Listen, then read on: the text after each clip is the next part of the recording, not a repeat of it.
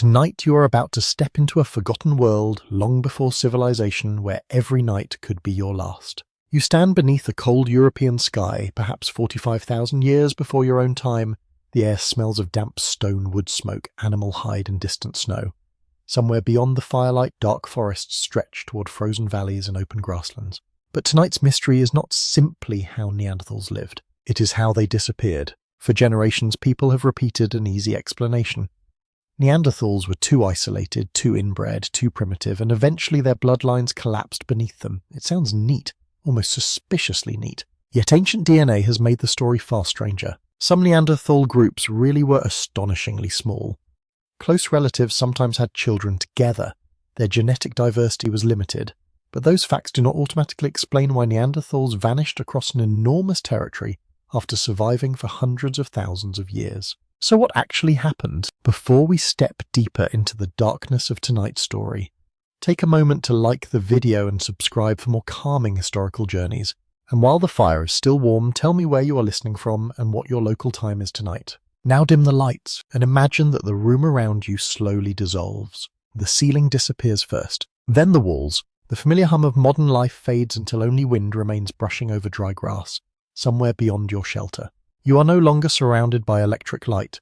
You have no clock, no glass window, and certainly no weather app politely informing you that conditions are unpleasant. You already know they are unpleasant. Cold settles against your face with immediate authority.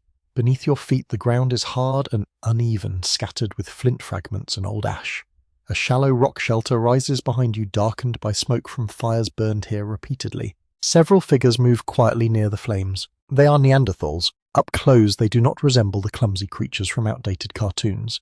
Their bodies are compact and powerfully built with broad chests and strong limbs suited to cold climates. Their faces look unfamiliar but unmistakably human. One person kneels beside the fire adjusting a piece of wood with practiced movements. Another works patiently at a stone core, striking it with controlled force. The sharp clicking sound repeats through the shelter. A child watches nearby. That detail matters. Whenever extinction enters a story, people often imagine the final adult collapsing dramatically beneath some impossible sky. Real extinction usually arrives more quietly. It happens through families, through births that do not occur, through children who never reach adulthood, through groups that become too small to replace themselves. Yet for now, this community is alive. You hear low conversation moving between the adults. You cannot understand their language, although their gestures and expressions feel surprisingly familiar. Someone laughs softly at something you miss entirely. Neanderthals probably possessed complex communication, though the exact nature of their language remains uncertain. Their anatomy, genetics, and social behavior strongly suggest capacities far beyond simple grunts. So the old image begins cracking almost immediately. You look toward the entrance. Outside evening settles across a valley washed in pale blue shadow. Herd animals move somewhere beyond the ridge, perhaps reindeer, horses, or wild cattle depending on place and season. The Neanderthals around you understand this landscape intimately. They know where water collects. They recognize animal tracks pressed into soft soil. They understand which valleys trap cold air, which slopes hold edible plants, and which cliffs provide useful stone. They have survived here for generations. That alone should make you cautious about easy explanations. Neanderthals occupied large parts of Europe and Western Asia for an extraordinary span of time. Their ancestors adapted to repeated glacial and interglacial cycles long before Homo sapiens became widespread across those regions. They were not delicate newcomers. They knew cold. They knew scarcity. They knew landscapes that changed dramatically over centuries and millennia. And still sometime around 40,000 years ago, their distinct archaeological presence faded. You shift closer to the fire. Heat touches one side of your face while the other remains cold. Smoke hangs beneath the shelter roof, carrying the bitter smell of burning wood and old fat. Someone passes a hide near the flames, checking its surface. Another adult uses a stone tool to work carefully along an edge. These ordinary actions matter because Neanderthals depended heavily upon learned traditions. Tool-making techniques had to be observed, remembered, practiced, and transmitted between generations. Knowledge could disappear. Imagine a community of only 20 or 30 people. Perhaps one person knows a particularly reliable route through the mountains. Another understands how to work a difficult stone source. Someone else remembers which plants remain edible during lean seasons. Then illness arrives, or an accident, or several difficult winters. In a huge population, lost knowledge can survive elsewhere. In a tiny one, it may vanish completely. This is where the problem of inbreeding first appears. Ancient genomes have shown that some Neanderthal individuals came from remarkably small populations. One famous Neanderthal genome revealed evidence suggesting the individual's parents were closely related. That finding received enormous attention, understandably so. It feels dramatic. You imagine a tiny band trapped in isolation with few potential partners and no easy way to meet neighboring communities. But there is a danger here. One genome is not an entire species. Even several isolated communities cannot automatically represent every Neanderthal who lived from Western Europe to Central Asia. The geographical scale is enormous. Neanderthal populations were spread across landscapes extending thousands of kilometers, and they existed across many different environments over vast periods. Some communities may have been highly isolated. Others probably maintained occasional contact. Genetic research has even revealed traces of social structure within small Neanderthal groups, including evidence that women may sometimes have moved between communities more often than men. That is a curious little detail. It suggests Neanderthal social life included movements between groups, perhaps through partnership networks. In other words, they were not necessarily sitting inside one cave marrying the same cousins forever. Prehistory is rarely that cooperative with simple stories. You hear the stoneworker strike again. A thin flake falls into the dust. The sound is almost delicate. Researchers can reconstruct pieces of Neanderthal life from objects like this, but every reconstruction contains uncertainty. Archaeologists see tools, bones, hearths, pigments, and genetic fragments. They do not see complete lives. No Neanderthal left you a diary explaining why their grandchildren disappeared. That silence leaves room for competing theories. Climate has been blamed. Homo sapiens have been blamed. Competition has been blamed. Disease has been suggested. Volcanic eruptions have entered the conversation. Even changes in fertility, childhood survival, hunting patterns, and social networks may have mattered. And yes, inbreeding remains part of the puzzle. Small populations genuinely face serious genetic risks. Harmful variants can become more common. Fertility may decline. Vulnerability to disease can increase. A community already living close to demographic collapse may become less resilient.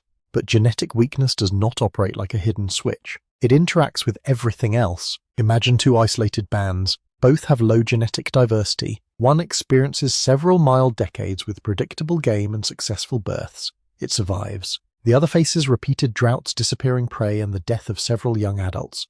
It collapses. The genes may look similar. The outcomes do not. This distinction becomes crucial tonight. You are not searching for a single murderer. You are watching a population become vulnerable. A gust of wind slips into the shelter. The fire bends. Someone pulls a hide more tightly around their shoulders and sparks rise briefly into the darkness. You notice how few people are here. That may be the most important sensory detail of all. There is no village beyond the hill, no large town, no crowd waiting nearby. Perhaps another group lives several days away, perhaps farther. Meeting them requires a travel through dangerous terrain, uncertain weather, and territories already being used by animals and other humans. Isolation has a physical texture. It feels like empty valleys. It sounds like wind. It looks like miles of country without another cooking fire. Neanderthals may have existed at remarkably low population densities in many regions. Estimates remain uncertain because prehistoric population size must be reconstructed indirectly from archaeological sites and genetic evidence. Scholars still debate exactly how sparse these communities were, but nearly everyone agrees they were not numerous. That gives the extinction question a different shape. You do not need a catastrophic event to erase a small population. Sometimes ordinary bad luck is enough. A few fewer daughters survive. A hunting accident removes an experienced adult. Two neighboring groups fail to reconnect. A winter lasts slightly longer. One familiar herd changes migration route. Nothing dramatic occurs. Then perhaps there are simply fewer people next spring. This is called demographic fragility. Although the phrase sounds far less emotional than the reality, population mathematics can be merciless. A group needs enough women and men of reproductive age. Children must survive long enough to become parents. Individuals must sometimes move between communities to prevent excessive isolation. If those conditions fail repeatedly, numbers shrink, and shrinking makes every future problem worse. Still, Neanderthals endured such pressures for an astonishing length of time. That stubborn survival is precisely why inbreeding cannot become the whole explanation. If low population size alone doomed them, why did they persist for so long? Something changed. Perhaps several things changed together. That is the mystery waiting beyond tonight's fire. Nearby, someone places another branch onto the glowing wood. The smell sharpens. You hear faint movement outside, perhaps an animal crossing loose stones below the shelter. No one panics. One Neanderthal briefly turns toward the sound, listens, then returns to the task at hand. They are calm, competent, at home. That image deserves to remain with you. The people you're watching do not know they are living near the end of an era. They do not see themselves as doomed survivors from an inferior branch of humanity. Tomorrow requires ordinary decisions. Where should the group hunt? Who needs a repaired tool? Should they remain here another night? Has the weather begun changing? Are neighboring people nearby? And somewhere far beyond the horizon, another kind of human is moving across landscapes Neanderthals have known for generations. Homo sapiens, not an army, not yet a replacement, just another population. Another network of families carrying tools, stories, habits, diseases, children, and ways of surviving. Soon those worlds will overlap. But before you watch that meeting, you need to understand the people already standing beside this fire, because extinction stories become misleading when the victims are reduced to weaknesses. Neanderthals were not simply inbred. They were adaptable hunters, toolmakers, caregivers, travelers, and members of complex social communities. They had survived extraordinary environmental change before. So whatever happened next had to overcome a species already very good at surviving. The flames settle lower.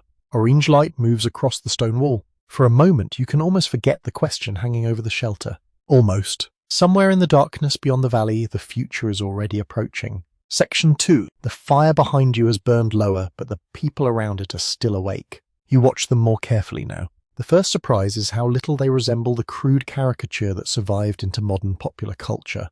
Their bodies are powerful, yes, but their movements are controlled and deliberate rather than lumbering. One adult leans over a flint core. Another checks a hide stretched near the warmth. A child crouches close enough to observe every motion, though not close enough to be burned. This is a household, not a museum display, not a failed experiment in humanity. A living social world. The air inside the shelter carries several layers of smell.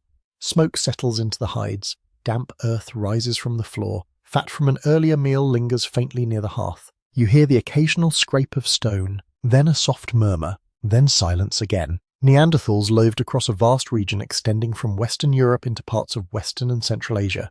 Their environments changed constantly over thousands of years, sometimes becoming bitterly cold and sometimes surprisingly mild. They adapted repeatedly. That fact alone matters. A species that survives dramatic climatic swings over hundreds of millennia is not easily dismissed as incapable or simple. Their bodies offer clues to those adaptations. Compared with many modern humans, Neanderthals generally had shorter limbs and more compact frames. Their chests were broad, their bones were thick and strongly built. Such proportions are often associated with conserving heat in cold environments. The logic is straightforward. A compact body loses heat more slowly than a long, narrow one. You feel that principle immediately as cold air enters the shelter. The Neanderthal beside you seems built for it. You are less impressed with your own design. Their faces were distinctive. Large nasal openings, pronounced brow ridges, and projecting mid-faces gave them an appearance unlike most living humans. Yet those traits existed within a fully human pattern of social behavior. They cared for injured companions. They raised children. They made complex tools. They used fire. They hunted large animals. Some groups probably collected pigments and unusual objects. That last detail becomes especially interesting. At several archaeological sites, researchers have found mineral pigments associated with Neanderthals, including red ochre and dark manganese compounds. What exactly they did with them remains uncertain. Perhaps pigments had practical uses. Maybe they treated hides. Maybe they marked bodies. Perhaps some pigments carried social meaning. The evidence does not politely explain itself. That is one of prehistory's small frustrations. You find an object. It says nothing. Humans then spend decades arguing about it. The Neanderthal crouched beside the hearth reaches toward a piece of stone and turns it slowly in the light. You can imagine the same action happening thousands of times across generations. Their best-known stone tool traditions include what archaeologists call Mysterian technologies, often associated with carefully prepared quarries and controlled flake production. These tools were not random broken rocks. Preparation mattered. The maker needed to understand how a stone would fracture before striking it. One famous method involved shaping a core so that a desired flake could later be removed with a carefully placed blow. This is usually known as the levallois technique. You watch the toolmaker in front of you. The movements seem almost casual, but experience is hidden inside them. A beginner would probably produce far more disappointing results. Neanderthals also attach stone points to wooden shafts in some contexts. That required planning. A sharp stone is useful. A hafted weapon is more useful. Adhesives may sometimes have been involved, including birch tar in parts of Europe. That tar is a delightful archaeological complication. Producing it may require controlled heating of birch bark under limited oxygen, although researchers still debate how sophisticated the necessary process had to be. Either way, somebody had to notice that sticky black material could be useful. Then somebody had to remember how to make it. Knowledge that knowledge moved socially. That is the deeper point. Neanderthal technology did not simply exist inside individual brains. It depended on teaching observation, imitation, repetition, and relationships between generations. The child near the hearth is therefore doing something essential. Watching, you notice the child's hands following the movement of the adult toolmaker. Perhaps no formal lesson is happening. The adult does not announce a curriculum. There is no prehistoric certification exam awaiting anyone at sunrise. But learning is taking place. This matters because Neanderthal children had to acquire complex survival skills. They needed to recognize animal behavior, weather patterns, raw materials, edible plants, dangerous terrain, and social rules. Their childhoods were probably demanding. Their communities were small enough that nearly everyone mattered. That becomes visible in another kind of evidence. Some Neanderthal skeletons show serious injuries that healed long before death. Healing implies survival. Survival after major injury often implies care. One famous individual from Shanidar Cave in present-day Iraqi Kurdistan had severe physical impairments, yet survived for years. Exactly how much assistance this person received is debated. Still, prolonged survival in such conditions strongly suggests social support. You imagine the practical reality. Someone injured cannot hunt normally. Someone with limited mobility may need food carried back. A weakened adult still consumes resources. In a tiny group, helping them is not cheap, and yet it happened. This is not sentimental proof that every Neanderthal community was harmonious. Humans are rarely that cooperative. But it does challenge the idea that they were incapable of sustained care. The fire crackles softly. Someone passes a piece of cooked food to another person. The gesture is small. You almost miss it. Food sharing probably formed an important part of Neanderthal life, especially when large animals were hunted.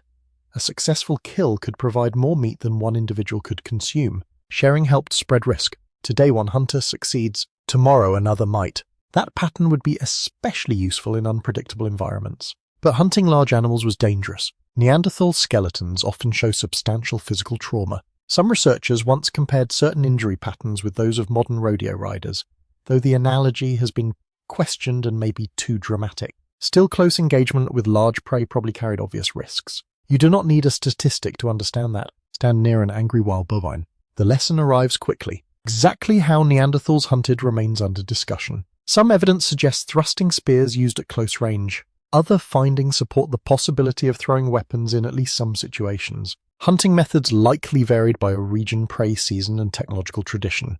There was no single Neanderthal lifestyle. That point is easy to forget. You are tempted to imagine every Neanderthal living in a cave wrapped in fur chasing mammoths through permanent snow. Reality was messier. Some lived in relatively mild woodlands. Some occupied open steppe. Some used caves. Others camped outdoors. Some hunted reindeer. Others consumed deer, horses, wild cattle, ibex, or smaller animals depending on local conditions. Coastal populations may even have exploited marine foods. In Gibraltar, archaeological evidence suggests Neanderthals consumed shellfish and other coastal resources. That image feels strangely pleasant. You picture a Neanderthal sitting by the sea opening shellfish while waves move under a pale sky. Not every day involved a mammoth. Thankfully, their diets were flexible enough to include plants too. Microscopic residues and dental calculus have revealed traces consistent with plant consumption in some Neanderthal populations. Researchers have identified starch granules and other plant remains. Cooking may also have occurred. The exact proportion of plant foods remains uncertain and probably differed greatly between regions. Still, the evidence weakens the old image of relentless meat consumption. Your Neanderthal neighbors were not following an internet diet trend. They were eating what worked. You step nearer the shelter entrance. The valley is almost completely dark now. The sky is sharp with stars far brighter than anything you normally see from a city. Behind you, quiet social life continues. This is perhaps the most important thing to understand before asking why Neanderthals disappeared. They were behaviorally adaptable, not identical to Homo sapiens, not necessarily organized in the same way,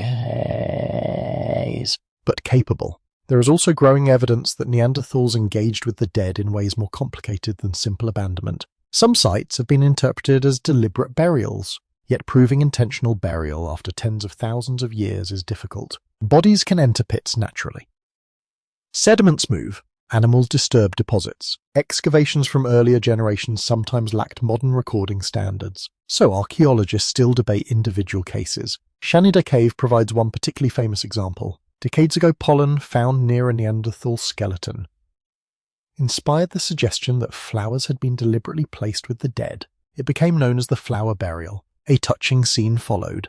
People imagined grieving Neanderthals laying blossoms beside a loved one. Then skepticism arrived. Perhaps burrowing rodents brought the pollen. Perhaps natural processes concentrated it. The flowers remain wonderfully uncertain. That uncertainty is useful. It reminds you that archaeology often sits between evidence and imagination. You can reconstruct possibilities. You should not confuse them with certainty. Still, the question of Neanderthal symbolism has grown more interesting. Pigments, modified eagle claws, unusual objects, cave markings, and possible ornaments have all entered debates about symbolic behavior. Some proposed examples remain controversial. Others look increasingly persuasive. One striking case involves eagle talons from several European sites that appear to have been deliberately modified. Why collect eagle claws? They are not particularly convenient cooking utensils. Perhaps they were decorative. Perhaps they carried status or meaning. Nobody knows. You glance at the people beside you and wonder what they considered beautiful. That question can never be fully answered. A polished stone, a feather, a particular animal tooth, the color red, someone's hair arranged in an unusual way. The absence of surviving soft materials leaves enormous gaps. Wood rots, fiber disappears, leather decays, hair vanishes, most prehistoric life is missing. Stone survive because stone is stubborn. This creates a strange bias in how you imagine ancient people. You see their rocks better than their personalities. Yet personality existed.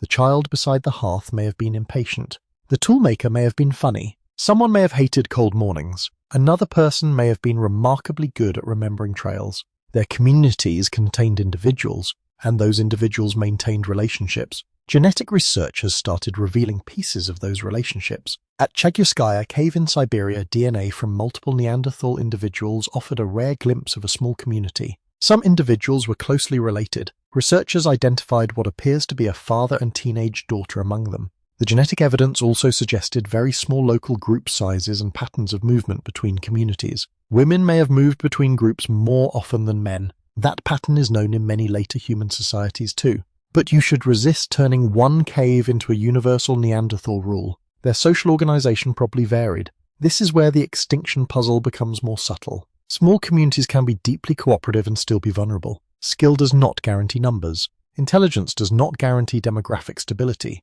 Compassion does not prevent a population from shrinking. You can be excellent at surviving tomorrow and still lose the long-term arithmetic. That is a strange thought. The people around the fire appear perfectly capable. No catastrophe is happening. No one is panicking. Yet somewhere inside the structure of their society lies a possible weakness. There may simply not be enough of them. Not enough neighboring groups. Not enough potential partners. Not enough spare people when accidents happen. The warmth from the fire touches your hands. Outside, the darkness feels immense. Perhaps another Neanderthal camp exists beyond those hills. Maybe you could walk there in 2 days. Perhaps 5. Perhaps no one is there anymore. You cannot know, and this uncertainty creates a new question. If Neanderthals were skilled, adaptable, social and experienced survivors, then extinction cannot be explained by incompetence. Something else must have placed pressure on populations that were already thinly scattered. Before you search for that pressure, you need to examine the idea that has dominated the mystery for years.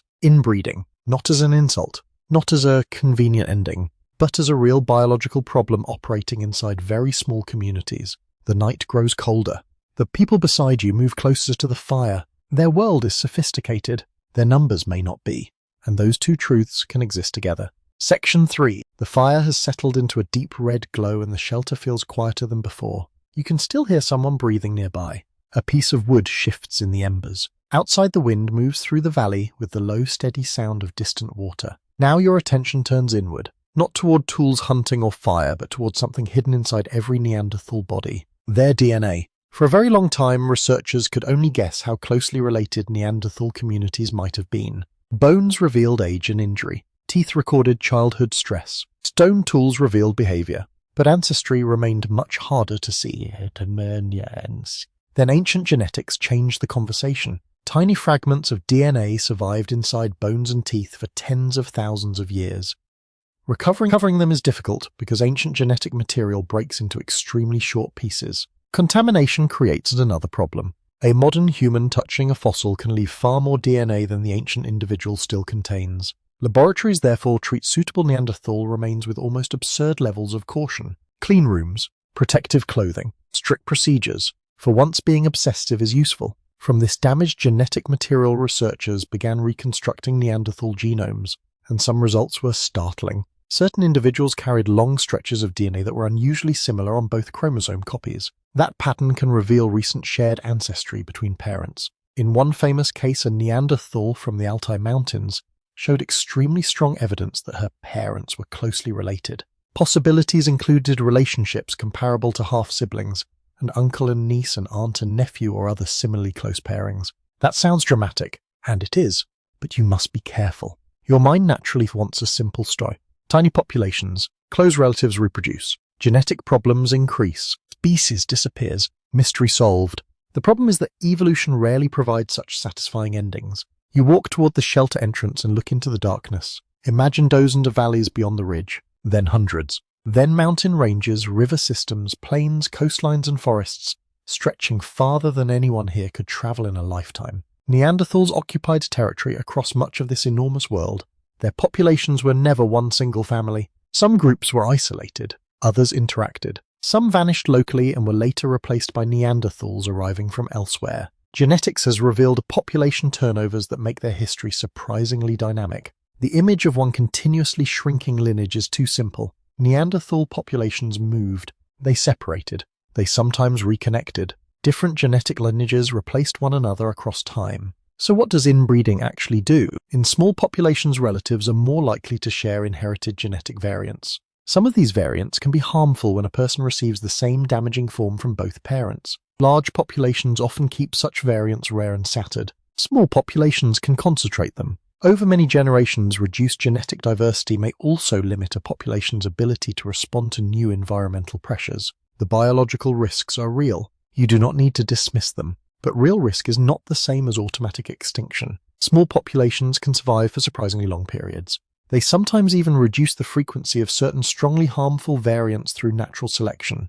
This process is often called purging. If a damaging recessive variant becomes exposed more frequently, individuals carrying two copies may leave fewer descendants. Over enough generations, that variant can decline. It's hardly a pleasant biological solution, but evolution has never been famous for elegance. Researchers have debated whether Neanderthals experienced this kind of genetic purging. Some evidence suggests they may have carried fewer strongly harmful recessive variants than expected while still accumulating other mildly harmful mutations. The picture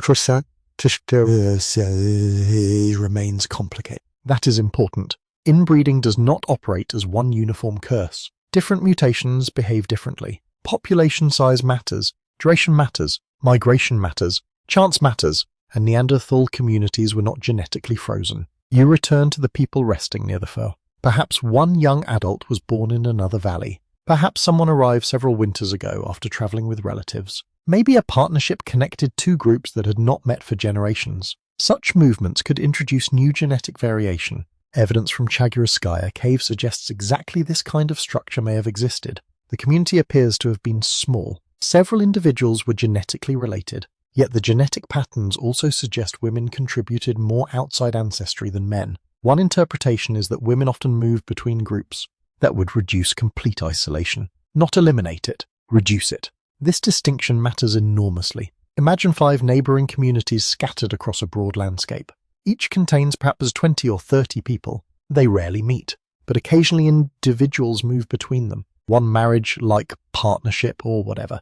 Social arrangement existed can carry genetic variation from one group into another.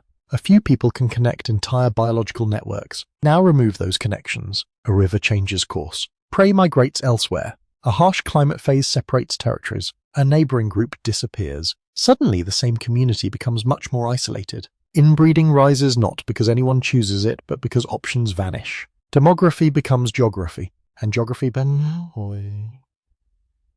becomes genetics. You can almost feel the distances now. Cold air on your face. Stone beneath your palm. The faint smell of smoke trapped in your clothing. Nothing about genetics feels abstract when the nearest unrelated partner may live several days away, perhaps much farther. Some researchers have used ancient genomes to estimate Neanderthal effective population sizes. These estimates are not direct headcounts. They reflect patterns of genetic diversity over time. Still, they consistently suggest that Neanderthals existed in relatively small populations compared with later expanding Homo sapiens. That long-term small population size left a genetic signature. Yet here comes the awkward part. Neanderthals survived with that signature for a very long time. This is where the simple inbreeding explanation begins to fail. If low genetic diversity was sufficient by itself, extinction should have arrived much earlier. Instead, Neanderthals persisted through repeated climatic cycles. They occupied diverse habitats. They adapted to changing prey. They maintained technologies. They expanded into regions as distant as Siberia. Clearly, being genetically sparse did not make survival impossible. It may have made survival fragile. That is different. Think of a wooden bridge. A strong bridge carries weight comfortably. A weakened bridge can still stand for years. Then a storm arrives. The storm becomes the obvious event, but the structure was vulnerable beforehand. Neanderthal genetics may have worked like that. Inbreeding could have reduced resilience without acting as the final cause. The distinction is subtle but essential. A population can tolerate one pressure, perhaps two. Then several arrive together. Climate instability increases. Prey becomes less predictable. Neighboring groups disappear. New human populations enter the region. Social networks are disrupted. Birth rates shift slightly. Disease patterns change. Each pressure alone may be survivable. Together they can become dangerous. There is another genetic twist. Neanderthals were not completely separated from other human populations. They interbred with Homo sapiens. They also exchanged genes with other archaic humans. This means their biological boundaries were already porous. An isolated species does not usually leave genetic descendants inside people living thousands of kilometers away today. Yet Neanderthal DNA survives in many modern human populations. You carry part of the answer in living bodies. That makes the phrase "they died out" less straightforward than it sounds. Some lineages ended. Some communities vanished. Some individuals had descendants who became part of expanding Homo sapiens populations. Extinction and survival overlapped. There is even evidence that Homo sapiens may have contributed genetic material back into Neanderthal populations before the final disappearance. Exactly how often this happened remains debated. Ancient DNA continues to complicate the family tree. It is less a tree now, more like badly tangled roots. That may be more realistic. Human populations meet. They separate. They exchange genes. They move again. The neat branches in old textbooks become harder to defend. You watch one sleeping figure shift beneath an animal hide. This individual might carry ancestry from communities hundreds of kilometers away. You would never know by looking. Genetics travels silently. A quirky detail emerges from studies of Neanderthal DNA. Some ancient individuals were so genetically similar within their own chromosomes that researchers can estimate unusually close parental relationships with surprising confidence. Yet another Neanderthal from a different time or place may show a very different pattern. That variation warns against treating one fossil as representative. One intensely inbred person is evidence of an intensely inbred person. It is not automatically evidence that every Neanderthal lived the same way. Scientists still disagree about how widespread severe inbreeding was across Neanderthal populations. The available genomes remain a tiny sample of all the individuals who ever lived. Preservation favors certain caves and climates. Many regions have produced no usable genetic material at all. Your evidence is scattered.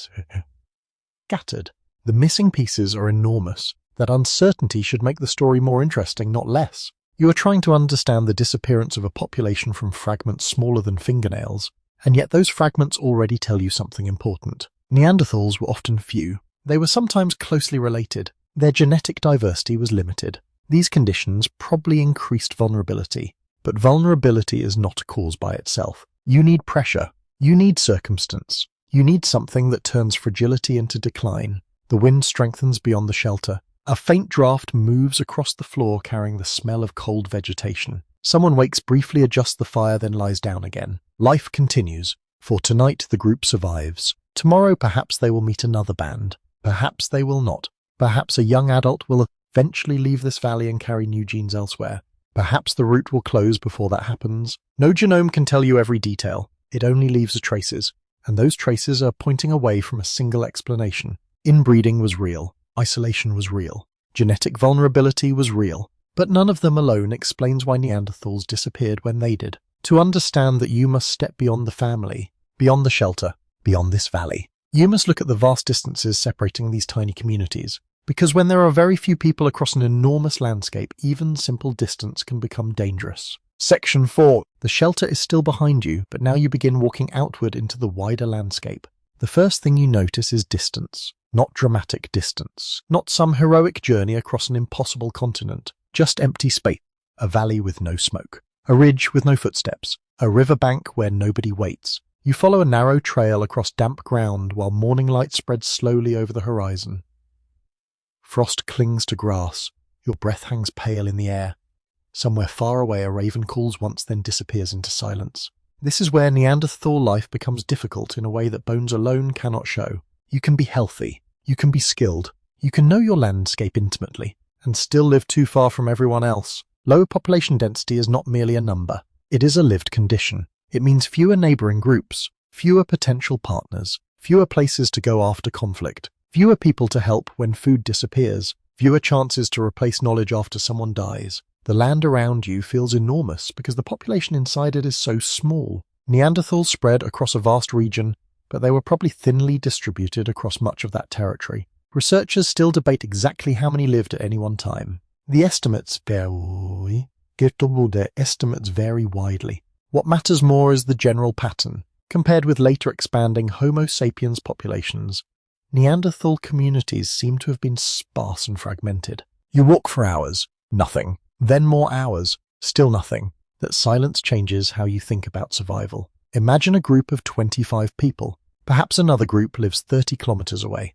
Perhaps 70. Perhaps they have moved. Perhaps half of them died during the previous winter. You do not know. There is no messaging system, no marked road, no reliable schedule. Contact depends on memory, movement, weather, and luck. A familiar route can disappear beneath snow. Flooding can make a river crossing dangerous. A herd can shift direction and pull hunters elsewhere. One broken ankle can stop a planned journey entirely. Suddenly, the neighbouring group becomes unreachable. Not forever. Maybe just for one season. But one season matters. You descend toward a shallow stream. The water is painfully cold when you touch it. Wet stones smell metallic and clean. Above you, the wind bends low shrubs across the bank. I begin to understand how geography shapes social life. A mountain range is not merely scenery. It can separate communities. A frozen river may connect places in winter and divide them in spring. A forest can hide resources while making travel slower. Open steppe allows faster movement but offers less shelter. Neanderthal populations had to navigate these landscapes without the infrastructure later human societies would take for granted. No bridges, no maintained roads, no permanent inns, very inconvenient. The result is a world where social connection is expensive. Every meeting costs energy. Every journey carries risk. That becomes especially important for small populations. A large population can absorb local losses. A small one often cannot. Suppose one community experiences several deaths. Its members might survive if neighbouring groups can provide new partners knowledge or shared resources. But what if those neighbours are too far away? Then a local crisis remains local, and isolation magnifies it. This may be one of the quiet engines behind Neanderthal vulnerability, not a dramatic collapse, a failure for connection. You pass on a ridge and look across a broad plain. A herd moves in the distance. They are small from here, dark shapes drifting across pale grass. For hunters, those animals are food. For families, they are movement. Neanderthal groups may have followed seasonal resources across large territories. That mobility could help maintain contact between communities, but it could also scatter them. Groups using different prey routes might stop meeting regularly. One generation remembers another camp. The next generation remembers it vaguely. Then the connection disappears. This is how networks can shrink without anyone noticing. You can imagine a young adult asking about people beyond the mountains. An older relative points toward a distant pass. Yes, there used to be another group there. Maybe they still are. Maybe not. That uncertainty is dangerous to us when population size is already low. Mainstream archaeological evidence supports the idea that Neanderthals moved across large territories and transported raw materials over significant distances. Stone sometimes came from sources many kilometers away. That tells you people moved exchanged materials or both. But the scale and reliability of these networks remain uncertain. Were such contacts frequent? Seasonal? Did individuals travel between bands regularly here, sir? Well, researchers continue arguing over the answer. The archaeological record preserves stone better than meetings. You see the problem. A flint flake can survive 40,000 years. A conversation cannot. Still, the material evidence suggests Neanderthals were not completely isolated. Some groups had contact. That is important. The real question is whether those connections were strong enough. A network can exist and still be fragile. Imagine several campfires scattered across a vast landscape. Each represents one group. A few faint trails connect them. Now remove one fire. The others continue. Remove another. Suddenly, two surviving camps are no longer connected directly. Travel becomes longer. Information moves more slowly.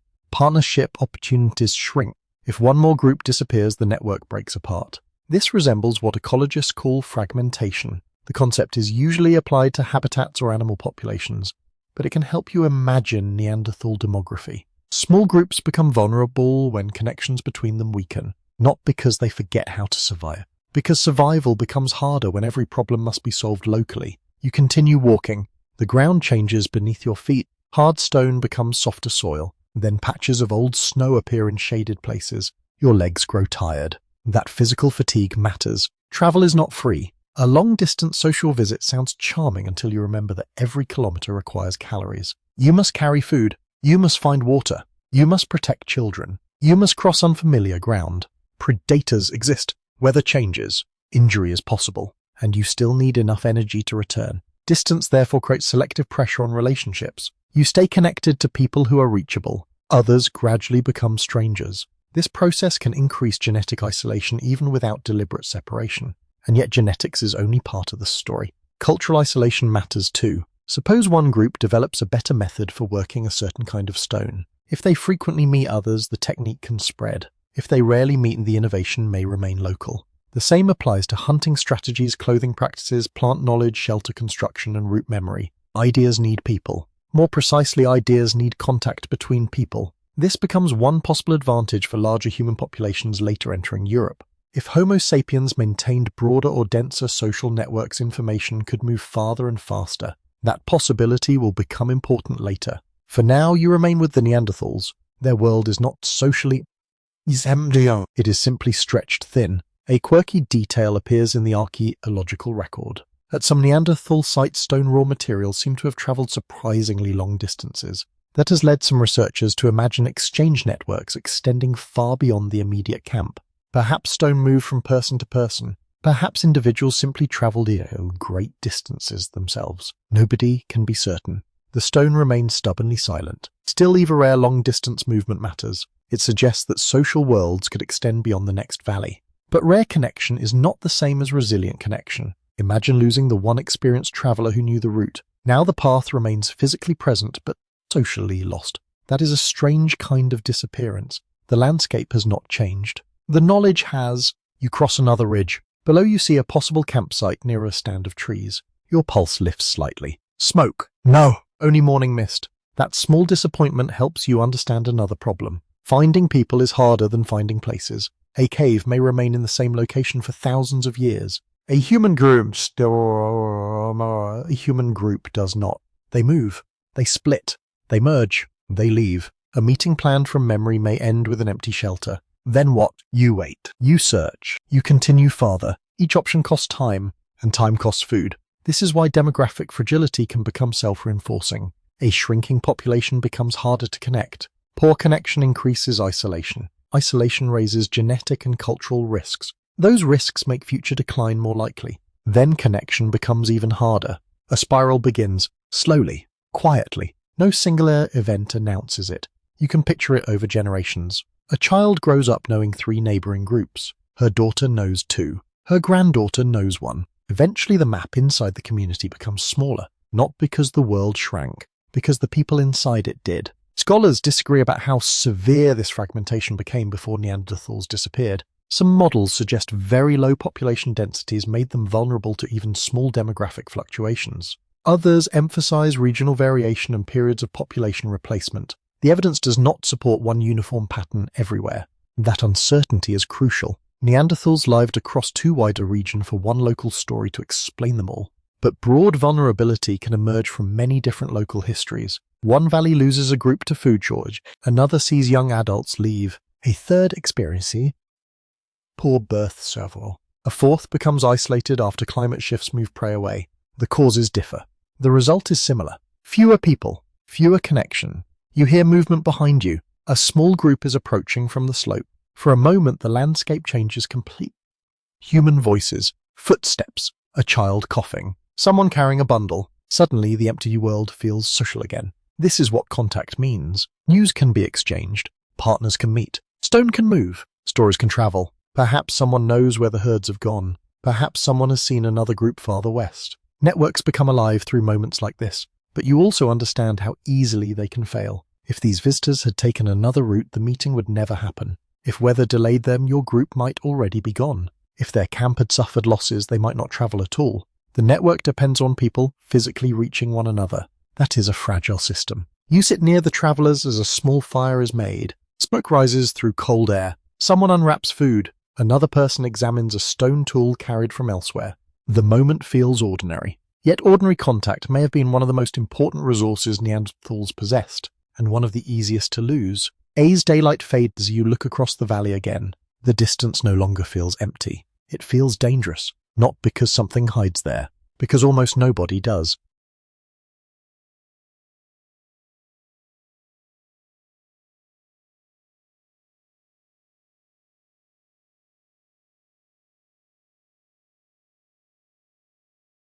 Section 5. By evening, you are back beneath sheltering stone, surrounded by a group small enough to count without trying. That number now feels important. Earlier, the valley seemed empty because the people were spread so thinly across the landscape. Here, gathered beside one fire, the same problem becomes more intimate. There are perhaps 24 people, maybe fewer. One older adult sits near the wall, repairing a wooden shaft with patient movements. 2 children whisper beside a pile of hides, occasionally glancing toward the food. A younger woman scrapes something from a hide with a stone tool. Someone else feeds the fire. Every person is doing something. That is the first thing you notice. In a small community, almost nobody is truly spare. The shelter smells warmer than it did before. Smoke mixes with damp fur, earth-cooked meat, and the faint sharpness of worked wood. Outside wind presses against the entrance. Inside, human voices soften the cold.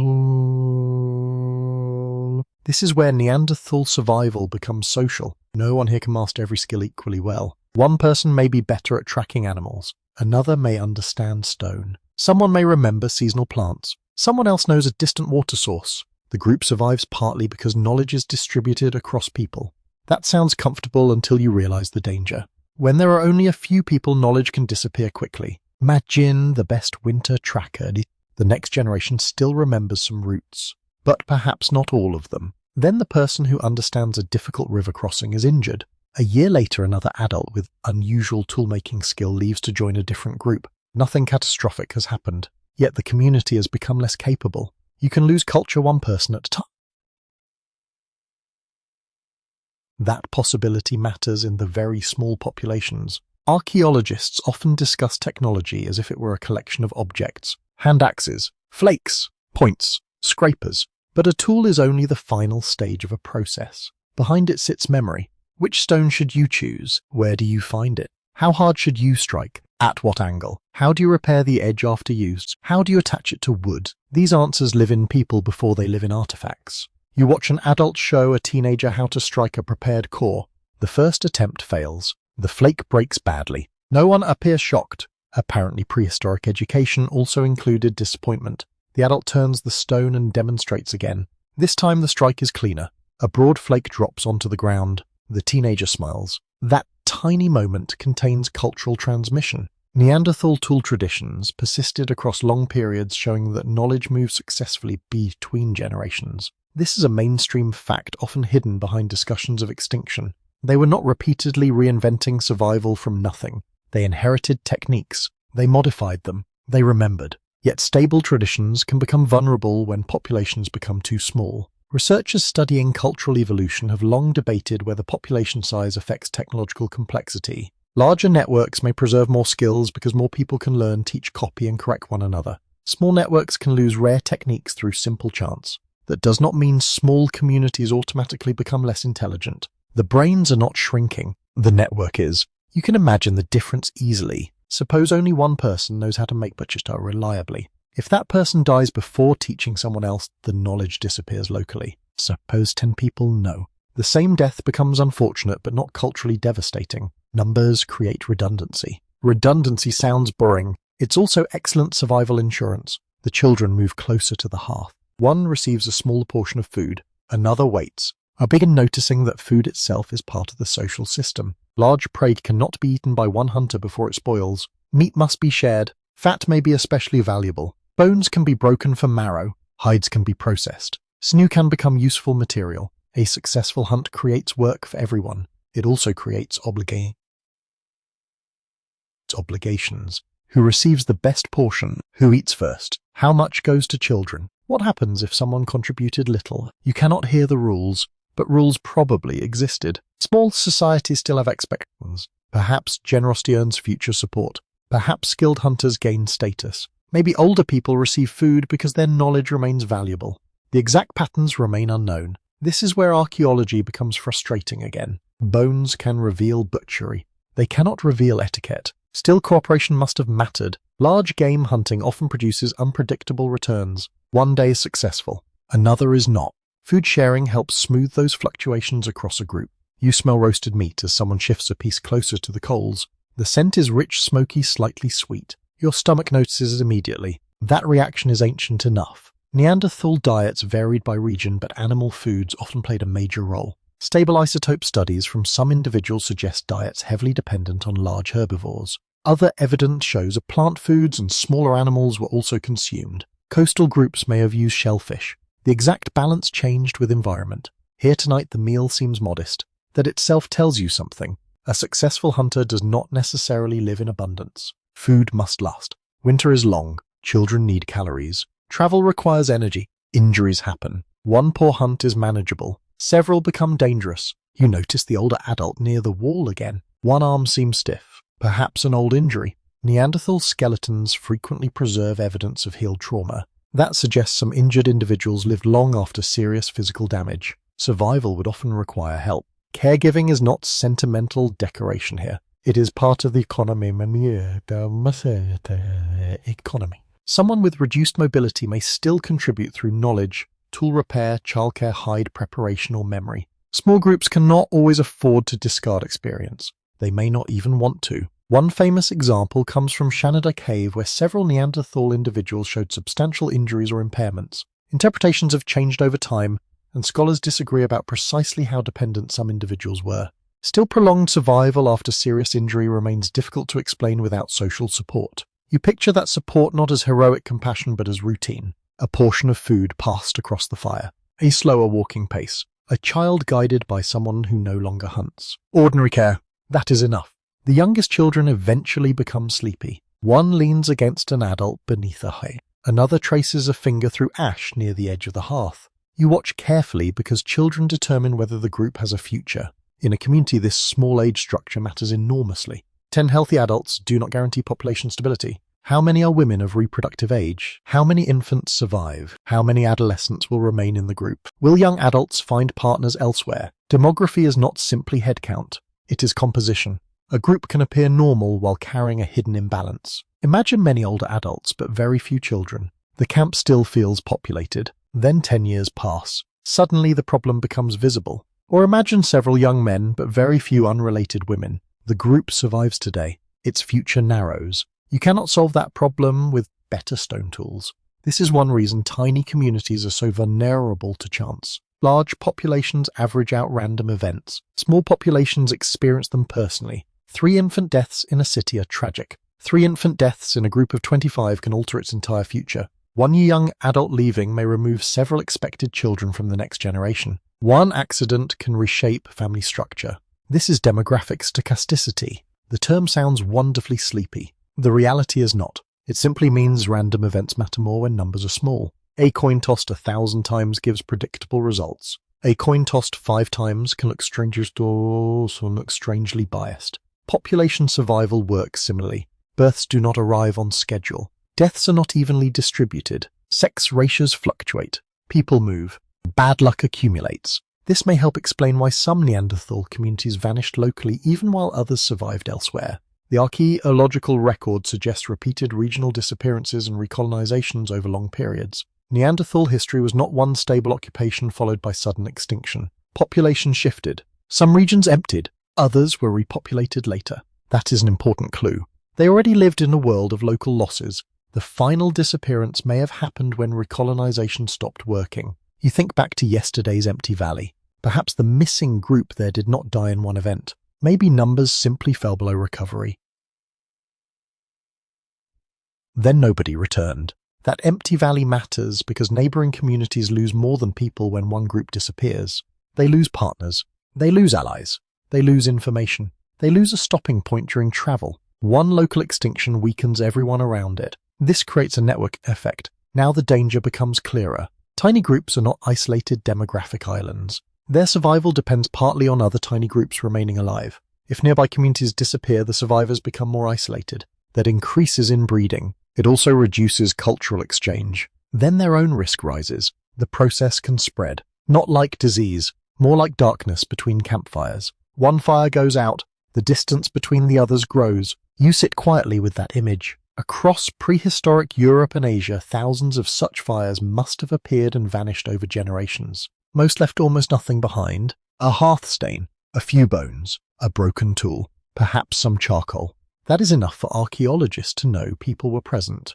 It is rarely enough to know why they left. There is a quirky clue hidden in Neanderthal teeth. Microscopic scratches wear patterns, and even tiny grooves may sometimes preserve habits unrelated to eating. Some researchers have suggested that Neanderthals occasionally used their front teeth almost like a third-hand gripping materials while working them. That image is oddly domestic. You picture someone holding a hide edge between their teeth while pulling with both hands. Useful, slightly undignified, very human. Daily survival was filled with such practical solutions, and practical skill may have helped these communities endure longer than demographic models alone might suggest. This is why simple extinction narratives fail. Small population size creates risk, but social cooperation creates resilience. The two forces exist simultaneously. A 20-person group can be fragile on paper and remarkably effective in reality. The problem comes when pressures accumulate faster than cooperation can compensate. You hear laughter from the far side of the shelter. Someone has apparently made a joke. You cannot understand it. That may be for the best. 40,000 years of cultural context would be difficult to explain. Still, laughter matters. It reminds you that survival is not constant grim struggle. People talk. Children play. Adults tease one another. Someone gets annoyed. Someone tells a story badly. Life includes boredom. Maybe especially boredom. Boredom. A calm evening like this is probably what survival usually looked like. No predator attacks. No blizzard arrives. No stranger appears. The group simply maintains itself. That maintenance is the hidden work of prehistory. Tools must be repaired. Food must be divided. Children must learn. Injured people must be supported. Relationships must be negotiated. Knowledge must move forward. If enough of these systems function, the group continues. If several fail together, decline can begin. Scholars remain uncertain about the exact size of typical Neanderthal residential groups. Archaeological sites preserve occupations of different lengths and purposes, making direct estimates difficult. Some camps may represent only part of a larger social unit. Others may reflect brief hunting visits rather than complete households. Genetic evidence suggests small local communities, but the precise numbers remain debated. That uncertainty should stay with you. You are not counting a census. You are reconstructing shadows. Still, those shadows point consistently towards small-scale social life.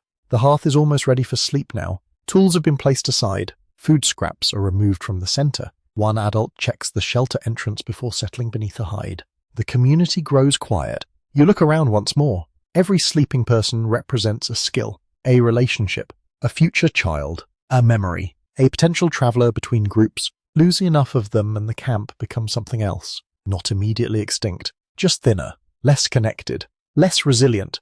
That is how disappearance may begin. And before long you will discover how cruel the mathematics of that process can become. Section 6. By morning the shelter feels different. Nothing dramatic has happened during the night. No storm tore through the valley and no predator entered the camp. The fire survived beneath a covering of ash and most people are already moving again. Yet one sleeping place remains empty. You notice it because small communities make absence visible. There is no crowd to hide behind, no endless flow of unfamiliar faces. When one person disappears from a group this small, the shape of daily life changes immediately. Perhaps the missing person left before dawn. Perhaps they died months ago, and you are only now noticing the space they once filled. Either way, the effect is the same. There is one fewer pair of hands, one fewer memory, one fewer possible parent. That last detail matters more than it first appears. Extinction often sounds like a biological drama, something involving obvious failure or sudden catastrophe. But populations can collapse through surprisingly ordinary arithmetic. A few births are delayed. A few children do not survive. One young adult leaves. Another dies before having new children. Then the next generation begins smaller than the last. That is enough. You step outside into pale morning light. The ground is crisp beneath your feet and thin frost softens the edges of footprints. Somewhere beyond the ridge, animals move through grass, but you cannot see them yet. The air smells clean, almost peaceful. Population decline rarely looks frightening at first. Imagine a Neanderthal group with 28 people. Perhaps 6 are young children. Several are older adults. Only a smaller number are actually likely to produce children during the next decade. Now suppose 2 reproductive age women die. The group has not lost half its population. It may not even feel dramatically reduced. Yet its future has changed. Births become fewer simply because fewer people can have them. Then suppose one adolescent eventually joins another community. That movement may be socially useful, but it reduces local numbers further. A few years later, a hunting accident removes another adult. The group still exists. The fire still burns, but its demographic foundation is thinner. This is what researchers mean when they discuss minimum viable populations and demographic instability. The idea sounds mathematical because it is. Very small populations are vulnerable to random fluctuations that larger populations can absorb more easily. One harsh year may create a temporary imbalance. Several harsh years can turn that imbalance into decline. You do not need everyone to die. You only need replacement to fail. The distinction is important. Imagine a village where 10 people die during a year but 12 children are born and survive. The population continues. Now imagine a camp where 2 adults die and no children survive infancy. The absolute number of deaths is much smaller. The demographic damage may be much greater. Small numbers distort intuition. One person can matter enormously. You return to the hearth. An older adult is showing a younger person how to repair a wooden shaft. The lesson is quiet, almost casual. You wonder how much knowledge sits inside that older person. Perhaps decades of seasonal memory. Which valley floods first? Where deer gather during a certain winter? Which flint source produces reliable stone? Which plants remain useful after frost? Now imagine that person dies unexpectedly. The population loses one body. It may also lose years of stored information. That cultural loss can intensify demographic decline. Fewer people means fewer teachers. Fewer teachers mean weaker transmission. Weaker transmission can reduce survival. Then fewer people remain. The problem begins feeding itself. This is why very small populations can enter what ecologists sometimes call an extinction vortex. The phrase sounds theatrical, but the mechanism is surprisingly quiet. Decline makes future decline easier. As numbers fall, finding unrelated partners becomes harder. Social connections weaken. Knowledge becomes concentrated in fewer individuals. A single accident carries greater weight. One group disappears. Neighboring groups become more isolated. Then their own risks increase. You can picture the process as campfires receding across a dark plain. Not all at once. One here, another farther east. Then a long gap. The survivors remain competent. They simply become fewer. A child runs past you carrying a small piece of wood. For a moment, the demographic argument seems too abstract. This child is not a statistic. That is exactly why small populations are so difficult to understand emotionally. Every number represents a person with relationships. If 3 children die, a demographic model shows reduced future growth. A family experiences something much more immediate. The mathematics does not replace the human story. It explains why repeated losses accumulate. Neanderthals probably lived with relatively low fertility compared with later farming populations simply because mobile foraging lifestyles usually limit how quickly children can be born and supported. Pregnancy is energetically expensive. Breastfeeding requires calories. Young children must be carried or protected during travel. A mother caring for one small child may delay having another. That is normal for many hunter-gatherer societies. It also means recovery from population decline can be slow. If a group loses several adults, replacement may require years. You cannot simply produce a new generation on demand. Human biology is inconvenient that way. This becomes especially dangerous when mortality rises even slightly. Suppose child survival falls by a small percentage, or adult women experience slightly fewer successful births, or young adults reproduce a little later. Any one change may seem minor. Across several generations, the cumulative effect can be enormous. Population models of Neanderthal decline have demonstrated that relatively small differences in fertility or survival could potentially contribute to extinction. without requiring dramatic warfare or catastrophic disease. The models vary. Their assumptions matter. Still, the broader lesson is useful. You do not need an apocalypse. You need a persistent imbalance. Deaths slightly exceed births. Then time does the rest. A breeze enters the shelter and makes the embers glow brighter. You hear the soft scrape of stone against wood. Nearby someone coughs. That ordinary cough reminds you of another demographic vulnerability. Illness does not need to kill everyone. It only needs to remove the wrong people at the wrong time. A short infection during pregnancy might reduce one birth. A fever could weaken a hunter before a crucial migration. A sick child may require extra care when food is already scarce. In a large society, these events disappear statistically. Here they change the entire group. Randomness matters more when numbers are small. This is called demographic stochasticity. The phrase is less dramatic than the consequence. It means births and deaths do not occur in perfectly balanced patterns. Chance creates temporary distortions. Perhaps 5 boys are born and only 1 girl. Perhaps several infants arrive during a difficult winter. Maybe 2 reproductive age adults die within months of one another. A population of thousands absorbs these variations. A band of 20 may not. There is another subtle problem. Genetic relatedness can make the pool of possible partners effectively smaller than the head count suggests. 20 people are not necessarily 20 independent reproductive options. Some are children, some are older, some are close relatives, some already have partners. Suddenly the practical number of available unrelated mates may be very small. Then individuals must travel, or groups must meet. Now the demographic problem connects directly to the empty landscapes you crossed earlier. Everything overlaps. Geography affects partnership. Partnership affects fertility. Fertility affects population size. Population size affects social networks. Social networks affect survival. There is rarely one cause. A Neanderthal community can therefore be healthy in the ordinary sense while still being demographically unstable. Most adults may be strong. Children may appear well-fed. Tools may be excellent, yet the age structure can still point toward decline. That is a strange form of vulnerability because nobody living inside the camp can easily perceive it. No one watches a graph. No one calculates replacement rates. People simply experience families. A couple has 1 surviving child instead of 2. A young woman moves away. An older hunter dies. Years pass. Then the camp feels quieter. You look toward the entrance. Only 3 children are visible now. Perhaps there used to be 7. Nobody needs to announce what that means. The silence tells you.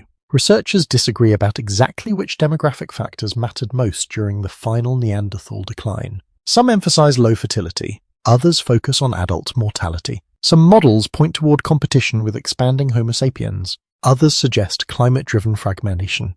The evidence does not allow one universal demographic script, but many explanations share the same foundation. Neanderthals were already living close to the edge numerically. That makes small disturbances important. A strange archaeological tidbit helps illustrate this vulnerability. Some Neanderthal sites appear to have been occupied repeatedly over generations, yet the number of individuals using them may have remained remarkably low. You can return to the same cave century after century and still belong to a sparse population. Continuity of place does not equal abundance of people. That can be misleading. A rich archaeological layer may feel crowded because many artifacts accumulate over time, but perhaps only a handful of people occupied the site during each visit. 10,000 stone flakes do not mean 10,000 inhabitants. They may mean several stubborn toolmakers repeatedly making a mess. Archaeology compresses time. That compression can make ancient populations look denser than they actually were. You must mentally spread those objects back across years, then decades, then centuries. The crowded cave becomes quiet again. This is why demographic reconstruction remains so difficult. You are trying to estimate living population size from material deposited unevenly across enormous spans of time. Genetic evidence helps. So do site counts. So do mathematical models. But none offers perfect certainty. Scholars still argue over the exact scale of late Neanderthal populations and how quickly they declined. The final process may also have differed from region to region. One community could disappear through isolation, another through poor reproductive success, another might merge with Homo sapiens. Elsewhere, climate could push people away from familiar territories. The end did not need to arrive everywhere by the same route. You walk farther into the valley. A distant group of horses moves slowly across open ground. Their breath rises in faint clouds. The scene feels stable. That illusion matters. Nature can look unchanged while population structure quietly deteriorates beneath it. The grass still grows. Animals still migrate. People still wake beside fires. Then one generation becomes smaller. the next smaller again. After several generations, a camp is abandoned. A neighboring group may never know why. They simply stop seeing smoke from that valley. Perhaps they visit months later. The hearth is cold. Broken tools remain near the wall. A few bones lie beside old ash. No catastrophe is visible, just absence. This may be the most unsettling possibility of all. A population can disappear without ever experiencing a single final disaster. You stand beside the abandoned hearth in your imagination. Dust settles across the stones. Rainwater marks the entrance. Plants slowly reclaim the path outside. The people who once slept here may have died, or moved, or joined another group. Their distinct community is gone either way. That local loss then reshapes the wider network. One fewer camp, one longer journey, one smaller pool of partners, one weaker chain of information. The arithmetic expands outward. By itself, this still does not fully explain Neanderthal extinction. They had survived small numbers before.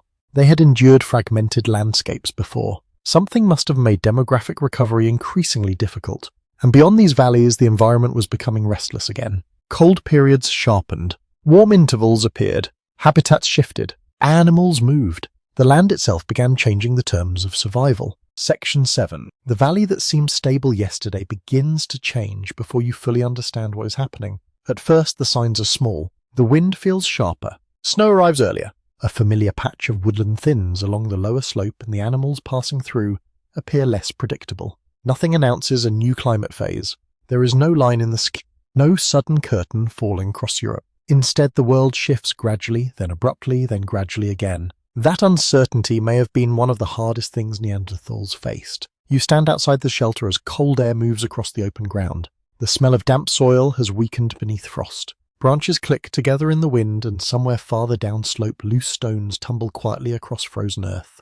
The landscape still looks survivable. It simply feels less familiar. During the Ice Age, climate did not remain permanently cold. That common image is misleading. Europe experienced repeated swings between colder and milder conditions, sometimes over surprisingly short geological intervals. Glaciers expanded and retreated. Forests appeared fragmented and vanished. Grasslands spread across areas once covered by trees. Rainfall patterns changed. Animals moved with the vegetation. Neanderthals had already survived many of these transformations. That is important. You are not watching helpless people encountering cold weather for the first time. They were deeply experienced with environmental instability. The question is whether the final series of changes arrived when their populations were already too fragile. You walk toward a ridge where scrub once provided some protection from wind. Now much of it is gone. The soil feels harder beneath your boots. Across the plain, low grasses bend beneath a pale sky. In a colder phase, open steppe can expand quickly. That may benefit some grazing animals. May harm species adapted to woodland. Then conditions shift again. Trees return. Prey distributions change with them. For hunters, this creates a moving target. You are not simply hunting animals. You are hunting an ecosystem. An ecosystem rarely remained polite enough to stay in one place. Neanderthals were capable hunters of many species, including reindeer, horses, deer, wild cattle, ibex, and the large animals, depending on region. That flexibility helped them survive. Yet flexibility has limits. Every landscape requires knowledge. Where do animals cross rivers? Where do they shelter during storms? Which valleys stay snow-free? Where does water remain accessible? A hunting territory becomes useful partly because people know it. Climate change can make that knowledge less reliable. A route remembered by grandparents may no longer work. A valley that once held herds may become empty. A reliable spring may freeze differently. Suddenly, experience becomes less real. Not useless, just less certain. That is dangerous for small communities. You watch two hunters return earlier than expected. Their posture tells you enough. They found little. No one reacts dramatically. Tools are put down. The fire is fed. Someone checks stored food. Another hunting attempt will happen tomorrow. This is what environmental pressure probably looked like most of the time. Not famine in a single night. More failed days. Longer travel. Smaller returns. Greater uncertainty. One poor hunt is ordinary. 10 poor hunts become demographic history. You remember the arithmetic from the previous shelter. Pregnancy needs calories. Children need food. Injured adults need support. Travel requires energy. If resources become less predictable, every other vulnerability becomes harder to manage. Climate, therefore, does not need to kill directly. It can increase the cost of being small. That distinction matters. A severe winter may not wipe out a group. It may simply reduce birth survival. It may prevent travel between communities. It may push animals farther away. It may leave one injured adult without enough food. Then demographic decline deepens. Climate becomes a multiplier. Researchers have reconstructed Ice Age environmental changes using many kinds of evidence. Ice cores preserve ancient atmospheric signals. Marine sediments record temperature shifts. Pollen reveals changing vegetation. Animal remains show ecological turnover. Cave deposits preserve local conditions. Together, these records reveal a world that could change dramatically across relatively short spans. For Neanderthals, those changes were not graphs. They were mornings. You look out and the river is frozen earlier than expected. You travel south and the herd is absent. You return to a woodland and find it thinner. The weather becomes memory. Then memory stops matching reality. Some of the most dramatic late Pleistocene fluctuations are associated with rapid climate oscillations in the North Atlantic region. Colder episodes could arrive, followed by abrupt warming. The exact timing and local effects varied. Europe was never one uniform climate zone. Southern refuges might remain relatively mild while northern regions became harsher. Mountain systems created their own patterns. Coasts behave differently from interiors. This regional complexity is one reason scholars still debate how strongly climate contributed to Neanderthal disappearance. A single climate curve cannot explain every archaeological site. You need local stories, and local stories often disagree. In one region, Neanderthals may disappear near a major environmental shift. Elsewhere, they persist through similar conditions. That weakens any claim that climate alone killed them. Yet it does not make climate irrelevant. Think again about the bridge. The structure already carries strain. Now the wind becomes stronger. It may survive. Then the temperature drops. Then water rises. Each stress adds something. Neanderthal populations may have been living through exactly this kind of cumulative pressure. You descend toward a narrow stream. Its banks are edged with ice.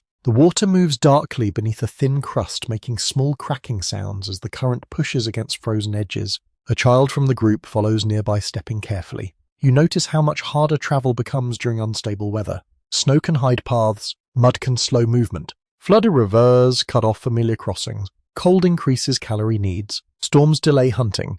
And most importantly, harsh conditions can reduce contact between groups. Now climate reconnects with isolation. A neighboring community may exist only 30 kilometers away. During mild weather, that journey is manageable. During repeated storms, it becomes risky. If contact fails for several seasons, social networks weaken. Partners do not meet. Information does not move. Genes do not move either. The same climate pressure therefore affects both food and society. This layered effect may be more important than simple temperature. You stop near a stand of damaged trees. Several trunks are twisted by wind. Snow is collected beneath their roots. Someone from the group begins cutting dead wood. Fuel matters more now. Fire is warmth. Fire is cooking. Fire dries hides. Fire extends activity into darkness. A colder world demands more of it. That means more gathering, more time, more energy. Again, the change seems small. But prehistoric survival is made of accumulated small costs. A few more hours gathering fuel means fewer hours doing something else. A longer hunting route means more calories burned. A heavier hide requires more processing. Nothing individually feels catastrophic. Together they reshape daily life. There is also a curious ecological twist. Cold does not always mean fewer animals. Open steppe environments could support enormous herds of grazing mammals. In some places, colder conditions may have created excellent hunting opportunities. This is why climate arguments become complicated so quickly. A colder phase might hurt one Neanderthal population while helping another. If reindeer expand, hunters who know reindeer may benefit. If woodland deer decline, another group may struggle. Adaptation is local. So is failure. You watch the horizon. A line of animals appears in the distance. Reindeer, perhaps. The group immediately becomes more alert. Several people begin preparing equipment. Climate has changed the vegetation. The vegetation has changed the animals. The animals now change human movement. A chain of consequences stretches across the landscape. This is the ecological world Neanderthals understood deeply, even if they lacked the language of climate science. They read tracks. They watched plants. They noticed bird movements. They knew when seasons felt wrong. They had no need for graphs to recognize instability. One quirky clue comes from animal teeth. The chemistry inside fossil teeth can preserve information about where animals moved and what environments they experienced. By examining isotopes, researchers can sometimes reconstruct seasonal mobility patterns. The result is wonderfully strange. A tooth becomes a prehistoric travel diary. Not a very chatty diary, but useful. Such evidence helps reveal how animal movements changed across Ice Age landscapes. Those changing movements mattered because humans followed resources. A shift of 50 kilometers can be enormous when you travel entirely on foot. It can separate a hunter from known shelter. It can push groups into unfamiliar territories. It can also bring previously distant communities into contact. That last possibility is important. Climate does not only divide people. Sometimes it compresses them. If habitable zones shrink, populations may gather in refuges. That can increase competition. It can also increase social contact. Again, there is no single outcome. Imagine several groups moving toward the same milder region. Now they meet more often. Partners become easier to find. Ideas spread. But food must be shared across more people. Territories overlap. Tension may rise. The same environmental change creates both opportunity and danger. This complexity may help explain why Neanderthal populations repeatedly contracted and expanded across Europe. When conditions worsened in one area, groups may have retreated toward more favorable zones. Later, they sometimes returned. Archaeological evidence suggests repeated population replacements and recolonizations. That is a remarkable sign of resilience. Neanderthals did not merely endure climate. They moved with it. But every retreat carries a risk. Suppose a northern population disappears. Normally, southern groups might recolonize when conditions improve.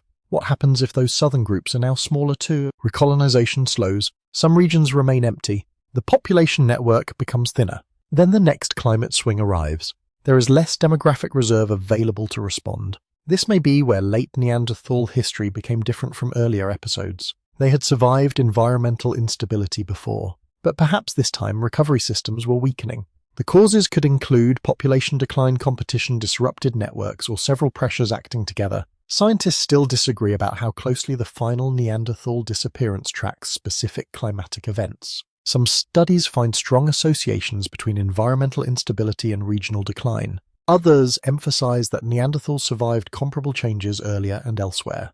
The safest conclusion is not that climate killed them. It is that climate repeatedly changed the conditions under which survival had to occur. For a robust population, that may be manageable. For a fragmented one, it becomes more dangerous. Snow begins falling while you are still outside. At first, only a few flakes drift through the air. Then more. They settle on your shoulders and melt slowly against warm hide.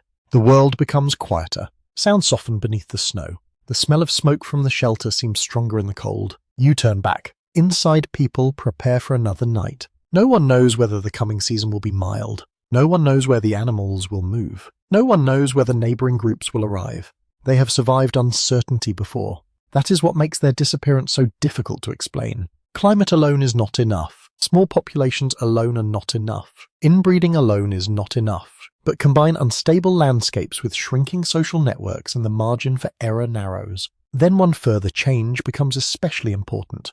The animals themselves begin moving differently, and every Neanderthal meal depends somehow on following them. Section 8. By the next morning, the snow has stopped, but the valley no longer feels familiar. The silence is different. You notice it before anyone speaks. The usual tracks near the lower slope are missing, and the animals that once moved predictably through this landscape seem to have shifted elsewhere. For people who depend heavily on hunting, this is not a minor inconvenience. It is a problem with legs. Food can walk away. That makes hunting societies vulnerable in a very particular way. Plants stay where they grow, but herds can travel beyond a known valley in days. You step into the cold air. Snow crunches beneath your feet. The smell of wet hide mixes with wood smoke drifting from the shelter behind you. Ahead, several hunters are already scanning the open ground. No one looks panicked. They simply look farther. This is the quiet beginning of a longer search. Neanderthals were skilled hunters of large animals, and many archaeological sites preserve abundant remains of hunted herbivores. Reindeer, red deer, horses, bison, wild cattle, becs. In some environments, woolly rhinoceros or mammoth may also have formed part of the broader ecological world around them. But Neanderthals did not eat the same prey everywhere. Their diets shifted with the region climate. That flexibility mattered. Still, flexibility cannot guarantee success when entire animal communities begin moving. You follow the group toward a ridge. The terrain rises slowly beneath your feet and cold air catches in your throat. A hunter stops beside a patch of disturbed snow. Tracks. Not many. Perhaps horses passed here earlier. The group studies the direction. Then they continue.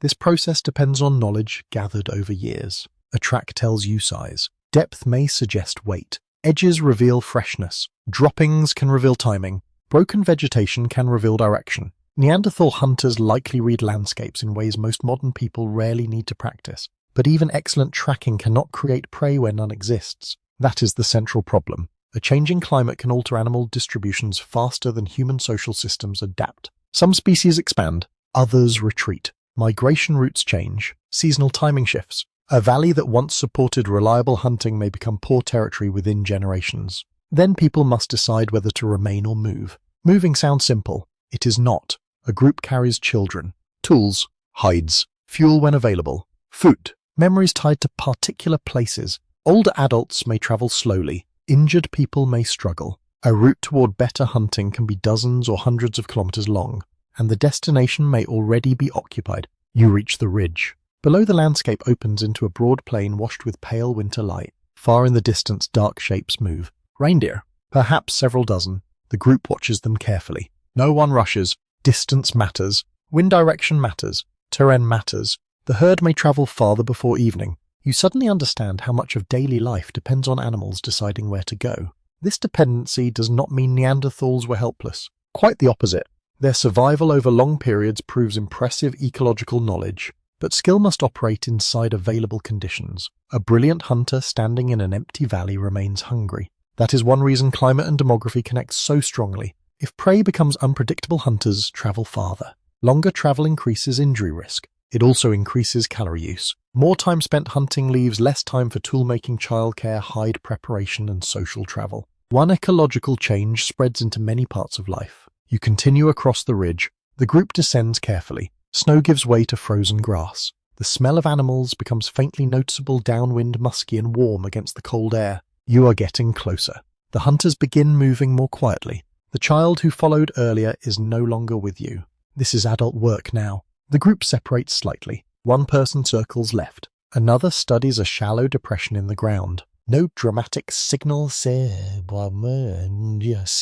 given. Coordination appears practiced. Neanderthals likely hunted cooperatively in many contexts. Some archaeological evidence suggests repeated targeting of particular animals at favorable locations. Cliffs, narrow valleys, river crossings, and natural bottlenecks could all make large prey easier to intercept. Landscape knowledge, therefore, became part of hunting technology. A spear is useful. A spear used in the right place is much more useful. You imagine generations learning that one herd often passes through one particular gap in autumn. Then the climate changes. Vegetation shifts. The herd stops using the gap.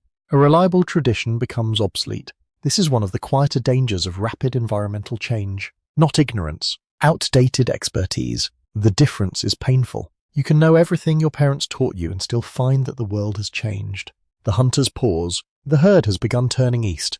Too far. Too exposed. A chase would waste energy. The group chooses not to pursue. That decision may be as important as a successful kill. Good hunters know when to stop. Calories matter. Injury matters. Desperation can be fatal. So you turn back. The walk feels longer now. No meat hangs from anyone's shoulder. The air grows colder as the sun lowers. A raven follows briefly overhead, perhaps hoping humans will eventually produce something interesting. The raven seems optimistic. You are less so. One failure to hunt means little. Several create pressure, and large animal hunting naturally produces uneven returns. Some days offer abundance. Others offer nothing. Food sharing helps buffer that uncertainty, but only if someone succeeds. This is where larger social networks may gain an advantage. Imagine 5 connected camps. One group fails to hunt, another succeeds. If they meet regularly, food or information may move between them. Now imagine one isolated camp. Its failure stake or no neighboring surplus arrives. No message tells them where the herds have moved. Social connection turns ecological information into a resource. You think again about those scattered fires from previous nights. Every extinguished camp removes another source of knowledge. Maybe the western group knew the reindeer shifted early. Maybe the northern group saw horses moving toward a river valley. If those groups disappear, information disappears with them. Hunger then becomes partly a communication problem. That is an uncomfortable thought. You return near the shelter by the dog. The smell of smoke reaches you before the fire becomes visible. People look up as the hunters approach. They can see the result immediately. No one celebrates. No one complains. Another plan begins. Perhaps traps can be checked. Smaller animals may be available. Stored food can be used. Plants or roots may still contribute where season permits. Neanderthals were not necessarily narrow specialists everywhere. Evidence from some sites shows exploitation of birds, rabbits, shellfish, plants, and other resources. Yet the extent of such dietary breadth varied greatly. This has fueled a long scholarly debate. Were Neanderthals generally less flexible in diet than Homo sapiens, or has preservation exaggerated the difference? Researchers continue arguing. Bones from large animals preserve well. Plants often vanish. Shellfish appear only in suitable regions. Small prey bones can be overlooked during older excavations. So apparent dietary narrowness may partly reflect what survives. This uncertainty matters. A population able to exploit many foods can potentially handle environmental instability better, but even broad diets have local limits. You cannot gather shellfish in Central Europe. You cannot rely on woodland plants after woodland disappears. Ecological flexibility depends on what the landscape actually offers. There is a quirky example from coastal Iberia and Gibraltar. Some Neanderthal sites contain evidence of shellfish use, marine mammals, and other shoreline resources. The image is unexpectedly peaceful. You picture a Neanderthal crouched beside tidal pools gathering mussels beneath a windy sky. No mammoth chase. No heroic spear. Just dinner stuck to a rock. That matters because it reminds you that Neanderthals could use diverse resources when opportunities existed. Their problem was not simply stubbornness. Still shifting prey may have affected some groups more than others. Northern and inland populations dependent on large herbivores face different risks from coastal communities. Regional variation becomes unavoidable again. There is no single Neanderthal menu. There is no single Neanderthal crisis. You sit near the hearth. Someone cracks a bone from an earlier meal. The sound is sharp. Inside may be marrow dense with calories, stored calories. Fat matters enormously in cold climates. Lean meat alone can be insufficient over long periods because the humans need energy beyond protein. Large herbivores can provide that energy, but seasonal body condition matters. An animal, after a difficult winter, may be much leaner than the same animal in autumn. So even a successful hunt can produce different nutritional value. The calendar matters. The prey matters. The condition of the prey matters. Prehistoric dinner is becoming annoyingly complicated. You take comfort in the fire. Its heat reaches your hands. Outside wind moves loose snow against the rock. The smell of marrow and smoke thickens the air. These sensory details are ordinary, but they reveal the economy of survival. Every useful part of an animal matters. Meat, fat, marrow, hide, tendon, bone, perhaps even teeth or antler for tools and personal objects. A large animal is not simply food. It is a package of resources. If large prey becomes scarce, the loss spreads beyond calories. Fewer hides mean fewer clothing materials. Less sinew means fewer bindings. Fewer bones mean fewer raw materials. Again, one environmental pressure multiplies. This is why shifting animal populations may have strained Neanderthals in ways difficult to measure archaeologically. You can count bones. You cannot easily count the missed opportunities represented by absent animals. And absence leaves poor evidence. A cave with no reindeer bones might mean people ate something else. Or it might mean no body lived there anymore. Archaeologists must separate those possibilities carefully. Scientists still disagree about whether changes in prey availability played a major causal role in Neanderthal extinction. Some models emphasize climatic restructuring of animal communities. Others argue Neanderthals were flexible enough to adapt. Both positions contain truth. They were flexible. Their environment also changed. The real question is whether adaptation could keep pace while populations were already shrinking. That is harder. Imagine a community losing one hunting territory. They move south. The new territory works. Then another climate shift arrives. They move again. Each relocation costs energy. Each move risks losing contact with neighbors. Each new landscape demands learning. Eventually, flexibility itself becomes You cannot adapt endlessly without resources. This may have mattered during repeated late Ice Age fluctuations, not one dramatic ecological collapse. Repeated adjustments, repeated movement, repeated disruption. Every adjustment slightly increases the chance that one small group fails to recover. The fire settles into steady orange light. A child chews slowly on a small portion of food. An older adult rubs warmth into stiff hands. No one appears starving. That distinction matters. Pressure does not require starvation. It only requires less reliability. One fewer successful hunt per season. One longer journey. One missed meeting with another group. One child receiving slightly fewer calories during a difficult winter. Then the demographic mathematics from earlier begins operating again. Ecology becomes population decline almost invisibly. Beyond the shelter, the herd continues east. Perhaps another Neanderthal group follows it. Perhaps Homo sapiens do.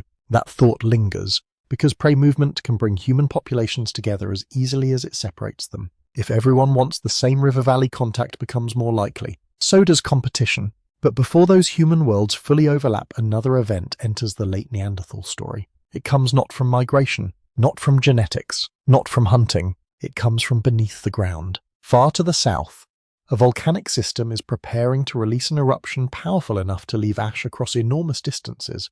And for people already living close to the demographic edge, even a temporary shock could matter. Section 9. Far to the south, beyond the valleys you have been crossing, the ground begins to behave strangely.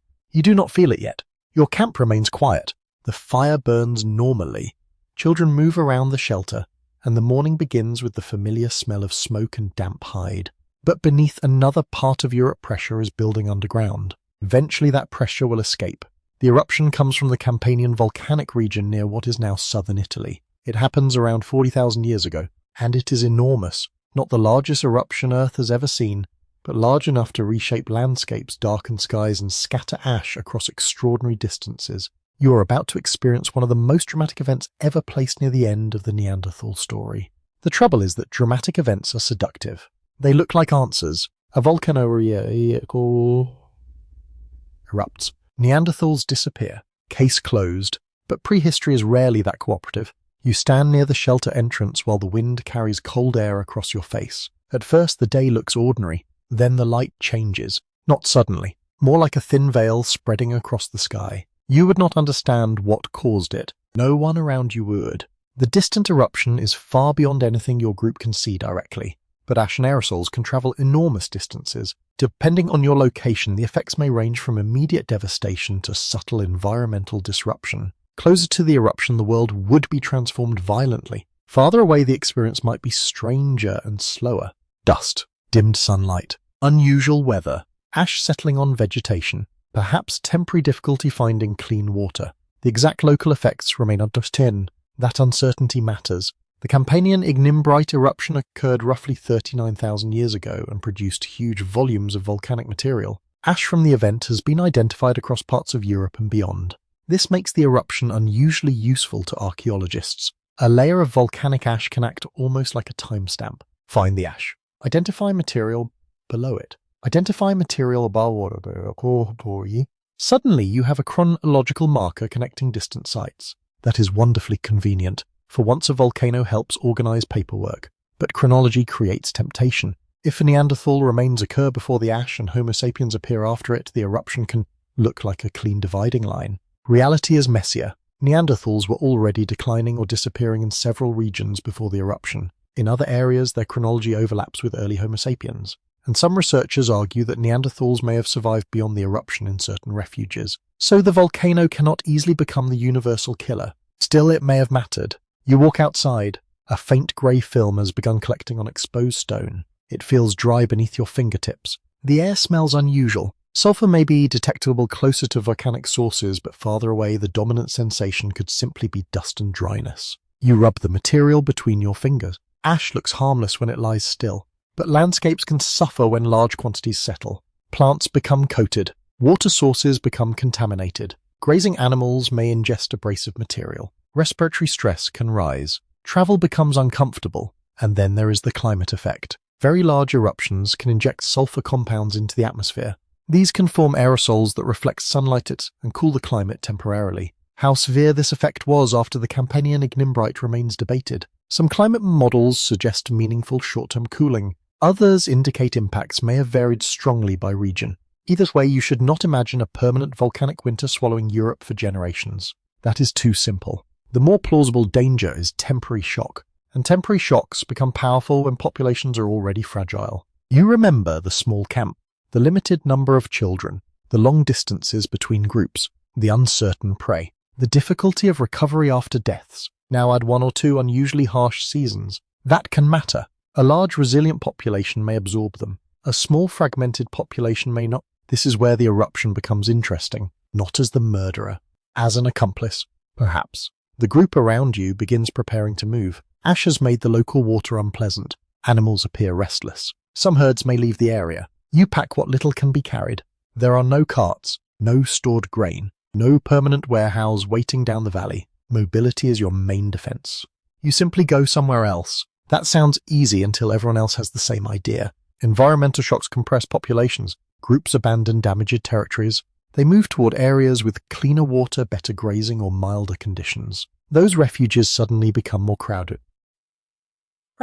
Now another problem emerges. Competition, not necessarily warfare, just overlap. Several communities may seek the same valley. Several hunting groups may follow the same herd. More people use the same shelter. More feet cross the same river. Pressure rises without anyone declaring an enemy. You can imagine a quiet tension. A group arrives at a familiar cave and discovers strangers already inside.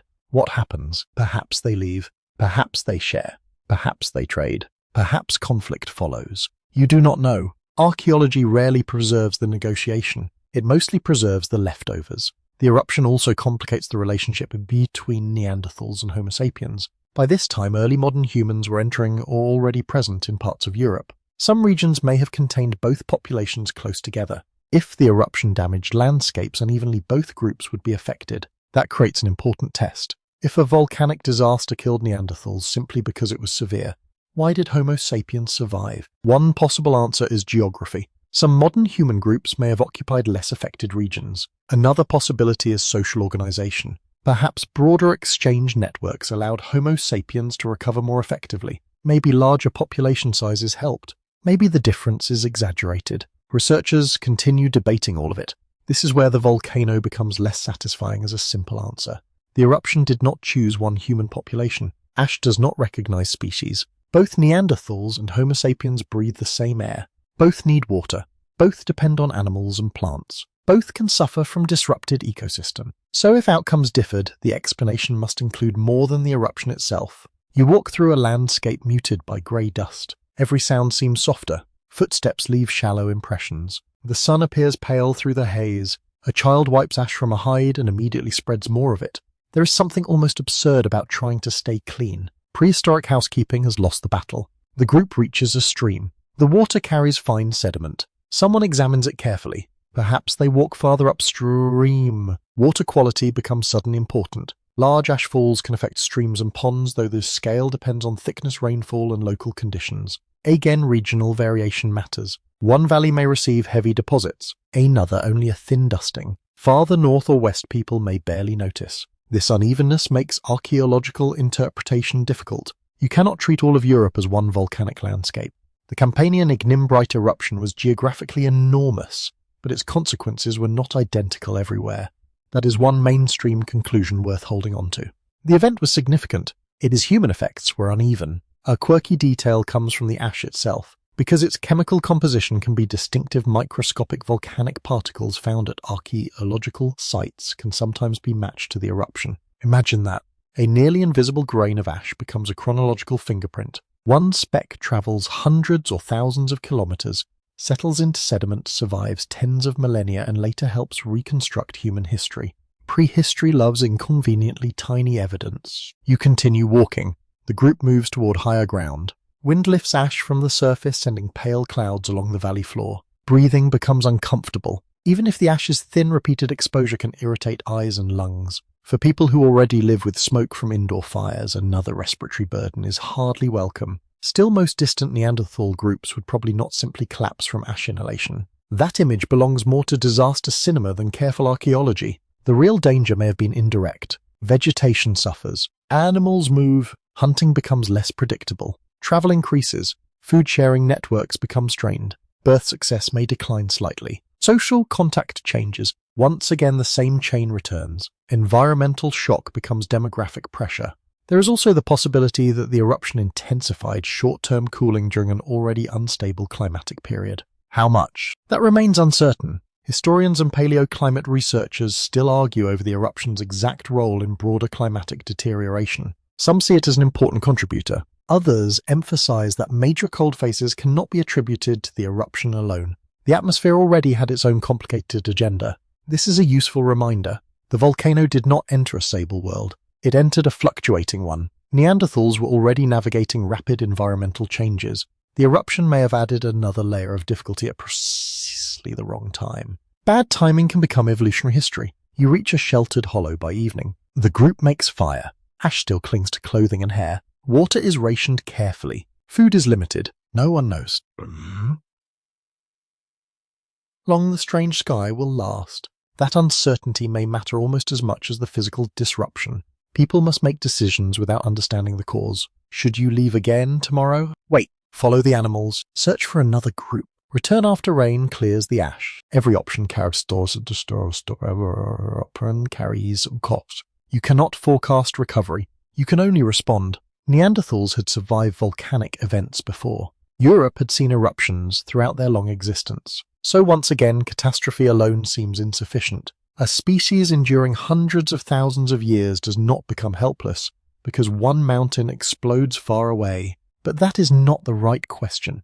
The better question is whether this eruption arrived when resilience was already weakened. Imagine your community as a rope. For generations it has carried weight. Climate pulls one direction. Small population size pulls another. Isolation frays individual fibers. Unpredictable prey adds more strain. Then the eruption jerks suddenly. A strong rope survives. A frayed one may snap, but even that metaphor is slightly too neat. Some Neanderthal communities probably survived the eruption. Others may have vanished before it. Still others might have been absorbed into neighboring populations later.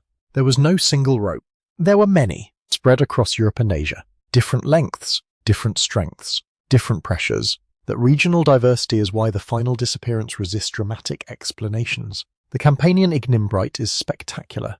Spectacle is not proof. Scientists have examined archaeological sequences around the eruption closely. In some areas, cultural transitions appear near the ash horizon, yet chronological uncertainty remains. Radiocarbon dating at these ages is difficult. Samples can be contaminated. Calibration matters. Sites can contain mixed layers. A difference of centuries can alter the entire interpretation. And centuries are frustratingly small when dealing with 40,000-year-old deposits. To you, 500 years feels enormous. To an archaeological sequence, it can be annoyingly close. The fire burns steadily now. The sky has darkened. A thin coating of grey remains on every exposed surface. Someone brushes ash from a stone seat before sitting. Another person coughs once. Then the camp becomes quiet. No extinction occurs tonight. That is the important detail. No final Neanderthal looks toward the volcano and understands that history has changed. Life simply becomes harder.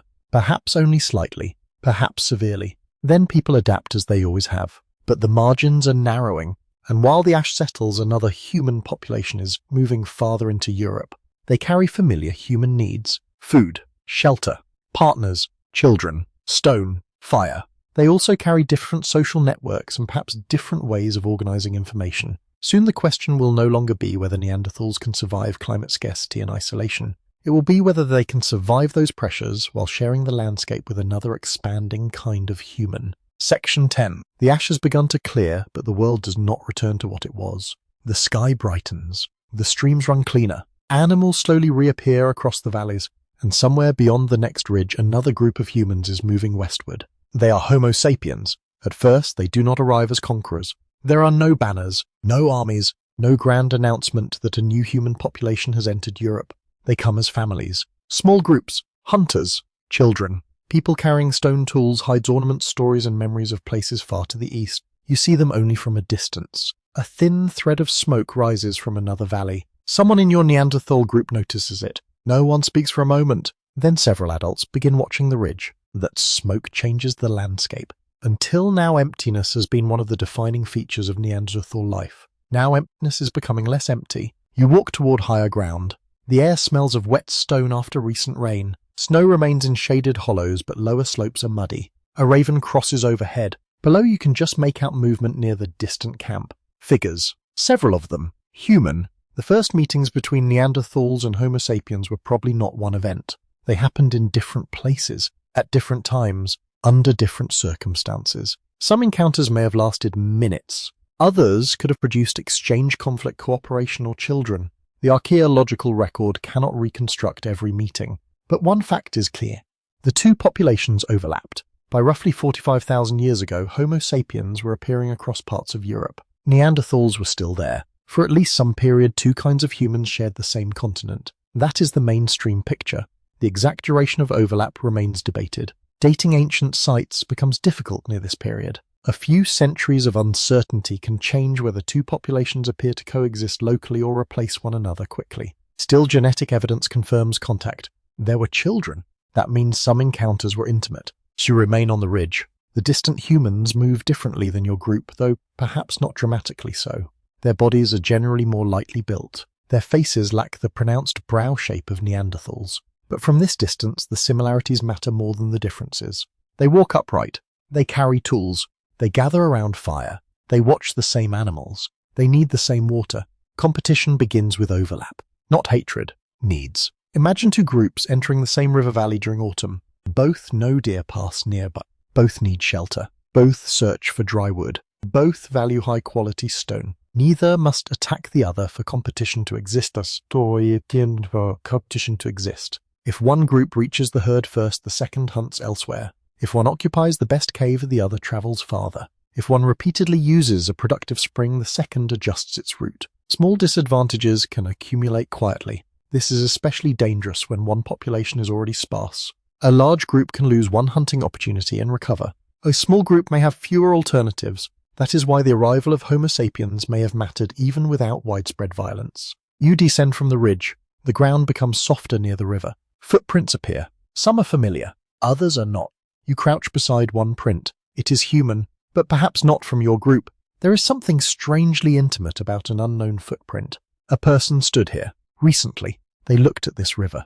They may have heard the same birds. Perhaps they saw your own tracks too. Now both groups know the other exists. What happens next? Researchers have proposed many possibilities. Direct conflict is one. Competition is another. Avoidance is another. Interbreeding is certain in at least some cases. Exchange of ideas may also have occurred. But proving technological or cultural borrowing between Neanderthals and Homo sapiens can be difficult. Similar tools can emerge independently. Objects can move between layers. Dating uncertainties blur sequences. The evidence rarely gives you a clear conversation. No artifact says borrowed from neighbors or Still, the timing of cultural changes becomes intriguing. Some late Neanderthal industries contain objects that seem more elaborate than earlier traditions. One famous example is the Château Perronien associated with parts of France and northern Spain. It includes blade-like stone tools and ornaments such as animal teeth that may have been used decoratively. Some researchers argue Neanderthals developed these behaviors independently. Others suggest contact with Homo sapiens influenced them. The debate remains unresolved. That uncertainty is valuable. It reminds you not to imagine one population as inventive and the other as frozen. Cultural boundaries were probably porous. Humans copy useful things. That habit is very old. You continue along the river. The distant group has left traces near the bank. A broken stone flake, a small charcoal patch, perhaps a fragment of ochre. Nothing dramatic. Yet the collection feels different. Some early Homo sapiens populations in Europe were associated with broader networks of ornaments and long-distance materials. Shells may travel far inland. Stone can move across large regions. Personal decorations become more visible archaeologically. This suggests social networks extending beyond the immediate camp that may have mattered enormously. Imagine a Homo sapiens group entering unfamiliar territory. They do not know every local valley. They do not know each seasonal herd route. At first, Neanderthals should have the advantage. They have lived here for generations. Their local knowledge is deeper. But newcomers bring something else. Connection. Perhaps they remain linked to groups farther east. Perhaps information travels between bands. Perhaps families exchange members across greater distances. A wider network can compensate for weaker local knowledge. As we begin to see a different kind of survival strategy, Neanderthals may be experts in place. Homo sapiens may be stronger in networks. That comparison is probably too simple if treated as universal, but it highlights a plausible difference. Population structure matters as much as individual skill. A person can be brilliant. A network can still outperform them. You hear voices. The other group is closer than expected. Everyone stops. Across a narrow stretch of open ground, several Homo sapiens appear between trees. No one approaches quickly. You feel the tension immediately. Not fear exactly. Alertness. Two groups study one another. Their clothing may differ. Their tools may differ. Their ornaments may be unfamiliar, but their expressions are recognizable. Curiosity. Caution. Assessment. Who are you? What do you want? Are you dangerous? Humans have probably been asking those questions for a very long time. No one attacks. At least not here. Perhaps one person raises a hand. Perhaps another speaks. The languages may be mutually incomprehensible. Maybe gestures help. Maybe tune matters. One child peers from behind an adult. For a moment, the encounter feels almost ordinary. Then both groups move apart. That may have been the most common outcome. Researchers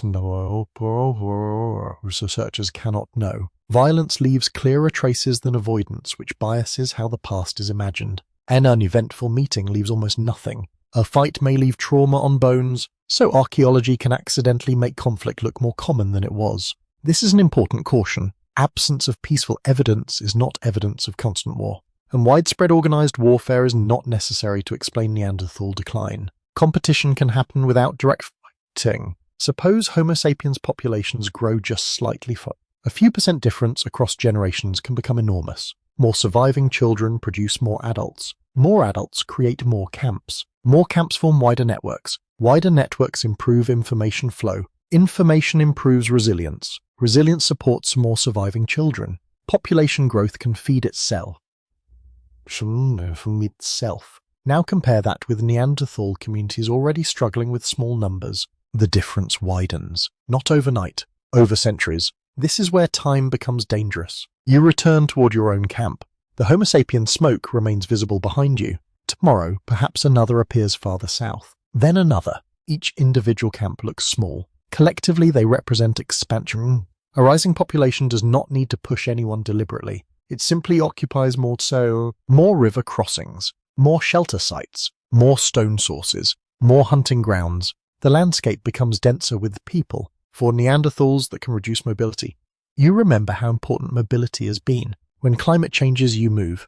When prey disappears, you move. When a group becomes isolated, you travel toward others. But what if the destination is already occupied? Then flexibility shrinks. This may be one of the most important consequences of Homo sapiens expansion, not immediate replacement. Reduced option. A Neanderthal group facing a bad winter may normally shift territory. Now another human population uses that territory. They can still move, but perhaps farther. Every extra distance costs calories. Every rerouting weakens contact with familiar neighbors. Competition becomes demographic pressure again. One pressure connects to another. There is a quirky genetic detail that complicates the image of simple competition. Some of the earliest known Homo sapiens in Europe had surprisingly recent Neanderthal ancestors. An early modern human from what is now Romania carried so much Neanderthal ancestry that researchers inferred a Neanderthal ancestor only a few generations earlier. That is remarkable. The populations were not merely seeing each other across valleys. They were forming families, at least sometimes. This means coexistence included more than rivalry. It included intimacy, perhaps alliances, perhaps adoption, perhaps individuals changing group. The possibilities are enormous. The evidence is tiny. You picture a Homo sapiens camp where one person has a Neanderthal grandparent. What category does that person belong to? The neat labels begin breaking down. Biology ignores museum signs. Still, the long-term demographic imbalance remained. Homo sapiens populations expanded. Distinct Neanderthal populations contracted. Interbreeding did not prevent that overall pattern. It may even have contributed to it through gradual absorption. That story will become more important later. For now, you stay focused on first contact. The shelter tonight feels more crowded, though no new person has entered.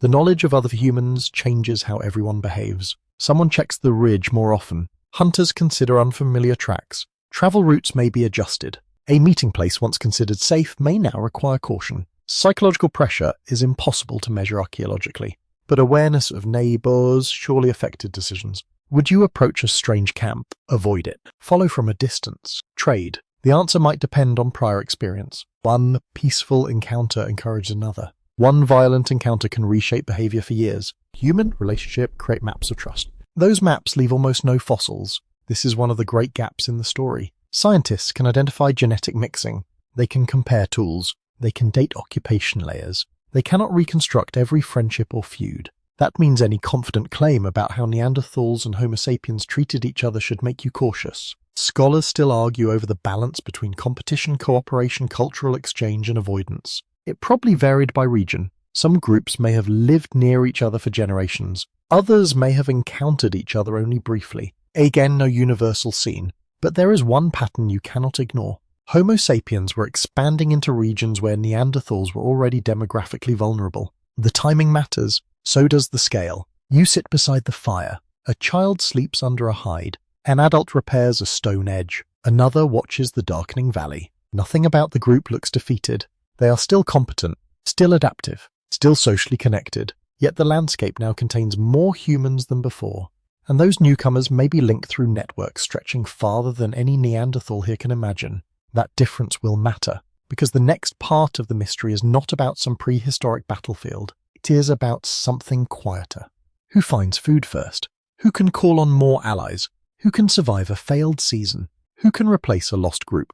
And who has enough connections to keep going when the world becomes uncertain? Section 11. The next morning no one fights. That is worth noticing. Two human populations now share the wider landscape, yet the valley remains quiet. No arrows cross the river. No organized battle begins. No one raises a prehistoric flag and declares possession of the hillside. Instead, competition appears in much smaller ways. A herd changes direction. A shelter is occupied first. A stone source becomes crowded. A familiar campsite already contains smoke when your group arrives. This kind of competition is harder to dramatize, but it may be far more important. You walk beside the river as dawn light spreads across the water. The air smells of wet reeds and cold mud. Small stones shift beneath your feet. Somewhere upstream another group has passed recently. You know because the tracks are fresh. The footprints are not clearly Neanderthal. They may belong to Homo sapiens. Your group follows them for a while, then turns toward higher ground. Nothing happens. And yet something has happened. Your route has changed. That is competition. It does not require hostility. It only requires overlap. If two groups depend on similar resources, one group's decisions can alter the options available to the other. Water, wood, game, shelter, high-quality stone, seasonal gathering areas. All of these can become contested without anyone openly contesting them. You reach a shallow valley where deer have often passed. Today another hunting party is already there. You see them from a distance. They are Homo sapiens. Your group stops. There is no shouting, no sudden rush. Instead, the hunters study the scene. Then they quietly turn away. A different hunting route will be tried. Again, the cost seems small. A few extra kilometers, a little more time, some additional fatigue.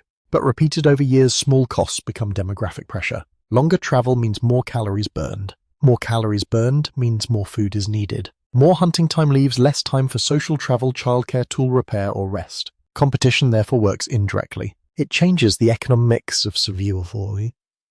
That makes it difficult to see in the archaeological record. Bones do not preserve inconvenience. Stone tools do not preserve frustration. A campsite cannot tell you it was abandoned because another group arrived first. Researchers must infer these pressures from broader patterns, and the patterns remain debated. Some scholars argue Homo sapiens had technological or social advantages that made competition increasingly unequal. Others emphasize environmental change and demographic differences rather than direct competition. The truth may involve all three. You climb toward a limestone outcrop. This place contains good flint. Several Neanderthals have used it before. Today flakes already lie scattered across the surface. They are fresh. Someone else has been working here. The stone itself has not disappeared, but easy access has changed. I begin to understand how resource competition can be quiet and cumulative. The newcomers do not need to remove Neanderthals deliberately. They only need to become more numerous. Suppose one Homo sapiens group enters a region. Nothing much changes. Then another arrives. Then another. Their camps multiply. Their hunting territories overlap. Their children survive and establish new groups. The landscape gradually becomes denser. Neanderthals now encounter human activity more often. A river crossing has tracks. A cave has smoke. A stone source has been worked. Each encounter slightly reduces empty space. And empty space was one of Neanderthal survival's hidden resources. Empty space allowed movement. When prey shifted, groups could follow. When climate worsened, communities could relocate. When conflict occurred, people could avoid one another. As Homo sapiens populations expanded, that flexibility may have narrowed. A small population can survive beside a larger one, but it must find room. Room becomes harder to find. The group moves on. By midday, the temperature has risen slightly. The smell of pine enters the valley from a sheltered slope. You hear insects in a patch of sunlit grass. The atmosphere feels calm enough to make the idea of competition seem almost ridiculous. That is exactly the point. Extinction pressure does not need to feel dramatic. It can happen during beautiful weather. You sit near a stream while hunters examine their tools. One point needs repair. Another is replaced. This brings technology into the question. Were Homo sapiens simply better equipped? Older narratives often implied they were. Sharper tools, better weapons, superior planning. The reality is less comfortable. Neanderthal technologies were sophisticated. They hafted stone tools. They used fire. They understood local raw materials. They made specialized implements. Some evidence suggests they could produce adhesives. Homo sapiens also had complex technologies, sometimes including broader use of bone, antler, projectile systems, and ornaments. But the exact timing varies by region. You should resist imagining one fixed technological gap everywhere. A Neanderthal tool tradition in one valley may outperform a Homo sapiens tradition elsewhere for a particular task. Technology depends on context. Still, broader technological diversity may matter. If one population maintains more specialized tools across a wider network, it can adapt more quickly to changing resources. That possibility becomes increasingly important. You watch a Homo sapiens hunter across the stream. The person carries several slender points. Perhaps they are part of projectile weapon. Maybe they allow hunting from slightly greater distance. If so, injury risk could decline. Or reduction matters. Remember the arithmetic. One fewer serious injury every few years can alter survival in a tiny population. This is how technological differences become demographic differences, not through magical superiority, through probabilities. Researchers still debate exactly when efficient long-range projectile technologies became widespread in Europe. Some stone points could have been thrown, others may have been used on thrusting to spears. Microscopic damage patterns can suggest use, but interpretation is difficult. Wood rarely survives. Complete weapons are rare, so the weapon debate remains lively. You are left with possibilities, not certainty. That uncertainty is useful. It keeps the story from becoming a simple contest between clever newcomers and clumsy residents. The real competition may have been much broader. Population density, network size, mobility, information flow, dietary flexibility, tool diversity, recovery after crisis. These factors can reinforce each other. Imagine a Homo sapiens group loses 2 hunters. Nearby groups provide partners and information. Within a generation, the local camp recovers. Now imagine a Neanderthal group loses the same number. Its nearest connected community has already disappeared. Recovery becomes slower. The difference is not to courage. It is network structure. You hear voices approaching. A small Homo sapiens group appears on the opposite bank. This time nobody moves away immediately. Both sides remain visible. One individual holds something small in an open hand. Perhaps stone, perhaps food, perhaps an ornament. You cannot know whether exchange actually occurred in moments like this, but contact between populations clearly happened. Genetics proves that much. That much. If people could form intimate relationships, they could certainly observe each other's tools and behaviors. Ideas may have crossed the river even when languages did not. Maybe a Neanderthal copies a new binding method. Perhaps a Homo sapiens hunter learns a local animal route. Cultural exchange does not belong to one direction. People borrow useful things. That behavior is wonderfully persistent. Still, exchange does not eliminate competition. Modern neighbors trade while competing. Ancient humans probably could too. You might share stone today and hunt the same deer tomorrow. Relationships are completed. Prehistoric relationships were probably not exempt. A quirky archaeological clue illustrates this ambiguity. Some late Neanderthal sites contain ornaments or specialized tools once treated as unmistakable signs of modern human behavior. Animal teeth appear perforated. Bones may be modified. Pigments become visible. Were Neanderthals independently developing new symbolic traditions? Were they imitating Homo sapiens? Did objects move between populations? Researchers still disagree, and the answer matters because it changes how you imagine competition. If Neanderthals could adopt innovations quickly, technological replacement becomes less convincing. If they were socially isolated from broader networks, the problem shifts toward transmission rather than intelligence. The difference is subtle. A clever person can copy an innovation after one meeting. But if meetings are rare, the innovation spreads slowly. Network size determines how quickly useful ideas travel. You continue upstream. Continue upstream.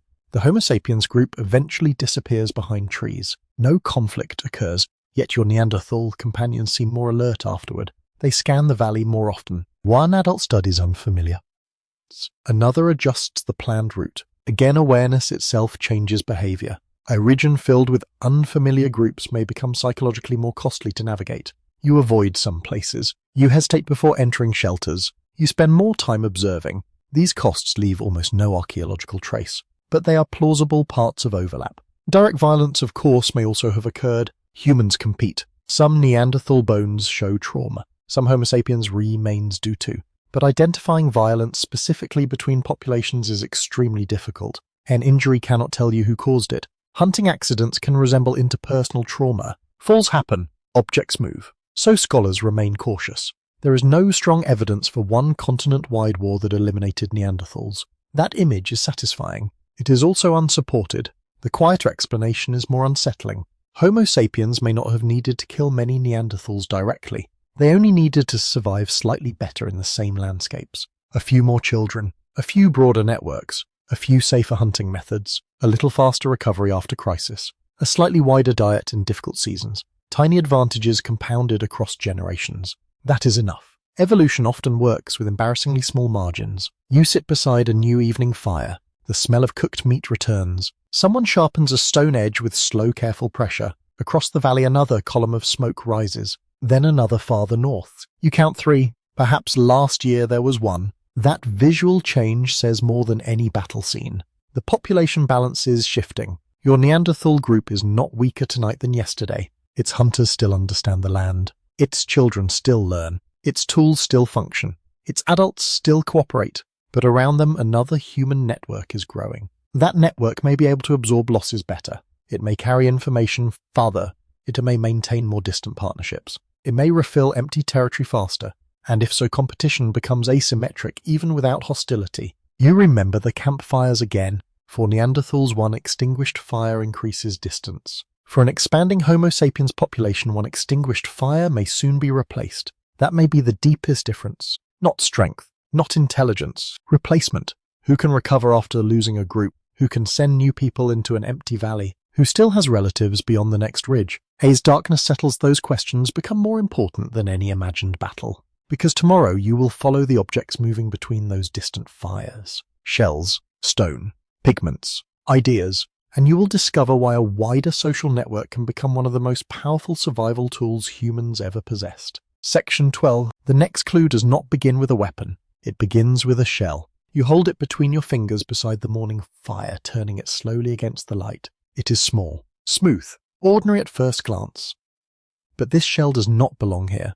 The nearest coast may be far beyond the horizon. That makes it important. Objects can travel farther than people expect, and when they do, they reveal invisible connections between human groups. You look across the valley. Several columns of smoke rise at different distances. Yesterday, those fires represented competition. Today, they represent something else. A network. Homo sapiens groups entering Europe were often linked through systems that seem in some regions broader than those visible among Neanderthal communities. Stone moved long distances. Shells travelled inland. Pigments circulated. Ornaments appeared across wide territories. People themselves moved too. Each object carried more than material value. It carried information.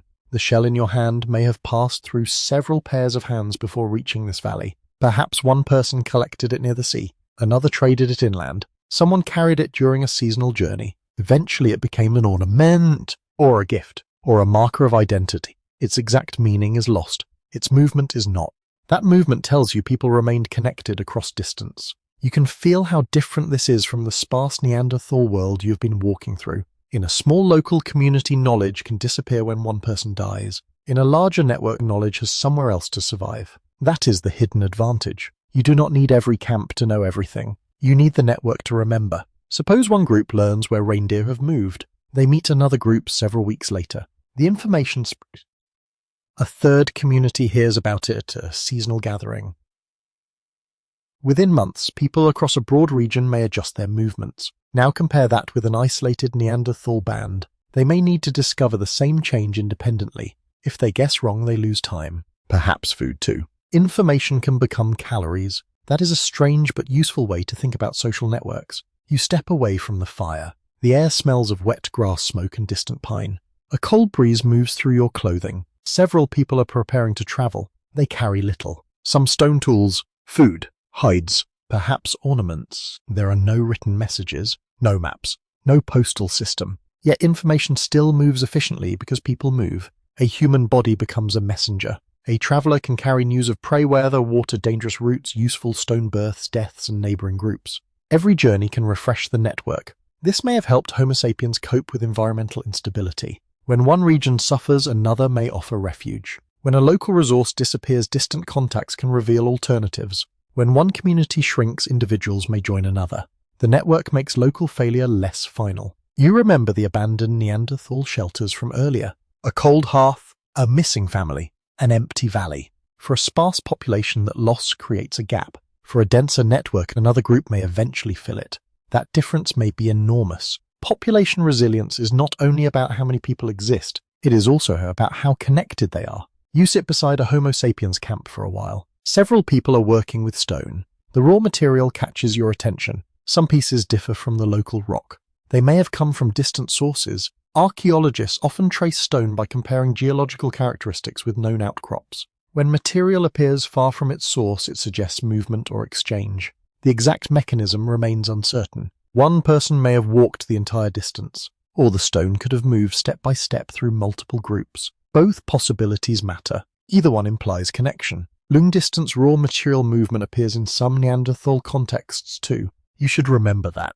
Neanderthals were not socially sealed inside tiny valleys. Some transported stone over substantial distances. Some probably met neighbouring groups regularly. The contrast is not absolute. That would be too convenient. The important question is scale and reliability. Were Neanderthal networks generally smaller? Did Homo sapiens maintain more frequent connections across greater distances? Researchers continue debating the answer.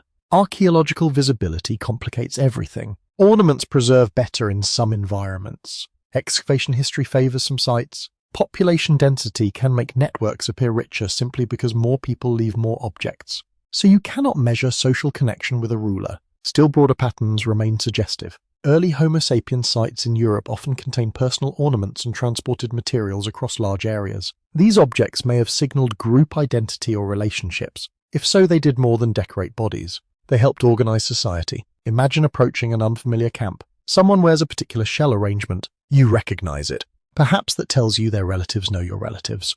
Maybe the ornament marks a shared tradition. Suddenly a stranger is slightly less strange. Symbols can reduce the cost of cooperation. That possibility is difficult to prove, but it is powerful. Large social networks need ways to manage relationships beyond immediate family. Humans use names, stories, symbols, gifts, customs, and shared rituals. Prehistoric people likely did too. The surviving evidence may include beads, pigments, engraved objects, or unusual materials, but most social signals were probably made from things that decayed. Feathers, wood, hair, plant fibers, painted skin. None survives reliably. Your picture is incomplete again. A quirky detail comes from marine shells found surprisingly far from ancient coastlines. Some were pierced deliberately, others show wear consistent with suspension. It is easy to imagine them hanging from clothing or necklaces. A shell that once sat beneath shallow seawater might later rest against someone's chest hundreds of kilometers inland. That journey is almost more interesting than the ornament itself. Every stage implies a human decision.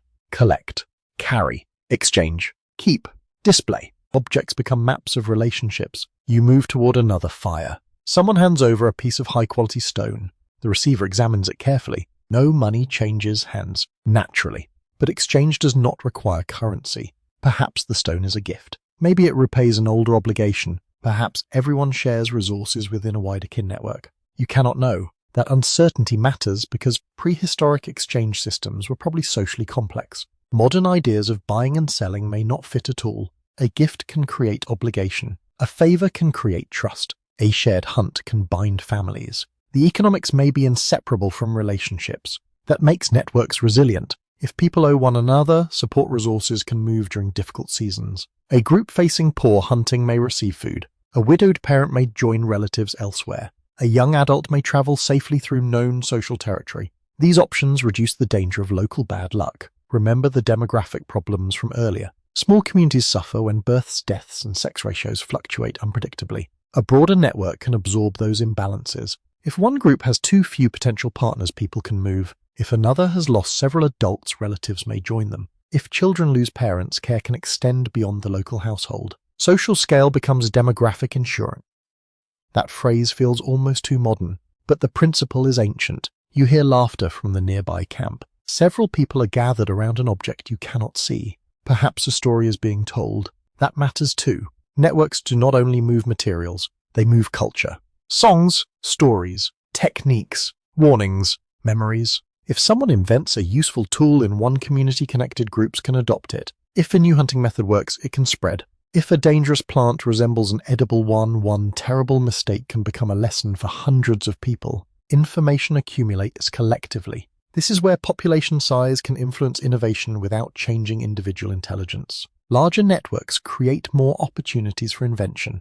They also provide more opportunities to preserve inventions after inventors die. Think about the birch tar maker from earlier. In a tiny community, one expert may be crucial. In a network of hundreds, several people might understand the process. If one dies, the technique survives elsewhere.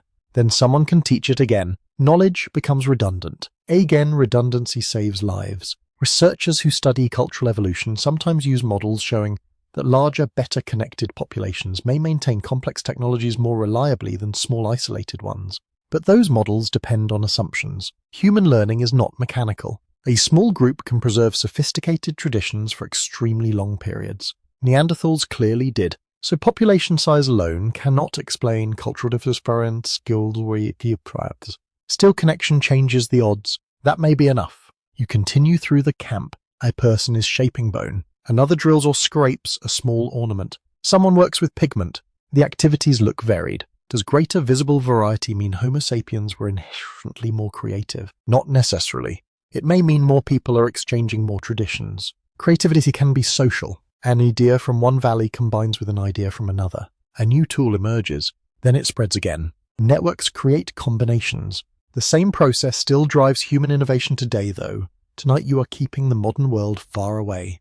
The firelight reflects from a shell bead. You turn back towards the Neanderthal Valley. The difference between the two populations feels less like a contest of brains and more like a contrast in scale. One group may know its landscape exceptionally well. The other may know more people. Which advantage matters more? That depends on the year. During stable conditions, local expertise may dominate. During rapid change, distant information becomes valuable. That connection with climate is crucial. A predictable environment rewards specialization. An unpredictable environment rewards flexibility and information. Late Ice Age Europe offered plenty of unpredictability, so a wider network may have become especially useful at exactly the wrong time for Neanderthals. You imagine a difficult winter. A Neanderthal group loses access to prey. They travel toward a neighboring camp. It is empty. Their network has failed. A Homo sapiens group faces the same problem. They know relatives 2 valleys away. Those relatives know another group farther south. Within weeks, several options exist. Neither population needed to be smart. To be smarter. One simply had more pathways. This is why extinction can emerge from structure. A single person experiences only ordinary decisions. Where should we go? Who can help us? Which route is safe? Where are the animals? The population level, the consequence appears generations later. One network recovers more often. The other recovers less often. Eventually the difference becomes archaeological. You sit near the edge of the camp as evening approaches. The smell of roasting meat mixes with damp earth. Someone shakes water from a hide. A child plays with a discarded shell fragment. Nearby, an adult touches an ornament hanging near the neck. Perhaps it means nothing beyond beauty. Perhaps it means everything socially. Researchers still disagree over how much personal ornaments can reveal about identity, status, or long-distance alliances. You should keep that uncertainty. A shell does not come with an explanation, but it does tell you someone cared enough to carry it. That is already meaningful. The network around you feels almost invisible now. You cannot see the full extent. One person knows someone beyond the ridge. That person knows people farther east. Another has relatives near a river you have never visited. Connection branch outward. There may be hundreds of people linked indirectly. No single camp contains them all. Yet together they form something larger. A social safety net without any central authority. That may be one of Homo sapiens' greatest advantages. Not a superior spear. Not a larger brain. More dependable human connection. Still, networks alone do not settle the mystery. Neanderthals had social connections too. They could learn. They could innovate. They could adopt useful techniques. So you need to look more closely at the objects each population made. Stone, bone, wood, bindings, points, scrapers. The tools themselves may reveal whether different technological strategies created small but important survival advantages. Tomorrow you will sit beside another fire. You will watch hands shape materials, and you will ask a deceptively simple question. When 2 capable human populations face the same unstable world, can slightly different technologies change who remains? Section 13. The next morning you sit beside another fire and watch hands turn stone into possibility. One person holds a carefully prepared core. Another works a thin piece of bone. Nearby, a wooden shaft rests across 2 knees while someone checks its straightness against the light. The sounds are quiet.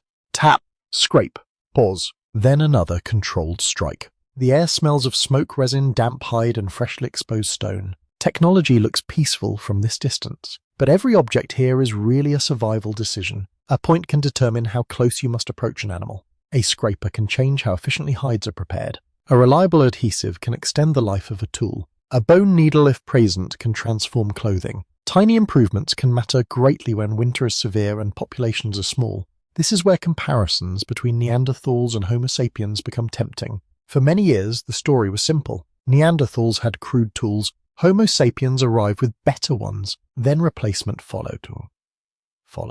It is a satisfying narrative. It is also too neat. Neanderthal stone technology was sophisticated. They used prepared core techniques. They produced specialized flakes and points. They hafted tools. They manipulated adhesives. They selected raw materials carefully. In some regions, they created highly standardized forms. These were not random objects made by desperate amateurs. You watch one Neanderthal turn a core in the hand before striking. The person is planning future fractures. That requires understanding shape in advance. A poor strike can ruin useful material. A good strike creates a flake with the intended size and edge. There is knowledge in that movement and patience, mostly patience. Stone is remarkably unforgiving toward enthusiasm. Neanderthal technologies also varied by region and time. That matters.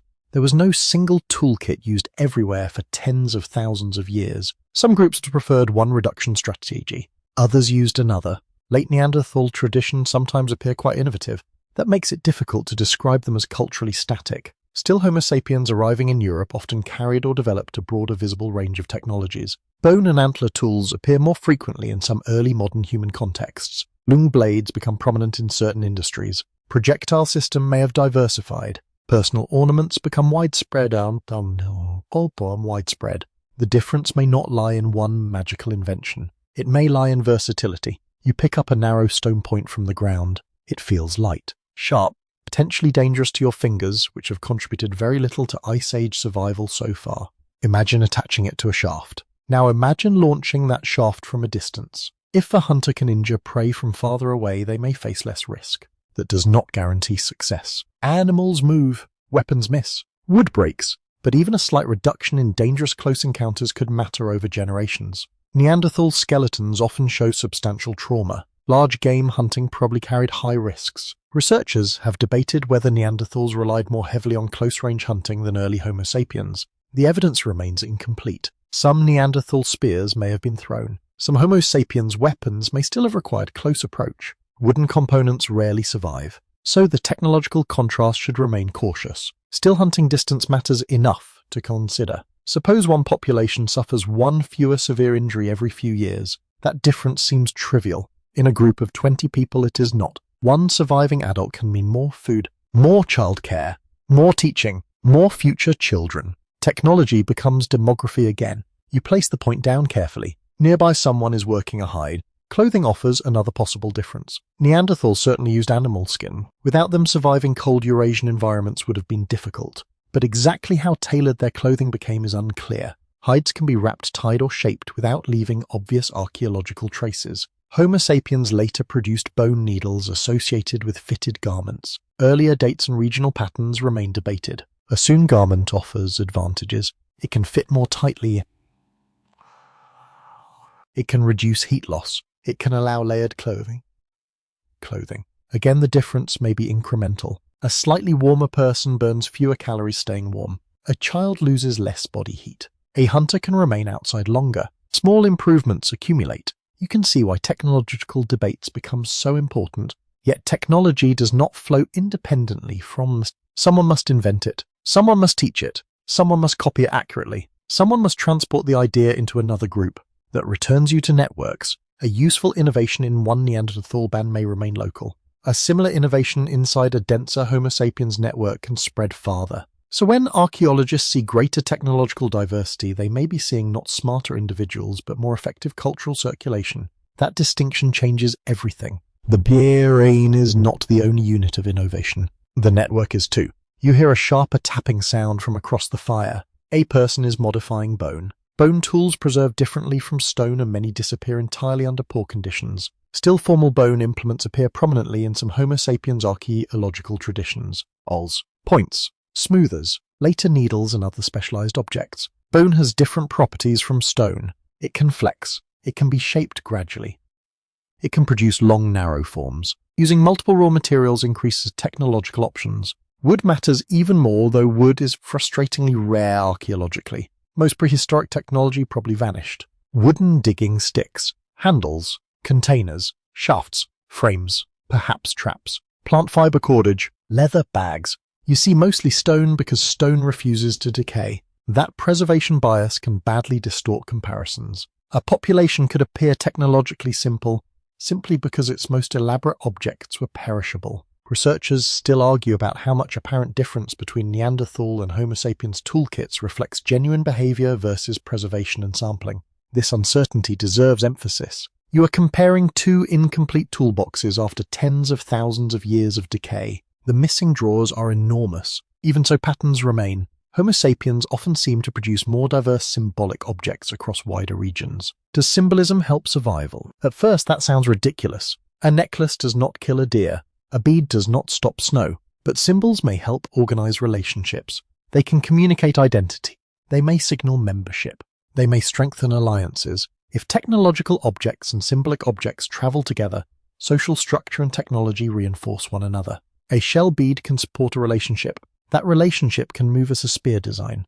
The spear design can improve hunting. Culture becomes a connected system. You look at an ornament near someone's wrist. It might be made from tooth shell bone or stone. Its practical function seems minimal. Its social function may be enormous. This is one reason archaeologists pay such close attention to ornaments. They reveal more than decoration. Potentially. The caution is necessary because meaning cannot be directly recovered. A pierced tooth could signal status, or family identity, or beauty, or memory, or nothing scholars have imagined correctly. Still, deliberate personal display suggests social communication beyond immediate practical needs. Neanderthals also used pigments and possibly ornaments. Some late sites contain modified eagle talons and perforated animal teeth. That means symbolic behavior cannot be assigned exclusively to Homo sapiens. Again, the difference may be scale rather than presence. More objects, more regions, more connectivity. You return your attention to the working hands. One person is making an adhesive, perhaps plant resin, perhaps birch tar.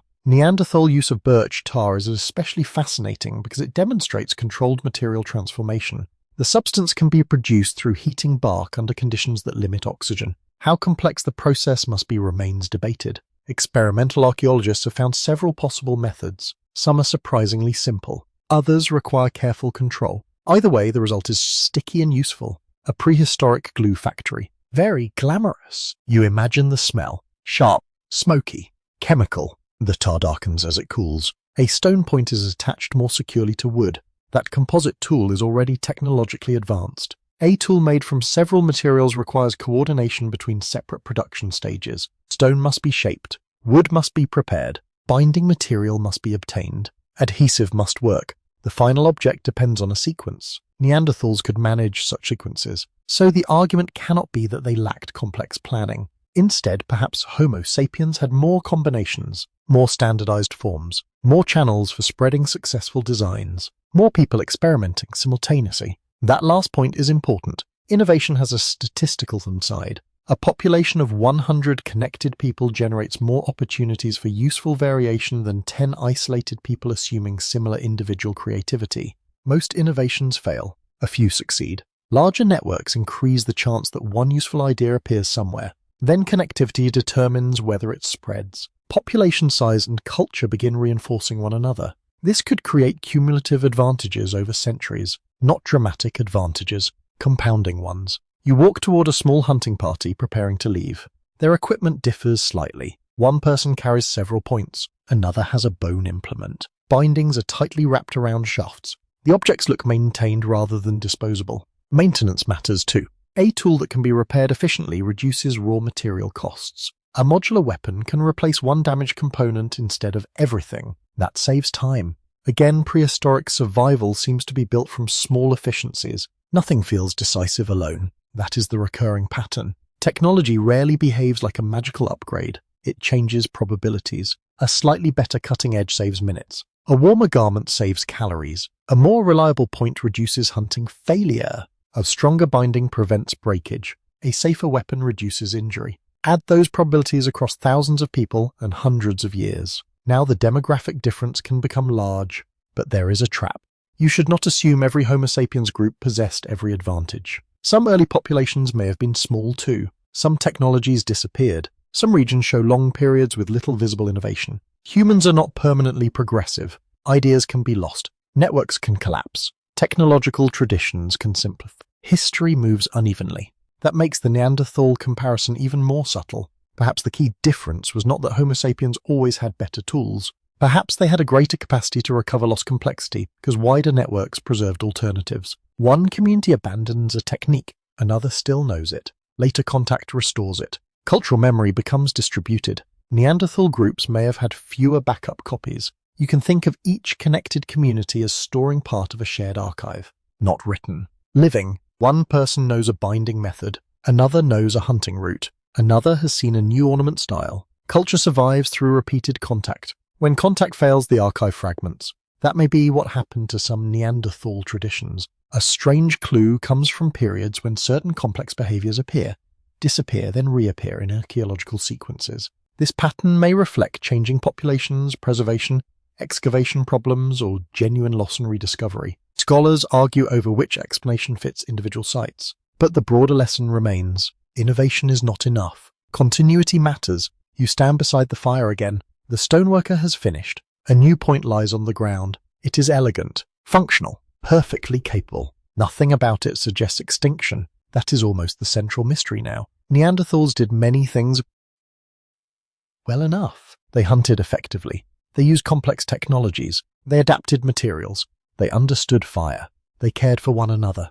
Their disappearance therefore may not reflect any single missing ability. It may reflect cumulative disadvantage. A few fewer connections. A few fewer innovations circulating. A little more hunting risk. Slightly slower recovery. A little less demographic redundant. Then time compounds everything. You look across the valley. Homo sapiens smoke rises in several directions. Neanderthal fires still burn too. For now, both populations remain. The outcome is not obvious from this morning.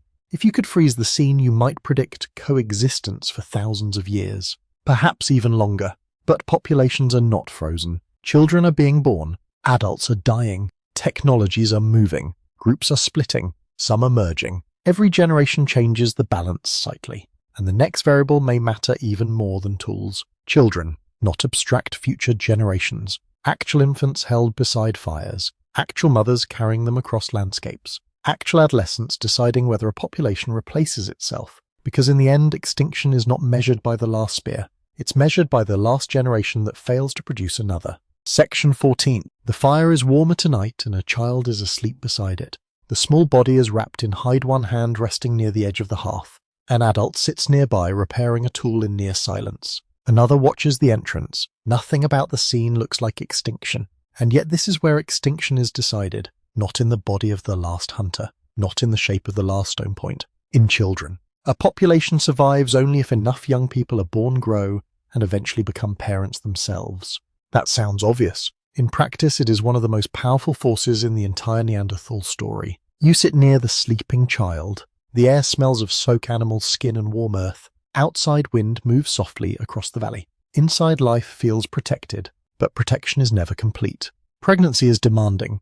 Birth is risky. Infancy requires constant care. Childhood stretches across years of dependency. For small hunter-gatherer populations, every successful child represents a major investment of energy. A mother must consume enough calories. She must remain healthy. She must travel while pregnant. Then she may carry or protect an infant while the group continues moving through difficult terrain. There are no cradles waiting in permanent bedrooms. No stored food designed specifically for toddlers. No warm clinic down the road. The entire social group becomes part of the childcare system. That is probably true for Neanderthals as well. You watch an older person lift the sleeping child away from the fire.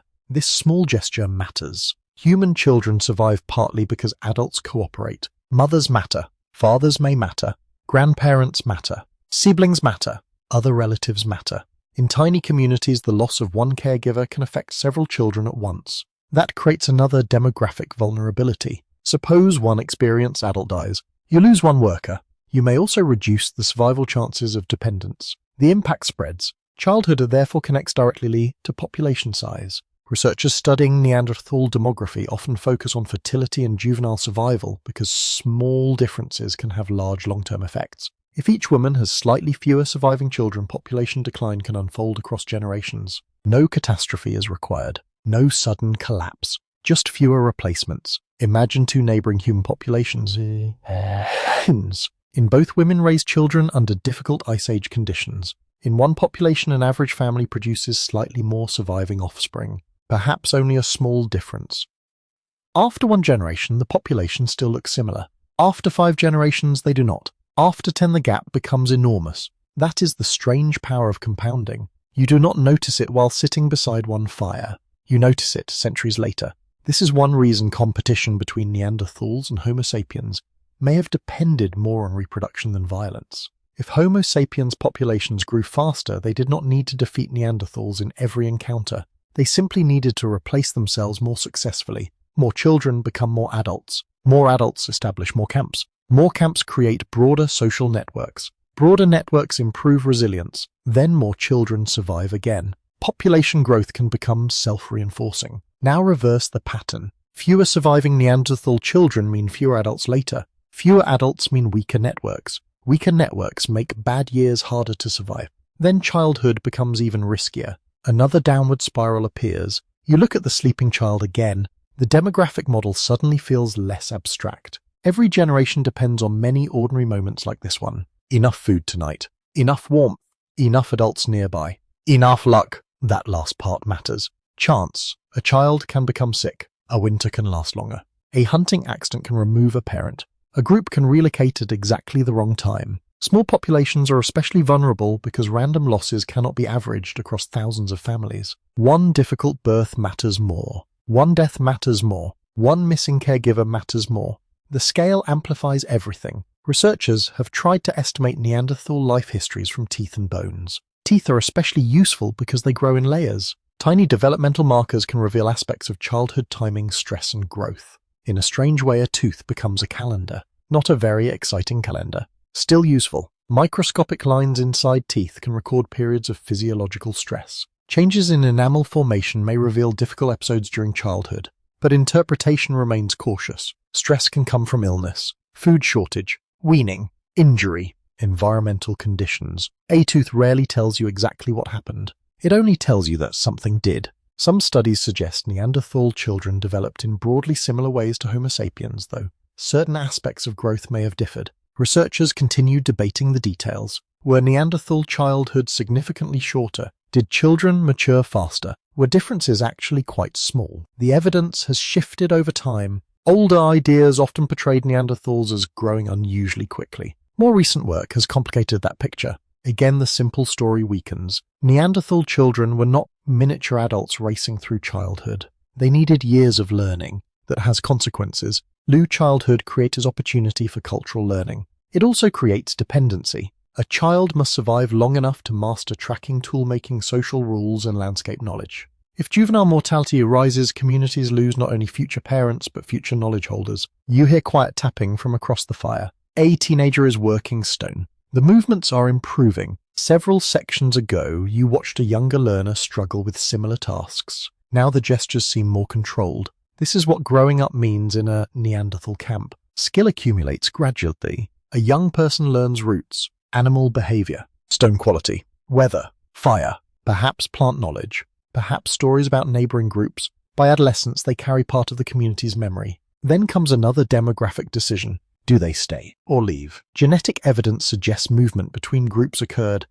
and in some communities, women may have been more likely to relocate. That movement could help reduce inbreeding. It also reshapes local populations. A young adult leaving one group may strengthen another. For the group left behind, the loss may be temporary or permanent. Again, network size becomes crucial. If people move within a strong system of connected communities, relocation can strengthen the broader population. If neighboring groups are disappearing, movement may become one way. Individuals leave, few return. The local group ages, children become fewer. Eventually a camp survives mainly through older adults. The fire still burns. The future does not. You can imagine how subtle this looks. There is no final emergency, just fewer young boys. That may be one of the clearest signs of demographic decline in any human society. But archaeology rarely preserves the sound of children. Instead, researchers estimate age distributions from remains. That is difficult because burial and preservation are uneven. Children's bones are smaller and more fragile.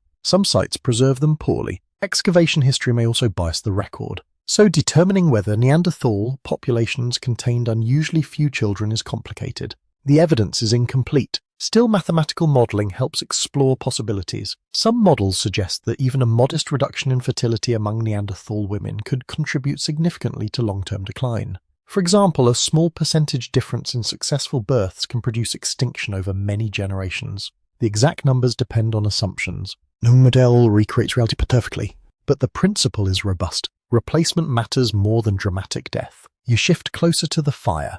The warmth feels soothing. Someone feeds a thin branch into the embers.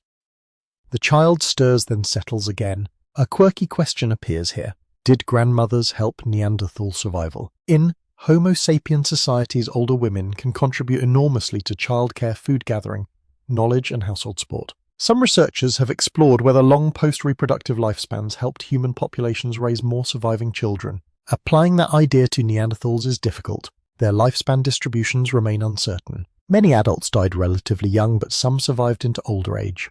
Whether grandmaternal support differed significantly between populations remains unclear. Still, the idea is intriguing. An older woman who no longer has infants herself may improve the survival of grandchildren. If so, the age structure of a community matters in another unexpected way. One extra caregiver can change reproductive success. Human evolution is full of these quiet social advantages. You look toward an older woman working near the shelter wall. Perhaps she knows more about this valley than anyone alive. Perhaps she watches children while younger adults hunt. Maybe she remembers a distant group no one else has visited. Her contribution cannot be measured by muscle alone. This becomes important when comparing Neanderthals with Homo sapiens. If Homo sapiens social networks included more surviving older adults, broader kin ties, or more flexible childcare that could potentially support higher population growth. Researchers have debated whether early Homo sapiens had demographic advantages connected to social organization. The evidence remains uncertain. You should not turn one hypothesis into a conclusion, but it belongs among the possibilities. There is also the question of birth spacing. Mobile foraging societies often have longer intervals between births than farming societies. Carrying several dependent children while traveling is difficult. Breastfeeding can also delay the return of fertility. If Neanderthal mothers typically had long birth intervals, population recovery after decline would be slow. But Homo sapiens hunter-gatherers faced similar constraints, so any difference must come from details. Food reliability, social support, mobility, childcare, weaning practices, adult mortality. Tiny variations across several factors could create a larger demographic gap. This is where the story becomes frustratingly uncinematic. You want one answer. Instead, you get percentages. Half a child more surviving per woman, a slightly longer adult lifespan, a slightly stronger social network, a slightly lower injury rate.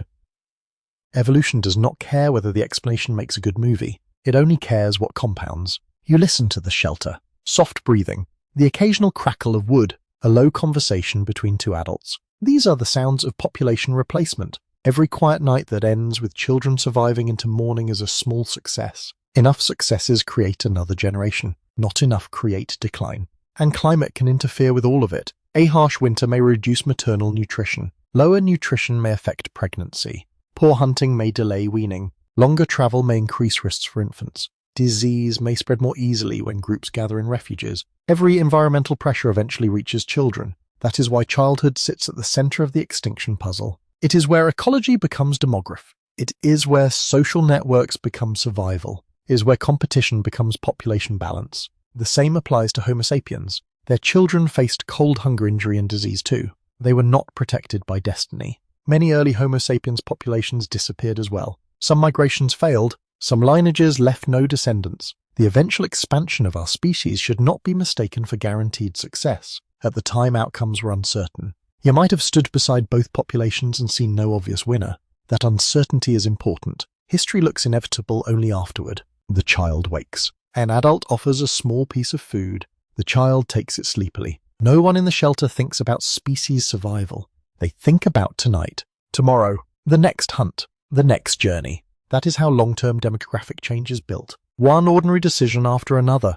And there is one more vulnerability that could reach children and adults alike. When two human populations meet after long periods apart, they do not exchange only genes, tools, and stories. They may also exchange microbes. Most such encounters leave no trace. But if unfamiliar diseases moved between Neanderthals and Homo sapiens, even limited outbreaks could have changed already fragile populations. The evidence is uncertain. The possibility is difficult to test. And that makes the next part of the mystery especially strange. Section 15. The next threat is invisible. You cannot track it through snow. You cannot sharpen a spear against it. You cannot hear it approaching across the valley. It travels inside breath, saliva, blood, food, water, and close human contact. Disease is one of the most intriguing possibilities in the final Neanderthal story, because it leaves so little obvious evidence. Bones can preserve trauma. Teeth can preserve stress. Stone can preserve technology. But most infections vanish without leaving a clear archaeological signature that makes disease both plausible and frustrating. You sit near a small camp where Neanderthals and Homo sapiens have recently crossed the same territory. The air smells of damp grass and smoke. Someone coughs near the fire. It is an ordinary sound, perhaps meaningless, perhaps not. When long-separated populations meet, they may exchange pathogens as well as genes. This is familiar from later human history, but the prehistoric situation is much harder to reconstruct.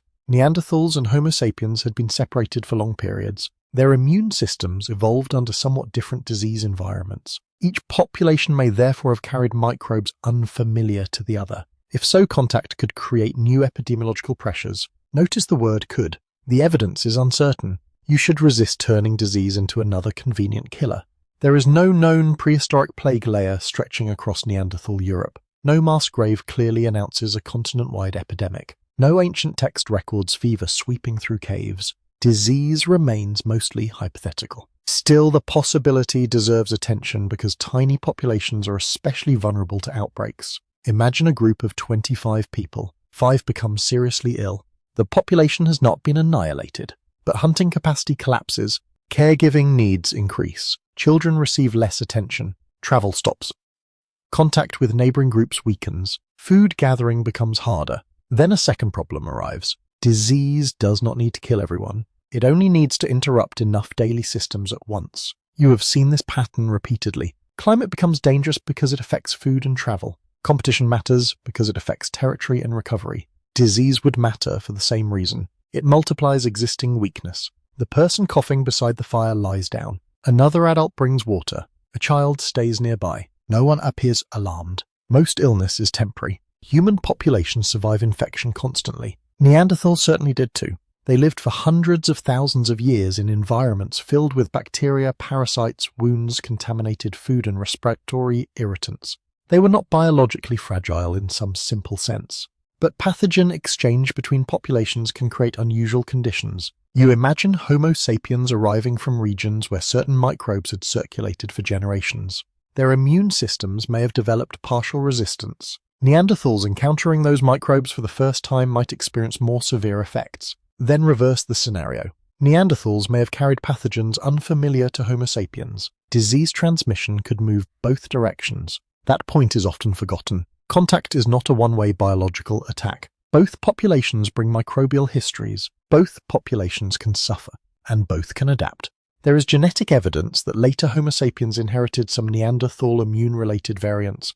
Archaic genetic contributions appear connected to immune responses in living humans. That suggests interbreeding sometimes introduced useful adaptations. The details are complex. Some inherited variants may have helped detect local pathogens. Others may have carried costs. Natural selection then reshaped those genes over thousands of years. This is a fascinating reversal. Neanderthals were not simply disease victims. They may have contributed immune advantages to Homo sapiens descendants. Your family tree, biologically speaking, is very untidy. You walk toward the stream. The water is clear. Cold vapor rises from its surface. A person fills a container fashioned from hide or another perishable material. You notice how easily contamination could move through a camp. Shared water, shared food, close sleeping spaces, care for sick relatives, smoke-filled shelters. People gather tightly for warmth during cold weather. These conditions can increase transmission of respiratory and gastrointestinal infections. But they also exist in Homo sapiens camps. So again, disease alone cannot explain different outcomes. Population structure becomes important. Paradoxically, larger populations can support some diseases more easily because pathogens require enough hosts to persist. Very small groups may experience an outbreak and then lose the pathogen when everyone becomes immune, recovers, or dies. This is sometimes called fade-out. For certain acute infections, small populations are actually poor long-term reservoirs. That creates an interesting twist. A large connected Homo sapiens network might maintain pathogens continuously. A tiny Neanderthal group might not. Then repeated contact could reintroduce infections into communities with little prior exposure. You can imagine the pattern. A Neanderthal band meets newcomers. Several people become ill. They recover.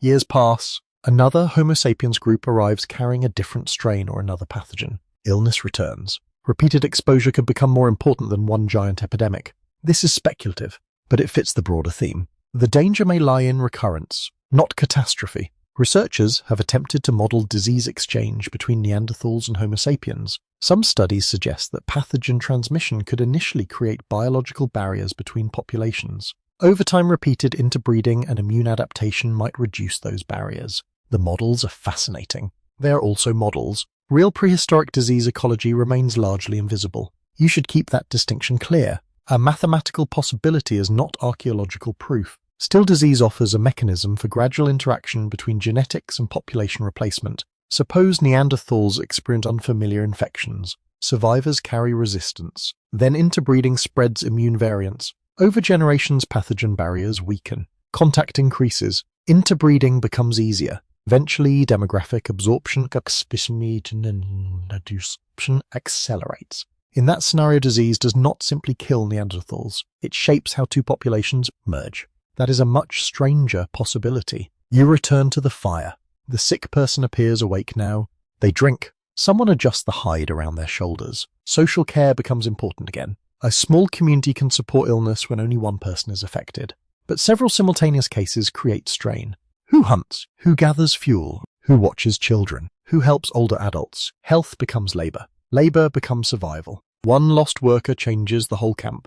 There is also the question of chronic infections. Not all disease arrives dramatically. Parasites can reduce nutrition. Persistent respiratory problems can lower endurance. Dental infections can become dangerous. Skin infections can complicate wounds. Many such conditions would rarely leave obvious skeletal evidence. You could live for years with illness and leave archaeologists almost nothing to identify.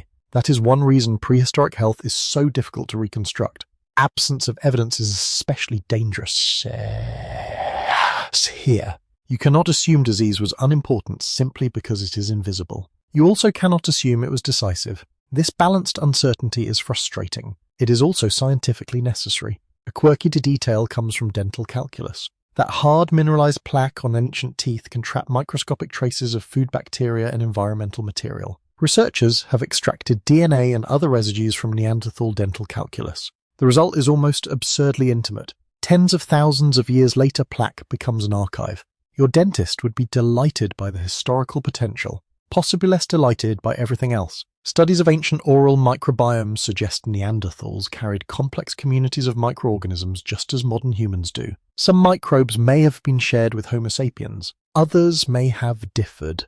Constructing transmission pathways remains difficult, but the mouth preserves hints of biological contact. This is where disease research becomes unexpectedly personal. You are no longer studying abstract epidemics. You are studying what lived between someone's teeth. The sick individual coughs again. This time a child moves farther away, perhaps intentionally, perhaps not. Did Neanderthals understand contagion? Probably not in a modern microbial sense. But humans can recognize patterns without understanding mechanisms. If people become ill after close contact, communities may develop avoidance behaviors. If certain water causes sickness, they may stop using it. If one shelter seems unhealthy, they may leave. Practical knowledge does not require germ theory. Still, recognizing transmission is difficult when symptoms appear days later. Some illnesses would remain mysterious. A person meets strangers. Nothing happens. 3 days later, fever begins. The connection may be impossible to see. This uncertainty affects social relationships too. Imagine several people becoming ill after meeting another group. Even without understanding disease, suspicion may grow. Future contact becomes less likely. That weakens exchange. Social networks contract. Now disease indirectly increases isolation. Once again, one pressure feeds another. You think back to the scattered Neanderthal camps. If fear of illness reduces travel, genetic isolation increases. Partnership opportunities shrink. Information moves less often. A biological problem becomes a social one. Prehistoric life seems determined to connect everything. There is another complication. Homo sapiens populations were not necessarily healthier. They may have carried heavier pathogen loads precisely because their networks were larger. More contact means more transmission. More movement means microbes travel farther. Higher population densities can support more persistent infections. So the newcomer's advantage, if any, would not come from being disease-free. Quite the opposite. It may come from having immune experience with a wider range of pathogens. That is a subtle difference. One population carries more disease but also more acquired resistance. Another carries fewer persistent infections but may be more vulnerable when exposed. Whether this dynamic actually mattered for Neanderthal decline remains unknown. Scientists still argue over how much epidemiology should be included in extinction models. Some researchers see disease as a potentially significant factor. Others consider the evidence too indirect to assign it much weight. The responsible position remains cautious. Disease could have contributed. It has not been demonstrated as the primary cause. You move away from the camp and climb toward higher ground. The atmosphere is damp. Clouds sit low over the valley. Smoke from several fires drifts almost horizontally beneath them. Some fires belong to Neanderthals. Others belong to Homo sapiens. From here you cannot tell which is which. Microbes would not care either.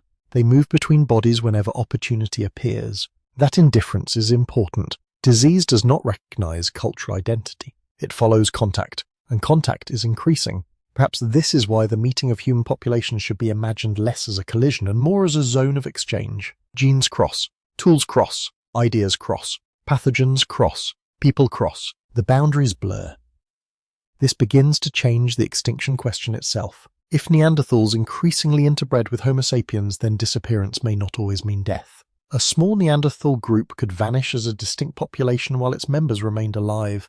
They might join a larger Homo sapiens network. Their children might inherit ancestry from both populations. A few generations later, the label Neanderthal becomes difficult to apply. Biologically, something survives. Demographically, something disappears. That possibility waits just beyond the disease question. You return to the sick person one last time. They are sitting upright now. Perhaps tomorrow they will hunt again. No epidemic arrives. No dramatic ending occurs. That is fitting. Disease remains one thread among many. Potentially serious. Almost invisible. Impossible to separate completely from population-sized social networks and interbreeding. The deeper you travel into this mystery, the less extinction looks like one population being erased. It begins to look like transformation, and the genetic evidence waiting ahead will make that transformation impossible to ignore. Because some Neanderthals did not vanish into silence. They entered Homo sapiens families, and parts of them are still here. Section 60. By now, the boundary between the two human populations has begun to look far less solid. You have watched Neanderthals and Homo sapiens share landscapes, avoid one another, compete quietly, and perhaps exchange useful ideas. Now genetics forces you closer. Much closer, because some of these encounters produced children. That fact changes the extinction story more than almost anything else you have seen. You walk toward a camp at dusk. The air is cool, carrying the smell of pine smoke and damp soil. Several adults sit around a low fire. Children move between them. At first glance, nothing about the group tells you which ancestry belongs where. That is the point. A child can inherit from both. The neat categories you have been carrying through the Ice Age begin to soften. Neanderthals and Homo sapiens were distinct populations. They had different evolutionary histories. Their bodies often looked different. Their genetic lineages had been separated for long periods. But separation was not complete. When they met, some individuals had children together. Those children conceived. Some had children of their own, and their descendants carried Neanderthal DNA forward. This is now one of the clearest facts in human evolutionary history. Many living people outside Africa carry a small percentage of Neanderthal-derived ancestry. The exact proportion varies by population and by how it is measured. But the broader conclusion is secure. Neanderthals contributed genetically to later Homo sapiens populations. They did not disappear without descendants. You sit closer to the fire. One child is asleep against an adult's shoulder. Another turns a small stone flake in both hands. You imagine one parent descended mostly from Homo sapiens. The other carries Neanderthal ancestry. No one in the camp thinks in those scientific labels. They know family, kin, trust, perhaps difference, perhaps similarity. The child simply belongs to people. That ordinary fact creates an enormous problem for the word extinction. What does it mean for a population to disappear if some of its genes continue inside another population? Biologists sometimes distinguish between extinction through death and extinction through absorption.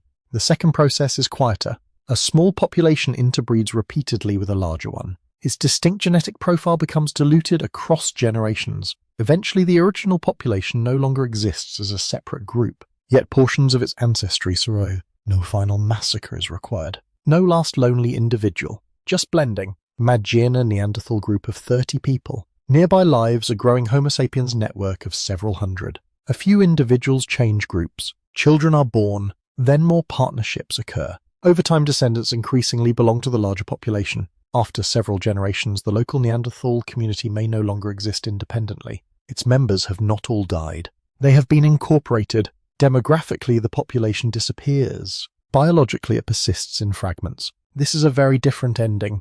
You look around the camp. One adult has a broad face, another has a narrower one. Children show combinations that would be impossible to classify confidently by appearance alone. Real interbreeding would have produced exactly this kind of variation. Ancient DNA gives you more direct evidence. Some early Homo sapiens individuals in Eurasia carried unusually large stretches of Neanderthal ancestry. New genetic segments are especially informative. Recombination breaks inherited DNA into smaller pieces across generations. So when Neanderthal segments remain very long, the Neanderthal ancestor must have lived relatively recently. One famous early Homo sapiens individual from Peștrecuiezi in Romania carried enough long Neanderthal segments to suggest a Neanderthal ancestor only several generations earlier. That is remarkably recent, not thousands of generations. Just a few. You could almost draw the family tree. A Neanderthal great-great-grandparent, perhaps. The exact relationship cannot be recovered with certainty, but the intimacy is undeniable. The two populations were not merely sharing continents. They were sharing descendants. This gives you a quirky thought. Some of the earliest Homo sapiens people in Europe may have had family gatherings that would make modern taxonomic categories extremely awkward. Fortunately, nobody needed to fill out a form. The larger implication is serious. Contact was recurrent enough for genetic material to move between populations more than once, and the gene flow did not occur in only one direction. Researchers also suggested earlier, Homo sapiens ancestry entered Neanderthal populations before their final disappearance. That means mixing happened across multiple periods. Human groups met, separated, met again. The family tree became braided. This makes the old image of two pure species confronting each other across Europe look increasingly artificial. The reality was probably regional and messy. Some populations remained separate for long periods. Others mixed. Some descendants left no surviving lineages. Others contributed to later human. You walk away from the fire and follow a narrow path beside the river. Water moves quietly over stone. The moon appears pale behind clouds. You think about what interbreeding does to the extinction equation. Suppose every Neanderthal community maintained strict separation. Then disappearance would require those communities to die out biologically. But if individuals regularly joined Homo sapiens groups, population decline can accelerate without additional mortality. Every departure removes a potential Neanderthal parent from the local community. Their children may instead grow inside the larger population. The small group shrinks, the larger group grows. Interbreeding becomes demography. Again, almost everything does. One young adult leaving a Neanderthal band may seem unimportant. If many do so across generations, the effect becomes substantial. This does not require coercion. It may involve partnership, opportunity, migration, social alliance, perhaps simple preference. You cannot know. Archaeology rarely preserves motives, but the mathematical outcome is clear. Asymmetrical absorption favors the larger population. If one population is 10 times larger, mixed children are statistically more likely to become integrated into that larger social world. Over generations, distinct ancestry becomes diluted. This possibility may help explain why Neanderthal DNA survives while Neanderthal populations do not. The descendants remained. The demographic identity changed. You stop beneath a rock overhang. The surface is cold beneath your hand. The smell of moss rises faintly from damp stone. Somewhere behind you, laughter carries from the mixed camp. That sound makes the word replacement feel inadequate. Replacement suggests one thing removed and another inserted. Interbreeding suggests continuity, a transformation. The end of one population category can occur inside the beginning of another. That is harder to visualize. It is also more human. There is another genetic clue. Neanderthal-derived DNA is not distributed evenly across the modern human genome. Some regions contain relatively little archaic ancestry. Others preserve more. This pattern suggests natural selection acted after interbreeding. Neanderthal variants may have been harmful in Homo sapiens' genetic backgrounds and gradually declined. Others may have been neutral. Some appear to have offered advantages: immune responses, skin biology, adaptation to Eurasian environment. The details vary and remain under active study. But the broad point is clear. Neanderthal ancestry was filtered. It did not simply enter Homo sapiens and remain unchanged. evolution continued working. This filtering also tells you something about population differences. After long separation, the two groups had accumulated genetic variants adapted to somewhat different backgrounds. Mixing could create both benefits and costs. Some combinations worked well, others did not. That does not mean hybrids were generally unhealthy. The widespread survival of Neanderthal ancestry strongly argues against complete reproductive incompatibility. The populations were capable of producing fertile descendants. Still, selection may have reduced certain archaic variants over time. Researchers continue debating the strength and causes of this selection. Some explanations emphasize mildly harmful mutations that accumulated in small Neanderthal populations. Others focus on incompatibilities between genetic backgrounds. Immune-related interactions may also matter. There is no single mechanism. You notice how inbreeding returns here in a subtler role. Small Neanderthal population sizes may have allowed mildly harmful mutations to accumulate. When Neanderthal DNA entered the much larger Homo sapiens population, natural selection could remove some of those variants more efficiently. That might explain why certain parts of Neanderthal ancestry declined. But again, this is not evidence that inbreeding simply killed Neanderthals. Quite the opposite. It shows some Neanderthal genes continued surviving inside another population. The story refuses to become simple. You continue walking. An owl calls once from somewhere beyond the trees. The night smells of cold and you imagine hundreds of encounters across thousands of years. A traveler changes camps. A child is born. A partnership links two groups. Another person returns with relatives. Perhaps some communities become culturally mixed before they become genetically mixed. Maybe languages blend. Tool traditions combine. Stories cross boundaries. Soft materials disappear. Voices disappear. DNA remains. This is why genetics has transformed how researchers understand late Neanderthal history. The genome preserves meetings that archaeology might never detect. Two people could meet in a temporary camp, have descendants, and leave no recognizable artifact marking the event. Their genetic contribution can survive tens of thousands of years. That is astonishing. It also complicates the idea of a final Neanderthal date. Archaeologists often seek the last site where clearly Neanderthal-associated remains or technologies appear, but genetic absorption does not respect such boundaries. A person living after the last clearly Neanderthal occupation might still carry recent Neanderthal ancestors. Culture can disappear before genes do. Genes can persist after identity changes. The end point depends on what you are measuring. Anatomy, archaeology, population genetics, social identity, each gives a slightly different answer. Scholars still argue about how large a role assimilation played in the final disappearance. Some models suggest repeated interbreeding with a larger Homo sapiens population could contribute significantly. Others argue demographic decline was already advanced and absorption only finished the process. The available evidence supports mixing. It does not tell you one universal percentage of disappearance caused by it. Regional differences probably mattered again. In one valley, Neanderthals may have remained separate until their community failed. Elsewhere, they might have joined Homo sapiens groups. In another region, both populations may have vanished temporarily after climate deterioration. There is no single ending. That may be the most realistic conclusion you have reached so far. Extinction happened as a mosaic. You return to the camp. The child beside the fire has awakened. An adult offers food. The child reaches for it. Perhaps that child has parents from different populations. Perhaps not. You cannot tell. And after enough generations, perhaps nobody could. That is how absorption works. Difference becomes ancestry. Ancestry becomes a smaller fraction. Eventually, the population name disappears while pieces remain. This also changes how you imagine the final Neanderthals emotionally. They were not necessarily surrounded by emptiness. Some may have lived beside Homo sapiens. Some may have had Homo sapiens relatives. Some may have raised mixed children. The end of Neanderthal distinctiveness could therefore happen inside functioning families. No one needs to know that a population category is vanishing. They are simply living, choosing partners, joining groups, raising children. The demographic outcome appears much later. That is oddly peaceful and slightly melancholy. You look across the fire at several faces. In a few generations, descendants may identify entirely with the larger Homo sapiens network. The Neanderthal contribution remains inside them, but the separate community is gone.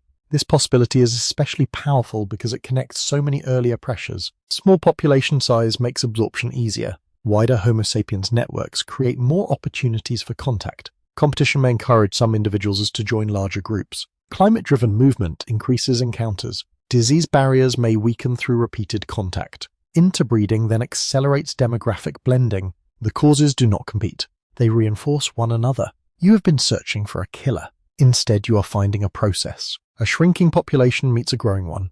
They compete. They exchange. They mix. The smaller population becomes increasingly difficult to maintain as the distinct social network. Eventually, the label disappears from the landscape. But the people do not vanish completely.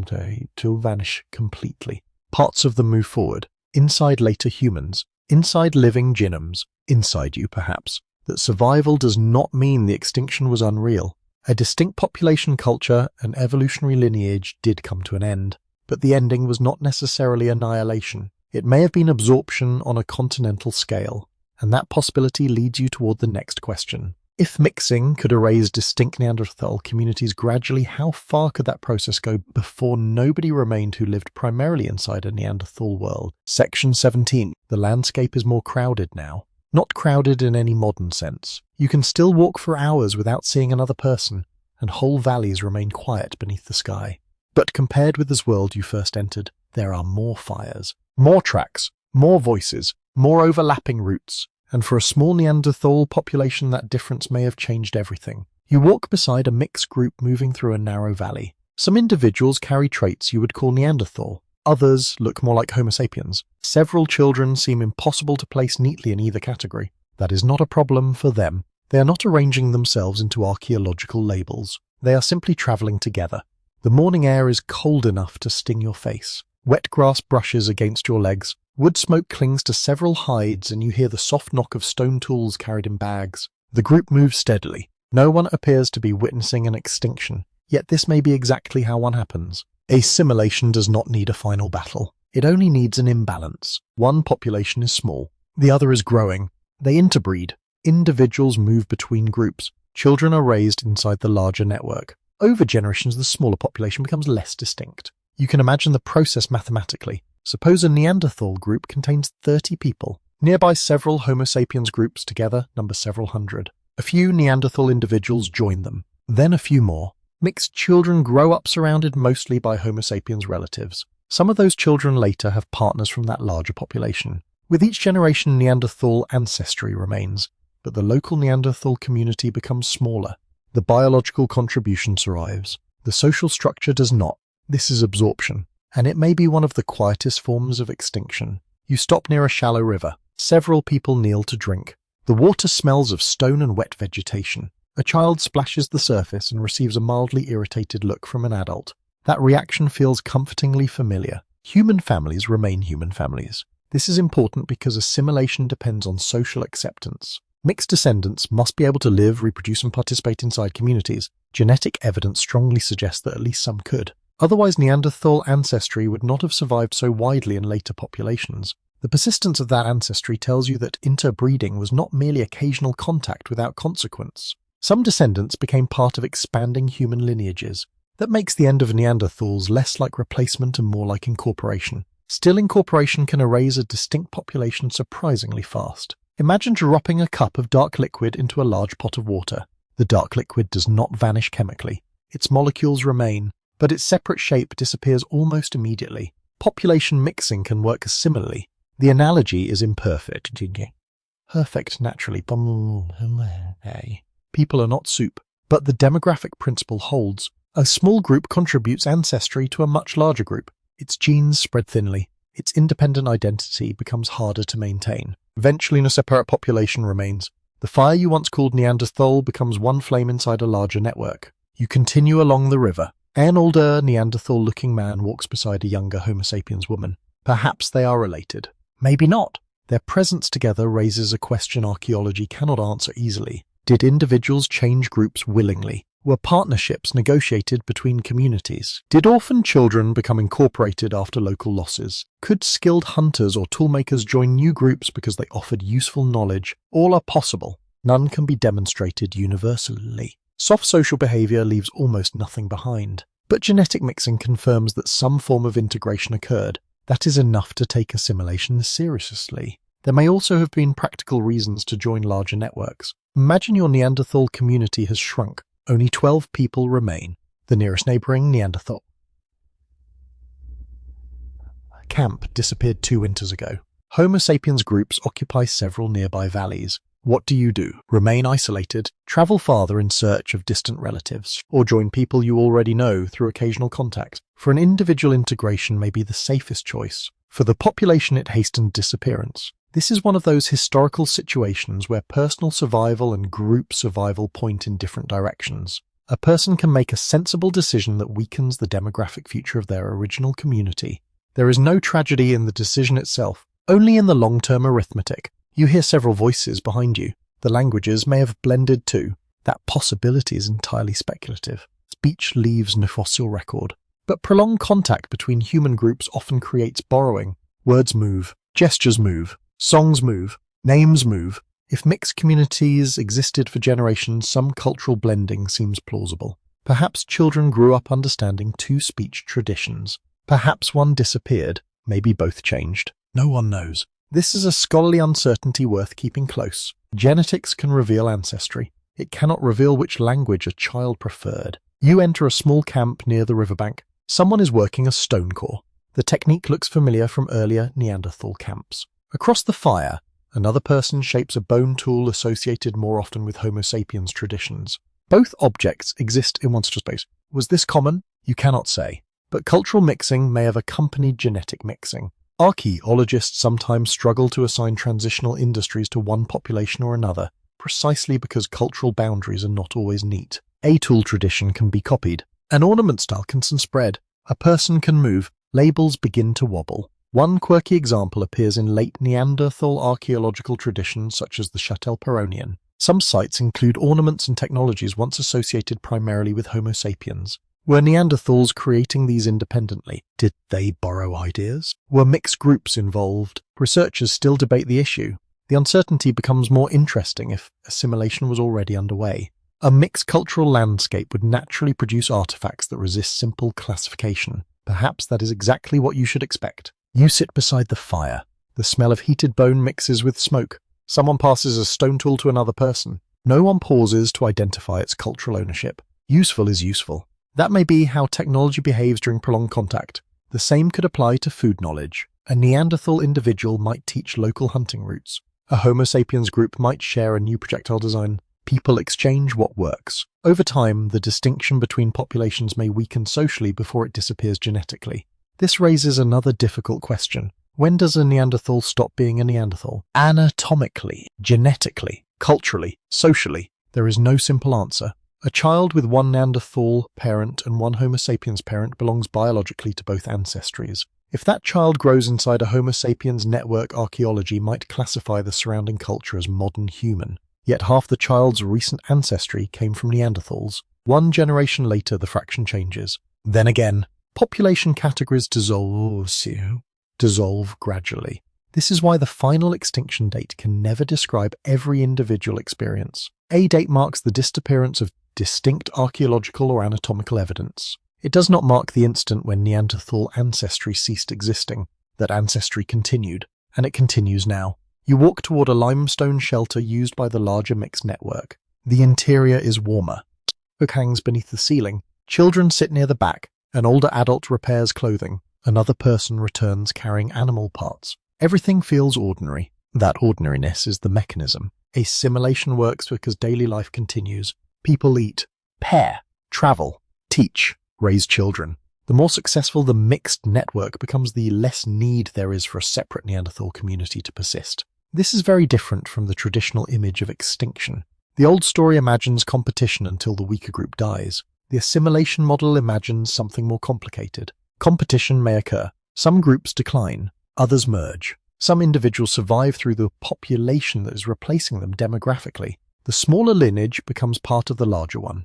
That does not mean all Neanderthals were absorbed. Many probably died without descendants. Some local populations may have vanished completely. Others may have survived for a while in isolated refuges. The process almost certainly varied across regions. But absorption offers a powerful explanation for why Neanderthal genes remain despite the disappearance of distinct Neanderthal communities. It also helps solve a timing problem. You do not need all Neanderthals to die within a narrow window. Some can disappear as populations earlier, others later. Mixed descendants can persist throughout. The end becomes staggered. That fits a continent-sized landscape much better than one synchronized catastrophe. Scientists still argue over how much assimilation contributed to the relative to demographic decline, climate, and competition. Some models suggest even modest interbreeding with a substantially larger Homo sapiens population could eventually erase Neanderthals as a distinct group. Others emphasize that Neanderthal numbers may already have been collapsing before mixing became extensive. These explanations are not mutually exclusive.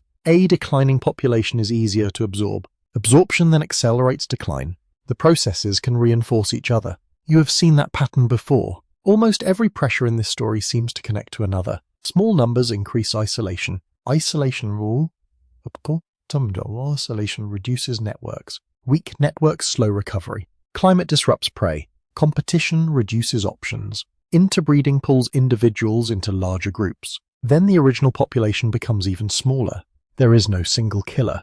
There is a system. That may be the central truth emerging from your journey. You look around the camp once more. A young child sits between two adults. One adult has a more robust build. The other is more graceful. The child laughs at something outside your understanding. That child may represent the future more accurately than any final Neanderthal skeleton. Not disappearance. Continuity through change. The ancestry survives. The population identity phase. Still, some Neanderthal groups may have remained separate long after mixing began elsewhere. Geography allows pockets of survival. Mountains, southern peninsulas, coastal refuges, regions where Homo sapiens arrived later or in smaller numbers. These places become especially important when searching for the final independent communities, because extinction is rarely complete everywhere at once. Some fires burn longer, and somewhere near the edges of Europe, researchers have searched for those last fires with extraordinary care. Section 2. The next part of your journey takes you toward the edges of the Neanderthal world. Not the geographical edge exactly. The chronological edge. You are searching for the last places where distinct Neanderthal communities may have survived after many others had already disappeared. These places feel different, more enclosed, more isolated, more resistant to change. A cave opens above a steep valley. Farther south cliffs rise over a restless sea. Elsewhere, mountain corridors create pockets where small human groups might remain for generations. I'll begin to understand why refugees matter. When populations contract, they do not vanish evenly. They retreat. Some landscapes offer reliable water. Others hold prey longer. Some caves provide excellent shelter. Southern regions may remain milder during colder phases. These areas can become demographic islands. For Neanderthals, such refuges may have delayed the end. You enter a limestone cave as evening settles. The interior smells of damp mineral, old smoke, and animal skin. Water drips somewhere in the darkness. A small fire glows against the wall. Only a handful of people sit around it. The group seems peaceful, but the surrounding world has changed. Far beyond this cave, Homo sapiens populations are spreading through more regions. Neanderthal networks have become thinner. Some familiar territories are already empty. This camp may still survive. The question is for how long. Researchers have long searched for very late Neanderthal sites, especially in southern Europe. The Iberian Peninsula became a major focus. So did Gibraltar. Some early studies suggested Neanderthals may have survived there thousands of years after disappearing farther north. That idea was extremely appealing. You can see why. A rocky southern refuge. A final population. Perhaps a last cave overlooking the sea. It feels almost designed for storytelling. Reality became less cooperative when dating methods improved. Some supposedly very late Neanderthal dates were revised. Others proved uncertain. Contamination affected samples. Sediments could mix. Old excavation records sometimes lacked precision. The apparent survival window began to shrink. This is one of the most important lessons in the search for the last Neanderthals. The last date is only as good as the evidence beneath it. You walk deeper into the cave. An adult tends the fire. Another works stone. A child sits near this wall tracing patterns in dust. Outside waves strike distant cliffs. The sound enters faintly through the cave mouth. You imagine this group living here after northern populations have disappeared. Is that possible? Yes. Can you prove it happened in exactly this cave? Much harder. Dating late Neanderthal sites is notoriously difficult because the period sits near the practical limits of radiocarbon dating. After tens of thousands of years, very little radioactive carbon remains. Even tiny amounts of younger contamination can make a sample appear substantially more recent. A trace of modern carbon can shift chronology. That means researchers must clean samples carefully. They also prefer materials clearly associated with human activity. A bone lying near a tool does not automatically belong to the same moment. Layers can move. Animals dig. Water carries sediment. People reuse caves. Prehistory is untidy. You notice a small bone fragment near the wall. It looks insignificant. That fragment could decide whether archaeologists placed this camp before or after another population. One tiny object may carry enormous chronological weight, which is slightly unfair to the object. Still, that is how fragile the evidence can be. Mainstream archaeological work now places the disappearance of Neanderthals in most of Europe broadly around 40,000 years ago, though regional timing remains debated. The exact dates vary depending on sites and models. The old idea of widespread Neanderthal survival far later than this has become harder to support. But isolated pockets may have persisted somewhat longer in certain regions. How much longer remains uncertain. You step outside. The air feels milder than in the northern valleys you crossed earlier. Low vegetation grows among the rocks. Birds move along the cliff face. If you are near a southern coast, marine resources may provide additional food. Shellfish, fish in some contexts, perhaps seals or other coastal animals. A refuge like this offers diversity. That matters. Environmental diversity can stabilize survival. If large herbivores become scarce, coastal foods remain. If inland conditions worsen, caves near the sea still provide shelter. You can imagine why Neanderthals might persist here after struggling elsewhere. Gibraltar has produced intriguing evidence of Neanderthal occupation and varied resource use. Sites such as Gorham's Cave became famous in discussions of late survival. Some deposits suggested surprisingly recent activity. Yet the chronology has been debated repeatedly. This is where scholarly uncertainty becomes part of the story itself. You are not merely asking when Neanderthals vanished. You are asking how confidently anyone can identify the final occupation. Those are different questions. Suppose one Neanderthal group survives 500 years longer than another. That matters biologically. Archaeologically, it may be difficult to detect. 500 years can fit within dating uncertainty. The last population could remain invisible simply because the evidence is too coarse. This gives the final extinction a blurred edge. There may never be one exact last day. You imagine several communities scattered across southern refuges. One disappears, another survives. A third merges with Homo sapiens, another relocates. The end occurs as a patchwork. That seems increasingly plausible. You continue along the coast. The smell of salt mixes with wood smoke. Wind pushes against your clothing. Below, waves fold repeatedly against dark rock. A Neanderthal group could know this coast intimately. They might recognize shellfish beds, understand tides, know caves inaccessible during storms. Local expertise becomes especially powerful in a refuge. But isolation returns too. A refuge protects. It also traps. If only a few groups remain, finding partners becomes difficult. Social networks shrink. Genetic isolation grows. Information exchange weakens. A population can survive ecologically while becoming demographically fragile. This is the same problem you encountered much earlier.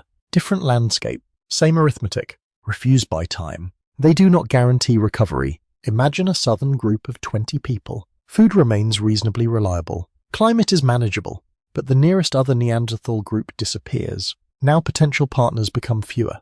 A young adult may instead join Homo sapiens nearby. Another leaves and never returns. 2 older adults die. The local population shrinks. No environmental catastrophe is required.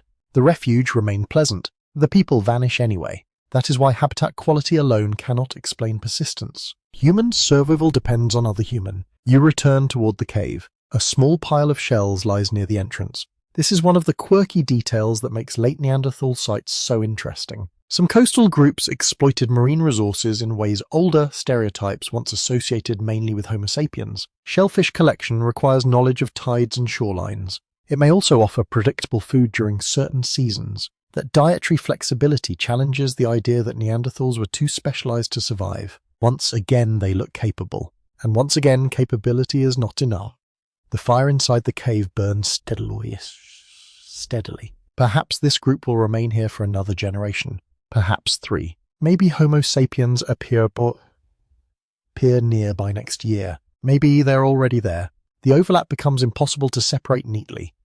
Archaeologists sometimes identify cultural layers associated with different populations in the same cave. One tradition appears below, another above. But even that sequence can deceive. Was the transition immediate? Did centuries pass between occupations? Were materials disturbed? Did mixed groups produce hybrid traditions? Each question complicates the boundary. I begin to appreciate why researchers argue so intensely over a few centimeters of sediment. Those centimeters may represent hundreds of years. A thin line in a cave floor can contain the end of one human population and the arrival of another. That is an extraordinary amount of history compressed into dirt. The last survivor debate also raises a philosophical problem. What counts as the last Neanderthal? A person with classic Neanderthal anatomy. A community using Neanderthal-associated tools. Someone with mostly Neanderthal ancestry. A mixed individual raised inside a Neanderthal group. The categories begin to blur near the end. You cannot simply point to one skeleton and declare a species finished. Human populations are too connected for that. This becomes especially important if assimilation was widespread. Imagine a late refugee where half the children have mixed ancestry. The adults still use local Neanderthal traditions. A generation later, Homo sapiens cultural practices become more common. Another generation passes. When did the Neanderthal population disappear? The answer depends on what you measure. Genetics, anatomy, culture, social identity. Archaeology does not give one universal threshold. That is why the end should be imagined as a fading gradient rather than a sharp line. You sit near the cave mouth and watch twilight deepen over the sea. The horizon is calm. A gull-like seabird circles briefly then disappears. Inside, voices continue. No one here knows they might belong to one of the last independent Neanderthal communities. They are not waiting for history to end. They are waiting for food to finish cooking. That small contrast matters. Extinction is visible only afterward. Living people experience continuity. Tomorrow follows today. Children grow, tools wear down, weather changes. Someone leaves, someone arrives. Then eventually the distinct community is gone. There may be no final dramatic scene. The last time a fire is lit in one place. The last child raised within one tradition. The last journey to meet another Neanderthal group that still exists. Then silence. Scholars still argue about whether some southern refuges preserved Neanderthal populations significantly longer than the broader European pattern suggests. Improved dating has shortened many proposed timelines. But debates continue because the archaeological record remains incomplete. New methods may change individual site chronologies again. That uncertainty should remain. It is part of the evidence. You look back into the cave. The firelight moves across several faces. Perhaps this community survives another winter. Perhaps not. Either way, their existence does not overturn the larger pattern. By this stage, Neanderthals are no longer widespread. Their demographic network has fractured. Homo sapiens populations occupy more territory. Interbreeding continues. Climate remains unstable. The remaining fires are increasingly isolated.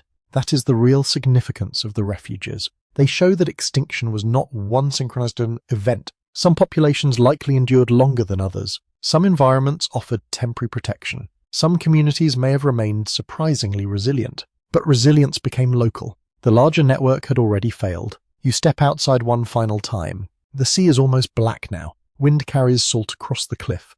Behind you the cave glows softly. One small fire. Farther away another may still burn. Perhaps several. But there are fewer than before. And that brings you close to the answer you've been searching for. Not one killer. Not one fatal gene. Not one eruption. Not one competing species. Instead, multiple pressures begin to converge. Population size. Isolation. Climate. Prey shifts.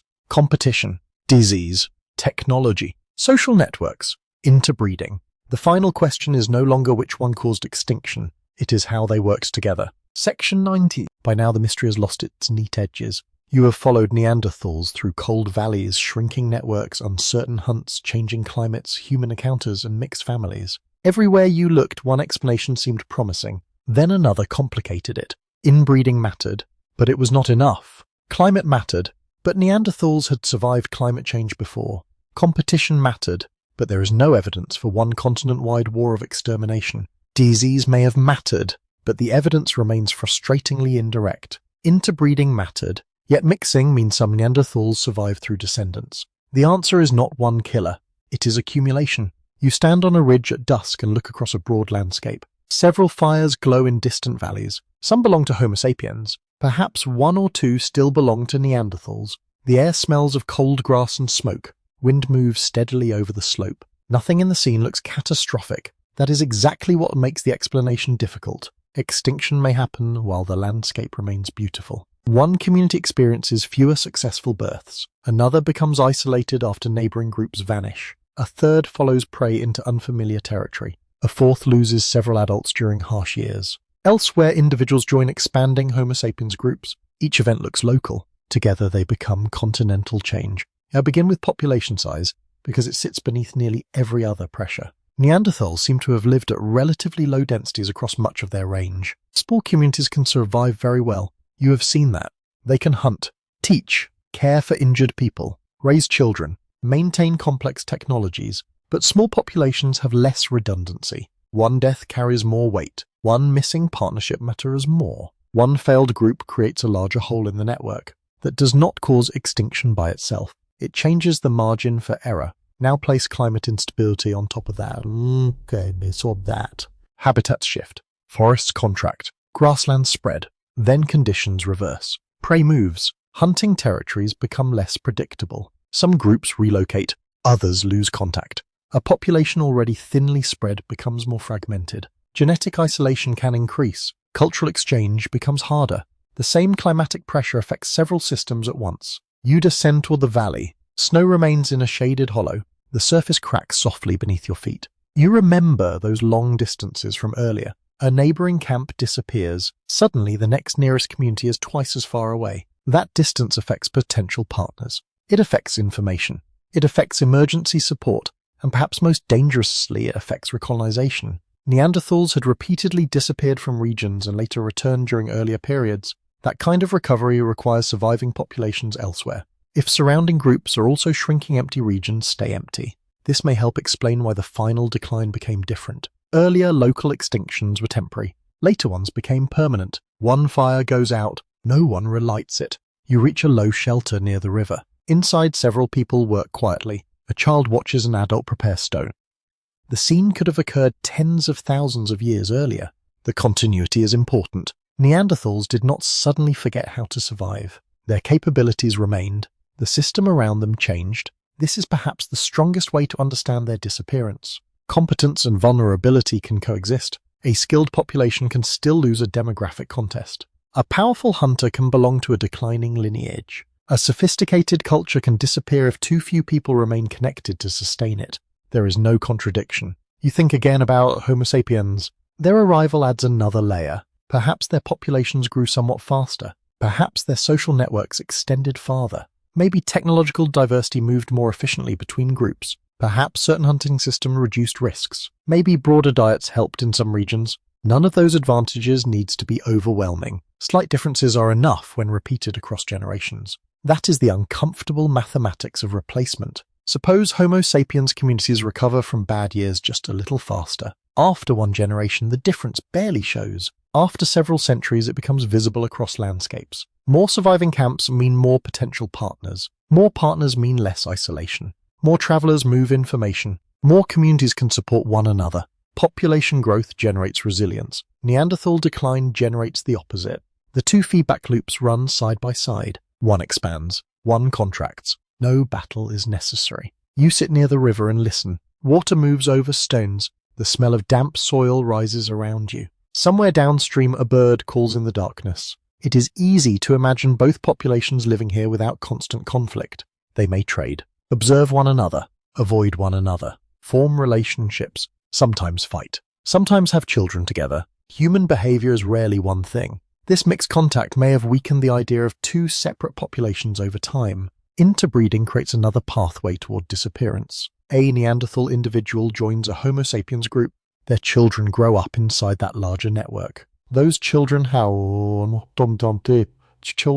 children. Neanderthal ancestry survives. The distinct Neanderthal community becomes slightly smaller. Now repeat the process across many generations. Absorption begins to resemble extinction from an archaeological perspective. You stop beside one of the fires. A mixed group may be sitting around it. You cannot classify every face confidently. That uncertainty is the point. By the end, the boundary itself may have become unstable. The final Neanderthal population was perhaps not simply surrounded by enemies. It may have been surrounded by relatives. That creates a very different ending. There is sadness in cultural loss, but not necessarily annihilation. Some individuals may have survived precisely by joining the population that was expanding around them. Personal survival could accelerate population disappearance. That paradox sits quietly at the center of assimilation. You also remember disease. Microbes could move through contact zones. Small isolated communities might be vulnerable to repeated introductions of unfamiliar infections. Larger networks could maintain broader pathogen reservoirs. Yet the evidence remains too limited to make disease the central explanation. It fits best as another possible stressor, The same applies to the Campanian ignimbrite eruption. Its ash spread widely. Its environmental effects may have intensified short-term hardship, but Neanderthal decline had already begun in many places. Some populations probably persisted afterward. The volcano makes sense as a shock, not a universal executioner. This pattern repeats with almost every proposed cause. Each factor can explain part of the story. None comfortably explains everything. That is not a failure. It may be the answer.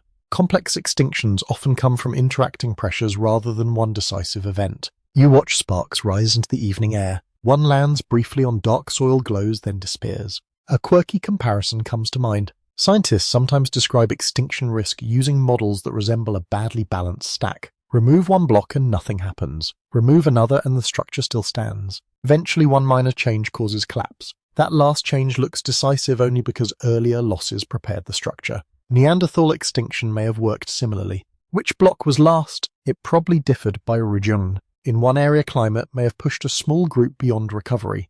Elsewhere, competition could have reduced access to territory. Another community may have been absorbed through interbreeding. A refuge might survive longer before demographic isolation finally mattered. There is no requirement that every population end for the same reason. You look across the continent in your imagination. Western Europe, the Mediterranean, the Balkans, the Caucasus, the Levant, farther east toward the Altai. These are different worlds, different climates, different prey, different human encounters. Trying to explain every Neanderthal disappearance with one mechanism would be surprisingly ambitious, and probably wrong. Scientists still debate the weight assigned to each factor. Some emphasize demography as the core explanation. Others give greater importance to competition with Homo sapiens. Some focus on climate-driven habitat changes. Assimilation has gained increasing attention as genetic evidence has improved. These positions overlap more than they sometimes appear to. Low population size can make competition dangerous. Climate can worsen demographic fragmentation. Interbreeding can accelerate decline in a small population. Technology can affect hunting success. Social networks can affect recovery from disease. Every factor touches another. The real disagreement is often about emphasis. You reason begin walking again. A Neanderthal camp lies ahead. Only a few people remain. Perhaps they once belonged to a network of several groups. Now those groups are gone or are mixed into others. The surviving adults still know how to hunt. They still make excellent tools. They still care for children. Yet their community has become structurally fragile. Suppose a young woman leaves to join another group.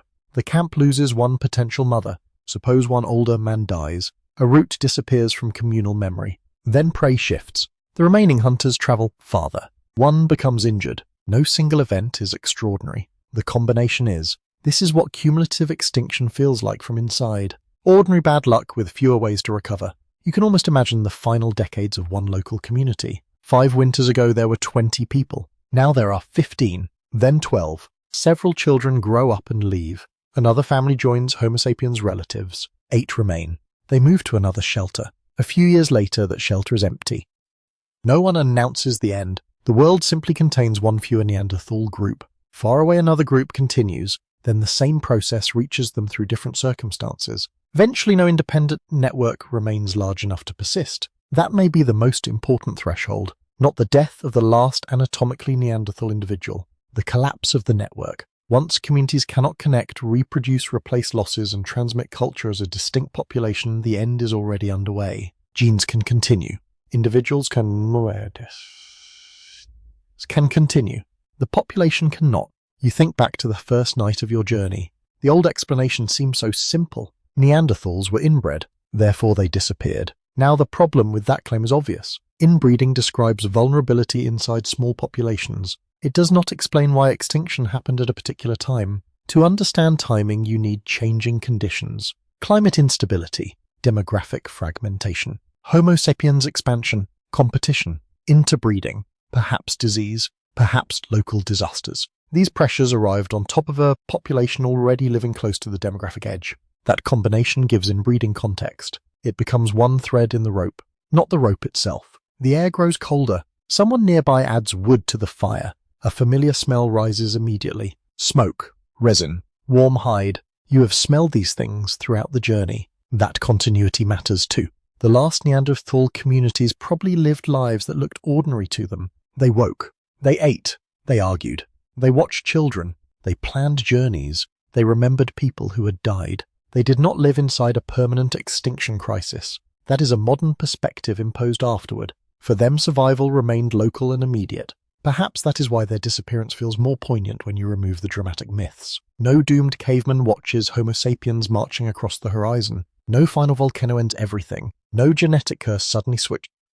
Instead, resilience becomes slightly weaker than pressure. Again, and again, and again, until recovery no longer occurs. You stand on one final ridge before leaving this part of the story. The fires below are mostly Homo sapiens now, but that does not mean the Neanderthals beneath those older fires left nothing behind. Their DNA survives. Some technologies may have been exchanged. Some local knowledge may have passed between groups. Some mixed children carried family histories from both populations. Their disappearance was real. Their erasure was not complete. That distinction will matter in the final stretch. Because the answer to what killed Neanderthals is not a murderer you can point toward. It is a convergence. Small numbers made them vulnerable. Isolation reduced recovery. Climate moved resources. Competition narrowed options. Networks differed. Interbreeding absorbed individuals. Disease and environmental shocks may have added further strain. Then demographic time did what dramatic catastrophe never needed to do. It slowly changed who remained. Section 20. The final fire is almost out. You stand where the valley opens beneath a pale night sky, looking across a landscape that no longer belongs to one human population. The old Neanderthal camps are mostly silent now. Some caves are empty. Some hunting routes have been forgotten. Some families have joined larger Homo sapiens communities. And some descendants carry both histories inside the same bodies. This is where the word extinction becomes unexpectedly complicated. Neanderthals disappeared as a distinct population, but they did not disappear completely. Parts of them survived. You have already seen the genetic evidence. Many living people with ancestry outside sub-Saharan Africa carry small amounts of Neanderthal-derived DNA, though proportions vary among populations. Those fragments are not symbolic. They are literal inheritance. Pieces of ancient Neanderthal genomes passed through children, grandchildren, and thousands of later generations. So when you imagine the final Neanderthals, you should not imagine every lineage ending. Some continued. They simply continued inside another human population. You walk slowly toward the remains of an old shelter. Cold air settles against your skin. The floor smells faintly of damp stone and ancient ash. A broken flake lies near the wall. Someone made it long ago. Perhaps they sat exactly where you are standing. Perhaps a child watched them work. Perhaps that child later joined another group. The possibilities remain invisible. Genetics gives you only fragments, but those fragments have transformed the way Neanderthals are understood. For much of modern history, they were treated as failed humans. Too primitive, too brutish, too slow, too inbred, conveniently inferior. That portrait now looks increasingly outdated. Neanderthals survived across difficult Eurasian environments for hundreds of thousands of years. They controlled fire. They hunted cooperatively. They cared for injured people. They created complex stone technologies. They used pigments. Some groups collected unusual objects. They moved across large territories. They formed families. They exchanged genes with other humans. A population capable of all that does not fit neatly into the category of evolutionary failure. Their disappearance tells you something more subtle. Success is temporary. A population can survive for an extraordinary length of time and still become vulnerable when several conditions change together. You have followed those conditions one by one. Small population size, fragmentation, inbreeding, climate instability, changing prey, volcanic disruption, competition, differences in social networks, technology, child survival, possible disease, interbreeding, assimilation. None behaved like a single blade cutting the Neanderthal story short. Instead, they formed overlapping pressures. That is probably the closest you can come to an answer. Neanderthals did not die because one weakness suddenly destroyed them. They became increasingly difficult to replace. That distinction matters. Extinction is ultimately demographic. A population survives when enough people remain connected, reproduce, raise children, transmit knowledge, and recover after losses. Neanderthal communities may have struggled with each of these processes as their world changed. Their numbers were already small. Then some groups became more isolated. Climate repeatedly rearranged habitats. Animals shifted territories. Homo sapiens expanded. Mixed families formed. Local communities disappeared. The network thinned. At some point, recovery became less common than loss. That may be the real threshold. You leave the shelter and continue toward a low ridge. Moonlight rests over the valley. There are no walls here, no borders, No sign marking where one human population ended and another began. That feels appropriate. Human evolutionary history was never arranged into clean boxes. Populations separated and reconnected. Genes crossed boundaries. People moved. Some lineages expanded. Others contracted. Neanderthals were part of that movement. Their genes also reveal something strange about you. If your ancestry includes Neanderthal-derived DNA, certain small pieces of your genome passed through individuals living tens of thousands of years before agriculture, cities, or writing. Those genetic fragments survived migrations, climate changes, epidemics, wars, and countless anonymous generations. They reached the present without anyone knowing they were being carried.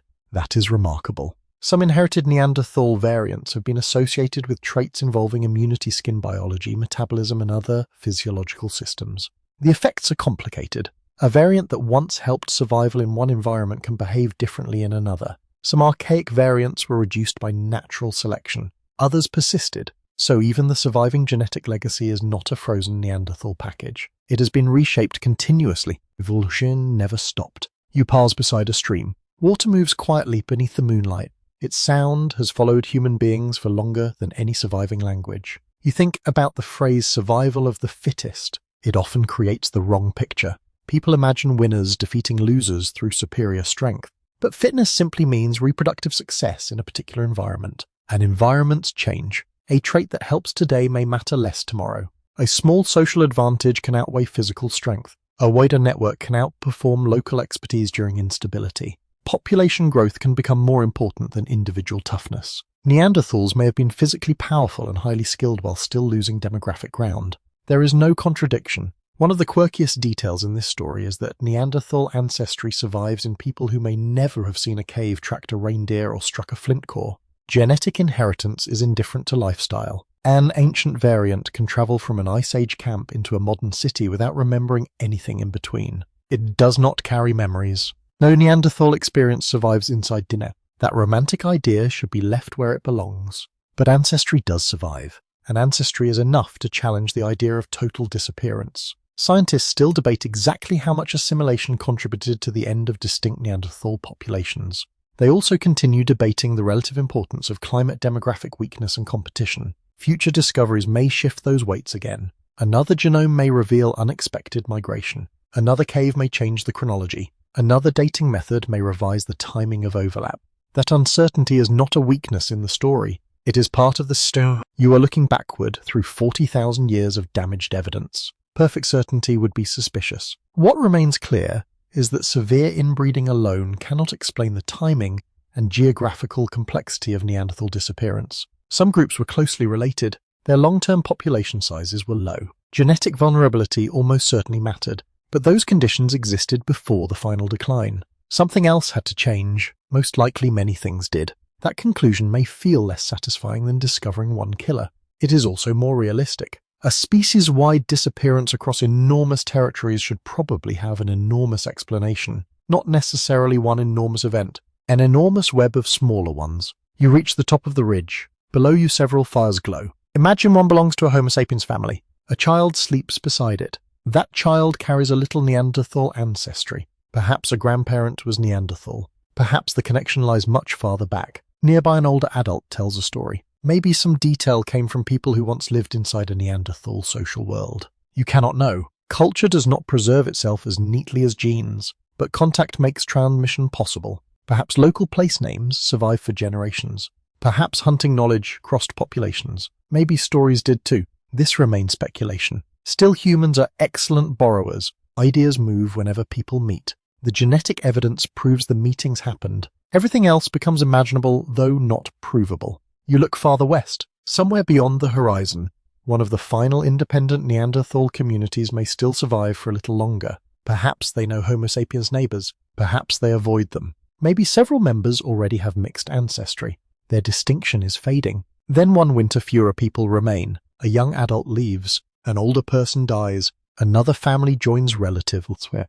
The final independent camp is abandoned. No one understands the humanistic. No one says goodbye to a species that would require seeing the future.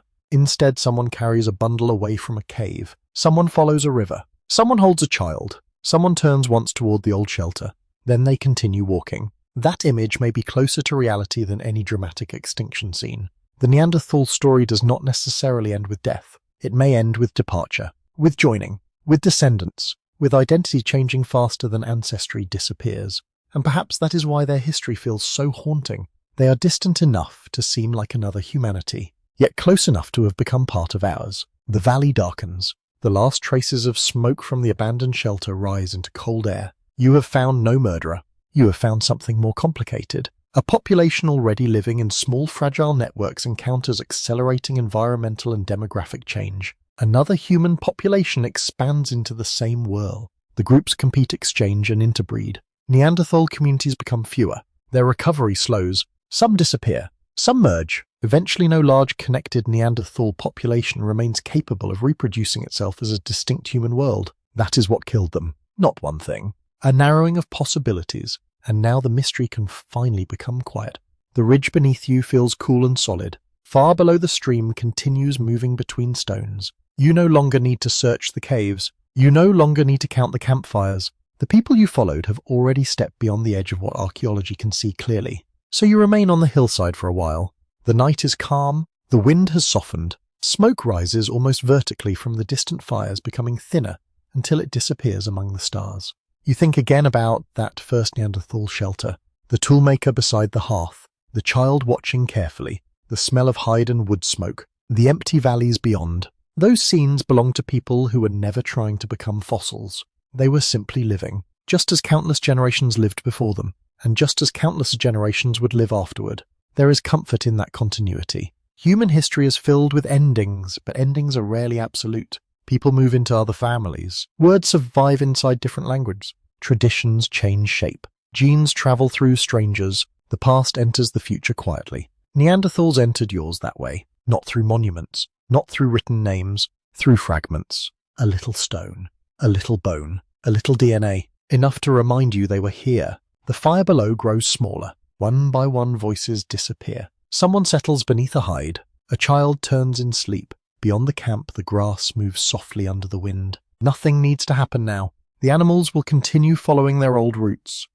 Moon will cross the sky. Snow will eventually cover the footprints near the river. By morning, the valley will look almost untouched, and somewhere far beyond it, generations will continue. Neanderthal ancestry will become quieter, thinner, more widely scattered, but not entirely gone. You can let the question rest now. They were not destroyed by one fatal flaw. They were not simply too inbred to survive. They lived inside a changing world until their small populations could no longer remain separate, connected and self-sustaining. Some vanished, some joined others, some became ancestors, and beneath the slow movement of the night, those distinctions finally soften. The last fire becomes an ember. The ember becomes darkness. The valley becomes still, and history for tonight can sleep